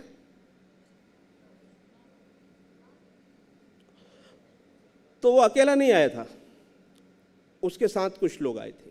जो लोग वास्को डिगामा के साथ आए थे, वही सारे के सारे लोग ईस्ट इंडिया कंपनी के साथ भी आए थे। सारे के सारे। तो जेम्स मिल को यहाँ से जो पत्र लिख रहे हैं, यहाँ की कंडीशंस बता रहे हैं, यहाँ की ईच एंड एवरी चीजें जो यहाँ से भेजकर बता रहे हैं, वो सारे के सारे लोग वो वास्को डी गामा के साथ भी आए थे और ईस्ट इंडिया कंपनी के साथ भी आए थे। तो ब्रिटिश गवर्नमेंट ने अपने रूल को, यानी ईस्ट इंडिया कंपनी के माध्यम से रूल करने के लिए जिन ऑफिसर्स को यहाँ भेजा, जिन पादरियों को भेजा, जिन चर्च के नुमाइंदों को भेजा, अपने लोगों को भेजा, उन लोगों ने जो भारत की स्थिति लिख कर दी, उसमें से ईस्ट इंडिया कंपनी की रॉयल्टी, उनके ईस्ट इंडिया कंपनी के आशीर्वाद प्राप्त करने के लिए जेम्स मिल ने वो किताबें लिखी जिसका उपयोग भारतीय स्वाधीनता के पश्चात जिन लोगों ने इतिहास पे सारा काम किया उसका आधार वो है। अब हम भी अगर उन्हीं के रेफरेंसेस ले रहे हैं तो फिर ये जो भाषणों में, हमारे शोध में लिखा तो आएगा बार बार कि ग्रेटर भारतीय लिगेसी, पर वो ग्रेटर कहाँ से होगी उसके लिए अलग से शोध करना पड़ेगा। इस पर कबीर जी कहते थे कि अगर सच में कुछ काम करना है, उनका प्रसिद्ध दोहा है, उसकी आधी पंक्ति है, कह कबीर सो पूरा पायो।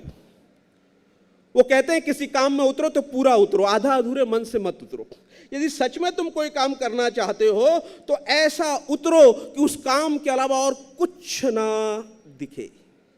यदि सच में हम चाहते हैं इतिहास के पुरातत्व के फील्ड में काम करें, यदि सच में हम चाहते हैं कि शोध में ऐसा कुछ निकाल कर लेकर आए, मैं 3 बातें कहने के लिए यहाँ आया हूँ। एक सेटल्ड फैक्ट, थोड़ा सा है वो, ज़्यादा नहीं है क्योंकि उसकी आवश्यकता नहीं है, आप ज़्यादा जानकार हैं। दूसरा, आपसे कुछ सवाल मैं छोड़कर जा रहा हूँ, मेरे मन में मैं यहाँ भी कह के जा रहा हूँ। तीसरा, कुछ सजेशंस हैं। तो 3 बातों को बताने का मैं प्रयास कर रहा हूँ, तो हर लाइन में ये 3 बातें होंगी या हर दूसरी तीसरी में आ जाएंगी।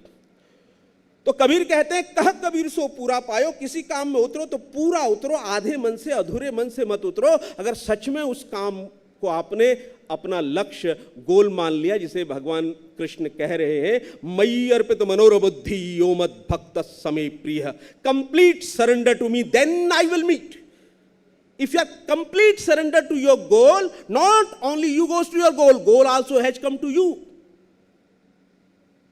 तो हम जिस रिसर्च में जिस काम को करना चाहते हैं, कबीर कहते हैं, कह कबीर सो पूरा उतरो, ऐसा उतरो कि रात दिन उसके अलावा कुछ ना दिखाई दे, वही दिखाई दे उठते सोते बैठते, तब वो प्राप्त होता है। कल्पना चावला ने अपने मामा को 6ठी क्लास में ये उत्तर दिया था। जब मामा जी आए थे मिलने के लिए और वो मिलने के लिए होमवर्क के कारण नमस्ते करके वापस जा रही थी, तो क्या करेगी, पढ़ाई करूंगी, क्यों करेगी, होमवर्क है, क्या करेगी पढ़कर, इंजीनियर बनूंगी, इंजीनियर बन के क्या हो जाएगा, देश में लाखों इंजीनियर हैं, दुनिया में करोड़ों इंजीनियर हैं, तू भी एक इंजीनियर बन जाएगी तो क्या हो जाएगा। तो उसका सपना टूट गया कि मुझे इंजीनियर बनना एक बहुत बड़ी बात थी। वो ग्रामीण परिवेश पंजाब की, वहाँ रहने वाली बालिका, अच्छा इंजीनियर बनना इतना आसान सा काम है, देश में लाखों और दुनिया में करोड़ों हैं, तो मेरा सपना इतना छोटा सा सपना है। लेकिन अगले क्षण उसने अपने मामा को उत्तर दिया। उसका उस उत्तर का मतलब क्या था पता नहीं था, लेकिन उसकी भावनाओं में जो इंजीनियरिंग का महत्व था, उसने मामा जी को उत्तर दिया, मामा जी मैं ऐसी इंजीनियर बनूंगी वैसी दुनिया में दूसरी नहीं होगी। इन 6th क्लास दूसरी नहीं होगी दुनिया में। तो जब उसको खगोल के लिए चुना गया तो 1.25 लाख में से 5 में से 1 सिंगल एंड 1 इंजीनियर। तो रॉकेट साइंस के लिए, इंजीनियरिंग करने के लिए 1.25 लाख इंजीनियर को मात देकर कल्पना चावला का चयन हुआ। लेकिन ये सपने, ये बातें, ये डिटरमिनेशन, ये commitment, she will say in 6th class. तो कबीर कहते हैं किसी काम में उतरो तो पूरा उतरो, ऐसा उतरो कि दिन रात वही दिखाई दे और कुछ ना दिखाई दे। तब जैसे भगवान कृष्ण कहते हैं, मैं मिलता हूं then I will come, complete surrender to me then I will come. और कंप्लीट सरेंडर की परिभाषा भी बताते हैं वो। द्रौपदी का और कृष्ण का विवाद है। वो कहते हैं, कान्हा जब तुझे पुकारा हर बार आया, एक बार तू लेट क्यों आया, हर बार you will come right time, एक बार बहुत लेट कर दी तूने। कृष्ण बोला कब, जब मेरा चीरहरण हो रहा था, मैं चीख रही थी, पुकार रही थी, हर बार पुकारते ही आता था, एक बार इतनी बार पुकारा, सबसे लेट वाय। कृष्ण ने कहा यह असंभव है, मुझे पुकारा जाए और मैं देर से आ जाऊं, और वो भी भद्रे भगनी तू पुकारे। मैंने कहा देर से आया, मैंने कहा नहीं आया, देर से आया, नहीं आया, दोनों का विवाद चल रहा है।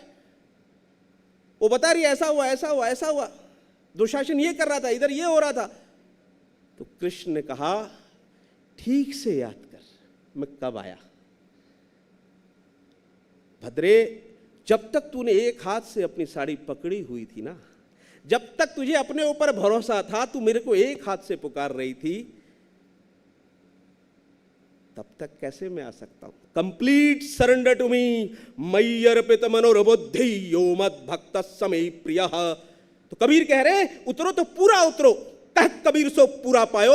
यदि सच में हम इन विषयों पर काम करना चाहते हैं तो पूरा उतरना पड़ेगा, पूरा का पूरा उतरना पड़ेगा, दिन रात, उसके अलावा कुछ दिखना नहीं चाहिए। सिर्फ वही दिखेगा तब शोध होगा, वरना अंग्रेजी वाला search you can again research, difference between research and शोध। Already search then you research, it's not research. अंग्रेजी में वही है, लेकिन ठीक है। तो हम कुछ पूर्ण सत्य ढूंढ रहे हैं जिसे ब्रह्म कहते हैं। अभी थोड़ी देर पहले स्लाइड्स में उन्होंने कुछ समझाया, यानी एक पूर्ण सत्य, सेटल्ड फैक्ट, यही सत्य है। उसकी प्राप्ति के लिए काम हो रहा है, उसके लिए कितना काम करना पड़ता है, कैसे कैसे काम करना पड़ता है। तो जब जीवन में दूसरा ना दिखाई दे, जो हमने लक्ष्य तय किया है, तो भगवान कृष्ण कह रहे हैं not only you goes to your goal, goal also has come to you. तो लक्ष्य की ओर तुम ही नहीं जाते।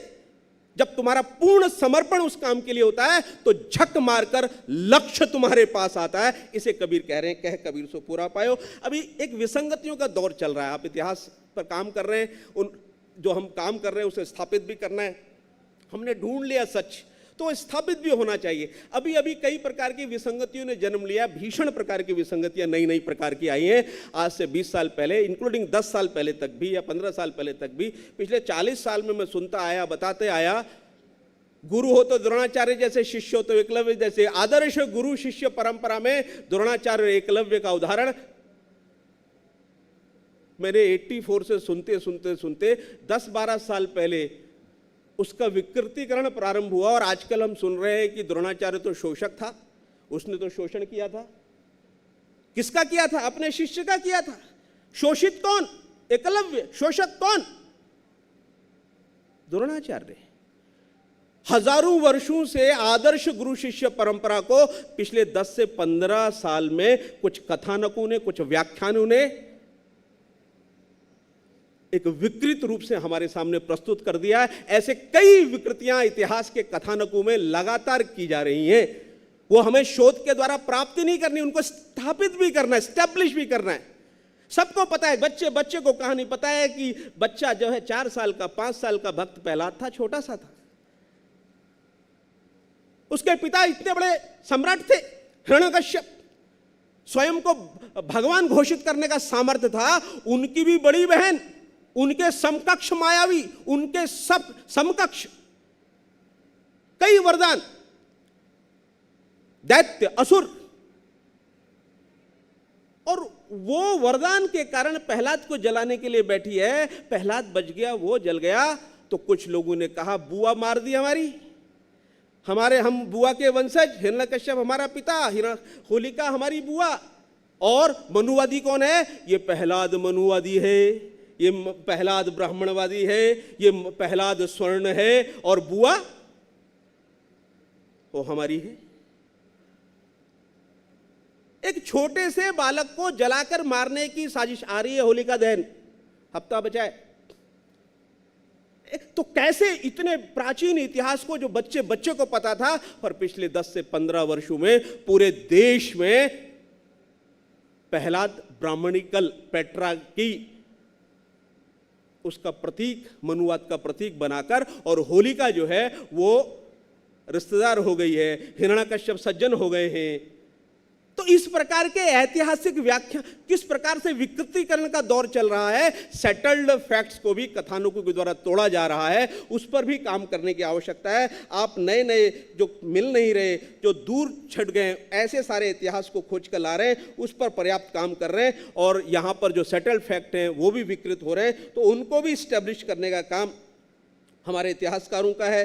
उसको पूरा करने का काम, सत्य है, सत्य होने से नहीं होता, सत्य के पीछे सामर्थ्य लगाना पड़ता है, उसको एस्टेब्लिश करना पड़ता है। जब तक वो एस्टेब्लिश नहीं होगा तब तक वो कमज़ोर, बीमार, और ऐसे बीमार, कमज़ोर तर्क, तथ्य वो इतिहास में कहीं भी पढ़े हों उनका उपयोग नहीं होता। उसके पीछे मजबूत तर्क, मजबूत तथ्य, प्रभावशाली ढंग से बार बार वो बातें कहनी पड़ेंगी। इस प्रकार के इतिहास, पुरातत्व, इस प्रकार के इस्टेब्लिशमेंट, शोध और उसके बाद पुनर्स्थापना का भी ये काल है, और इस काम को हम और विलंब करेंगे। यानी 80 साल हो गए हैं, अभी हमें सही रास्ता ढूंढने में लगे हैं। तो इसलिए मैंने कहा बहुत पीछे हैं, जो काम 80 साल पहले होना था उसे हमने अब शुरू किया है, इसलिए पूरा उतरना पड़ेगा। पूरे दिन रात जिस काम को हाथ में लिया है उसे उस रूप में करना पड़ेगा, पूर्ण सामर्थ्य से, पूर्ण योजनाओं से, पूर्ण उपकरणों से।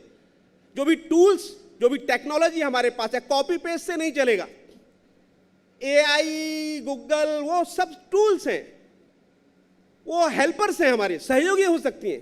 किताबें भी हेल्पर्स हैं, लेकिन वो एज इट इज उसका उपयोग करने के बाद, तो अब अंग्रेजी वाला रिसर्च वाला ऑलरेडी सर्च उस पर काम कर रहे हैं। शोध के लिए थोड़ा और उतरना पड़ेगा, उसकी एक आवश्यकता है।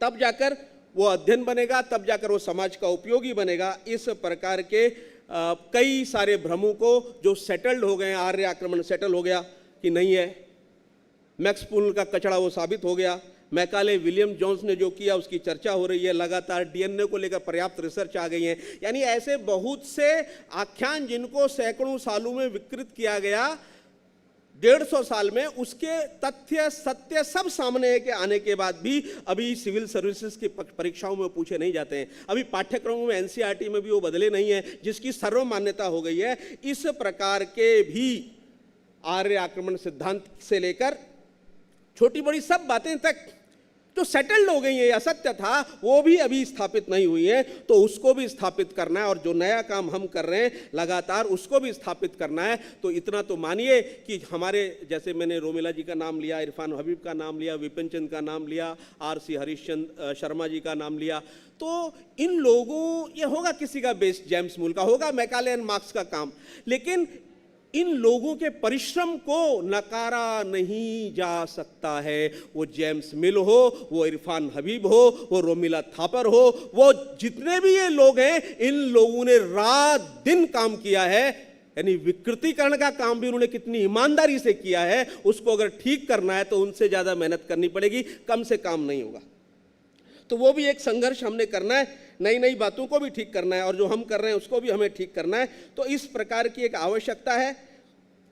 फिल्मों में कथानक गढ़े गए हैं, अखबार समाचार पत्रों में, समाचार पत्र से हम सीख रहे हैं, साहित्यकार सीख रहे हैं। मैं साहित्यकार सम्मेलन में था तो वहाँ मैंने निवेदन किया कि भाई साहित्यकार ऐसा कुछ रचें, लिखें जिसे समाचार पत्र प्रेरणा लें। समाचार पत्र से साहित्यकार प्रेरणा लेगा, साहित्यकार से इतिहासकार प्रेरणा लेंगे, तो ये विपरीत धारा जो चल रही है सारी की सारी, उसको भी हमें ठीक करना पड़ेगा, तो वो शोध बनेगा। सर्च और रिसर्च से थोड़ा और आगे बढ़ने की आवश्यकता है। बहुत सारा काम हम लगातार कर रहे हैं, उन कामों में थोड़ा और संजीदगी चाहिए, और मेहनत चाहिए, और ज़्यादा रेफरेंस चाहिए। 1857 की क्रांति के बाद अंग्रेजों ने दोबारा फिर से विचार किया कि अंग्रेजों के सारे राजे रजवाड़े सब हमारे पास थे, सेनाओं की हिम्मत नहीं थी, आखिर ये 1857 की क्रांति कैसे हो गई? भारत का कोई राजा हमारे खिलाफ जाने को तैयार नहीं था, फिर ये क्रांति कैसे हुई? तो 14-15 वर्ष के रिसर्च के बाद उन्होंने उस बिंदु पर पहुंचे कि भारत के राजा शासक नहीं चलाते हैं, रजवाड़े तहसीलदार नहीं चलाते हैं, भारत के इन सब के ऊपर एक सांस्कृतिक तत्व है जिसे भारत में धर्म भी कहते हैं।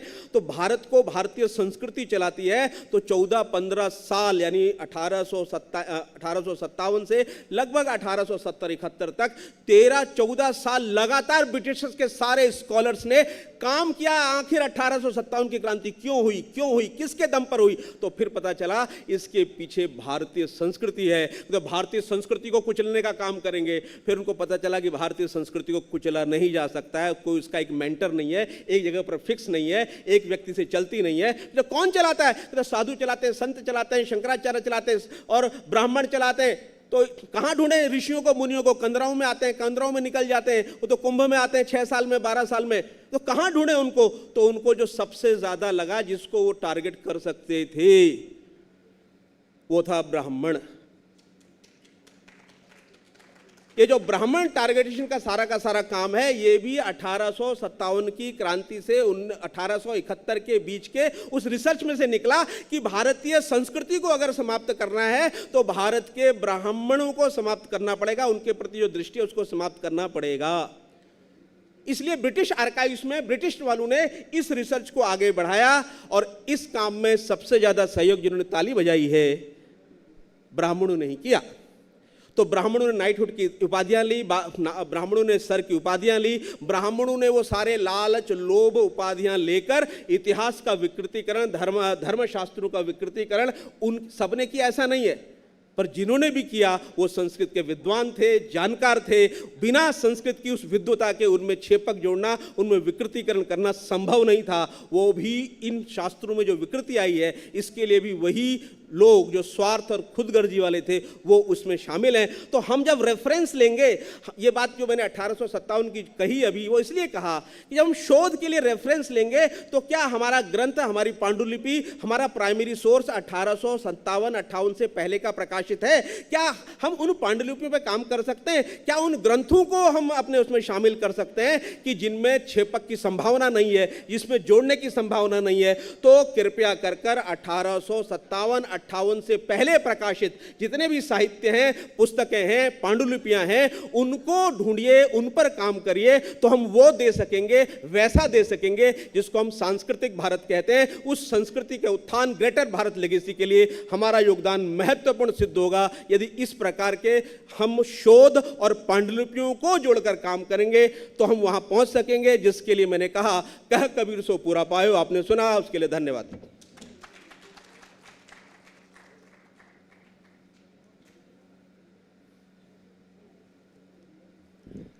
बहुत बहुत धन्यवाद सर। इतिहास के जो विकृतीकरण है उसमें हमें किस तरह से सुधार करना चाहिए, बहुत अच्छे आपके विचार थे, जिसे हम लोग निश्चित ही कुछ अच्छे से कार्यभूत करेंगे। इस सत्र के अंतिम चरण के लिए मैं अब इस सत्र की अध्यक्षा प्रोफेसर अल्पना दुभाषी मैडम को आमंत्रित करती हूँ।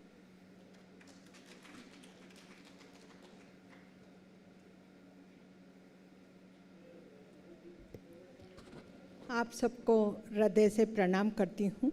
आपके धीरज की भी बहुत मैं धन्यवाद है कि सभा में कुछ लोग बचे हैं, क्योंकि क्या होता है कि इतिहास की बात होती है तो कई लोग विचलित होकर चले भी जाते हैं।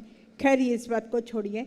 सबसे पहले जो विक्रम उत्सव के उज्जैन में जो आन बान शान है वो निराली है। पूरे उज्जैन में विक्रम उत्सव का जो हमारे कुलगुरु जी के द्वारा जो प्रचार प्रसार किया गया है और इतने सुंदर ढंग से ये किया जाता है, तो उसके लिए बहुत बहुत धन्यवाद ज्ञापित करती हूँ। हमारे इतिहास पुरुष हमारे सामने बैठे हैं, डॉक्टर सीताराम दुबे जी को मैं प्रणाम करती हूँ हृदय से। अभी अंशु मैडम बोल रही थी कि मैं उनकी क्लास नहीं छोड़ा करती थी कभी, इतना बढ़िया पढ़ाते थे सीताराम दुबे सर। साथ ही मंचासीन मेरे प्रिय शिवकांत भाई और हमारे कैलाश चंद्र जी और परमार सर, साथ में जो यहाँ पे बहुत सारे विद्यार्थी मुझे दिख रहे हैं जिससे मुझे बहुत प्रसन्नता का अनुभव हो रहा है। तो उसमें मैं लोधवाल जी, रितेश लोट, हमारे लवीश जी हैं, यहाँ अभिलाषा जी हैं और ये हमारे गहलोत जी हैं, फिर हमारे सुरेश देवड़ा जी हैं और मेरी बहनें दो, अंशु भारद्वाज मैडम और रंजना मैडम और प्रीति मैडम, जो एंकरिंग करके हम सबको अभिभूत किए हुए हैं। तो इस सभागृह ये बहुत ही सम्मानीय सभागृह है। यहाँ पर इतिहास की बात इस ढंग से की जाती है कि प्राचीन, मध्य और आधुनिक कुछ अलग नहीं रह जाता है, सब समाहित हो जाता है। प्रारंभ से लेकर अंत तक हम बात करते ही जाते हैं और उसमें अन्वेषण हमें किस तरीके से करना है ये अत्यंत महत्वपूर्ण है। कुछ स्कॉलर्स ने पेपर पढ़ा था, मैंने थोड़ी सी आपत्ति ले ली थी कि उसमें हमारा डालना चाहिए। और रमन भाई और प्रशांत भाई ये लोग पूरे समय लगे रहते हैं, तो ये लोग भी धन्यवाद के पात्र हैं। और उज्जैन का गौरव है हमारा ये हॉल, जिसमें समय समय पर इवनिंग में यहाँ पे बहुत सुंदर संकुल हॉल में प्रोग्राम होते हैं।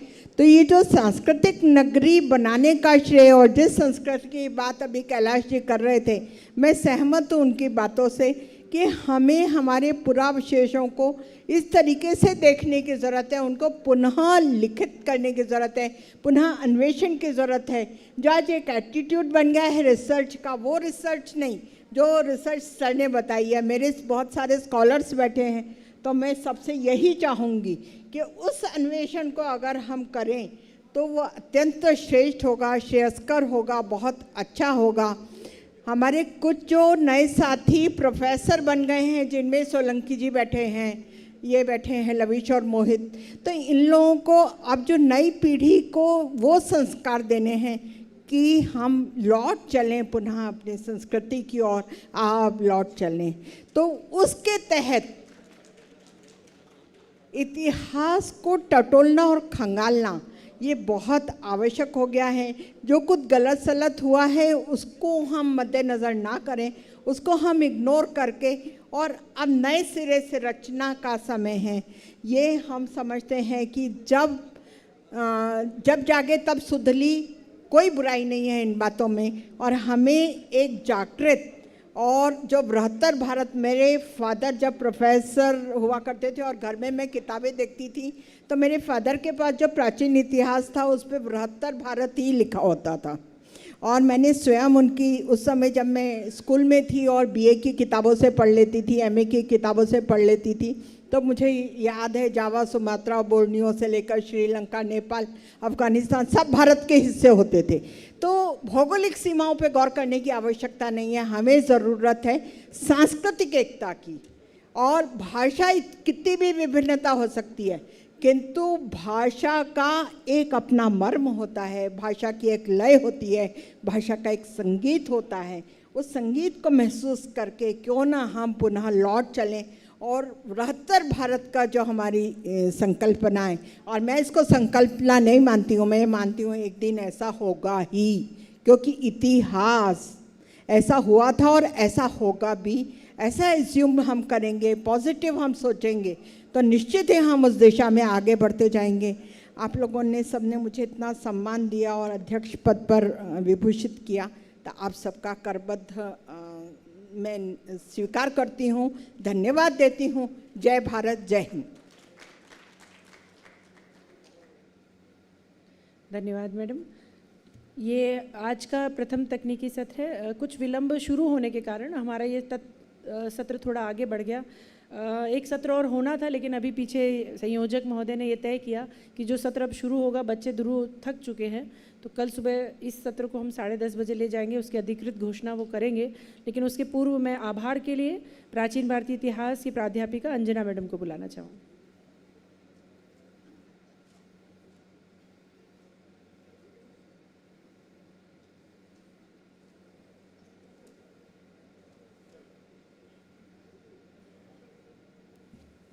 चूँकि फलश्रुति के स्वरूप ही ये आभार प्रदर्शन होता है, और हमारी संस्कृति का परिचायक भी यही है कि हम आए हुए हमारे जो अतिथि हैं उन्हें हम आभार प्रदर्शित करें। इसी कड़ी में मैं सर्वप्रथम आभार प्रकट करना चाहती हूँ आदरणीय श्री कैलाश चंद्र जी जैन, राष्ट्रीय स्वयंसेवक संघ के प्रचारक। आपने पूरब और पश्चिम के धर्म की व्याख्या जड़ चेतन के माध्यम से बहुत सुंदर ढंग से की, और विकृत इतिहास के बारे में क्या सुधार होना चाहिए, कैसे पुनर्दोहन करना चाहिए, पुनर्लेखन होना चाहिए, उन सभी पक्षों का बहुत अच्छा विवेचन किया। हम आपके प्रति हृदय से आभारी हैं। जबलपुर सर्कल के पुरातत्व अधीक्षक डॉक्टर शिवाकांत वाजपेयी जी, आपने आर्कियोलॉजी एंड कंजर्वेशन ऑफ एरन, उनके बारे में बहुत सारा बच्चों को बताया। निश्चित ही सभी विद्यार्थियों का ज्ञानार्जन हुआ होगा। आपको बहुत बहुत मैं धन्यवाद ज्ञापित करती हूँ। इस सत्र में डॉक्टर एस स्मिता मैडम, जो बीच में किसी कार्यवश जो है चले गए थे उनके ऑफिशियल वर्क में, आप पुरातत्व अधीक्षक आगरा से उपस्थित हुई हैं, आपका भी बहुत बहुत मैं धन्यवाद ज्ञापित करती हूँ। तत्पश्चात डॉक्टर वीएस परमार जी, विभागाध्यक्ष प्राचीन भारतीय इतिहास संस्कृति एवं पुरातत्व अध्ययनशाला, आप इस सत्र में उपस्थित हुए, आपका बहुत बहुत धन्यवाद। आपने एक शोध पत्र का वाचन भी किया, बहुत बहुत हम आभारी हैं। इस सत्र की अध्यक्षता कर रही आदरणीय प्रोफेसर अल्पना दुभाषे मैडम, इतिहास विभागाध्यक्ष माधव कला महाविद्यालय उज्जैन। आपने बच्चों का बहुत ही उनको सपोर्ट किया और पूरा पेपर पढ़ने के लिए उन्हें प्रेरणा प्रदान की, और इसलिए हम आपके प्रति बहुत आभारी हैं। प्रथम पंक्ति में बैठे हुए मेरे गुरुवर आदरणीय प्रोफेसर सीताराम दुबे सर को बहुत बहुत चरण स्पर्श और सादर प्रणाम कर रही हूँ, बहुत बहुत आभारी। और बहुत सारे जन बैठे हुए हैं, प्राध्यापकगण, विद्वत जन, जिनके मैं नाम नहीं ले पा रही हूँ या नाम नहीं जानती हूँ, आप सबको धन्यवाद। आप सबके धीरज को बहुत बहुत सादर धन्यवाद। धन्यवाद। ये धीरज की बात नहीं है, संगोष्ठी है, अध्ययन अध्यापन की बात है। आज का ये सत्र और यह आज का दिन समागम का यहाँ समाप्त करते हैं। कल हम पुनः 10:30 बजे मिलेंगे। जो अध्यक्षता अभी सत्र की थी, जिनको यहाँ आमंत्रित किया था, वे कल सुबह अध्यक्षता करेंगे और यहाँ पर अपना पर्चा या अपने बात रखेंगे। साथ ही जो विद्वान प्राध्यापक, अतिथि विद्वान विभिन्न महाविद्यालयों से आए हैं, वे यहाँ रुकेंगे और बाकी सब लोग को हम बाहर चाय की व्यवस्था की गई है, चाय जलपान लें। जय हिंद।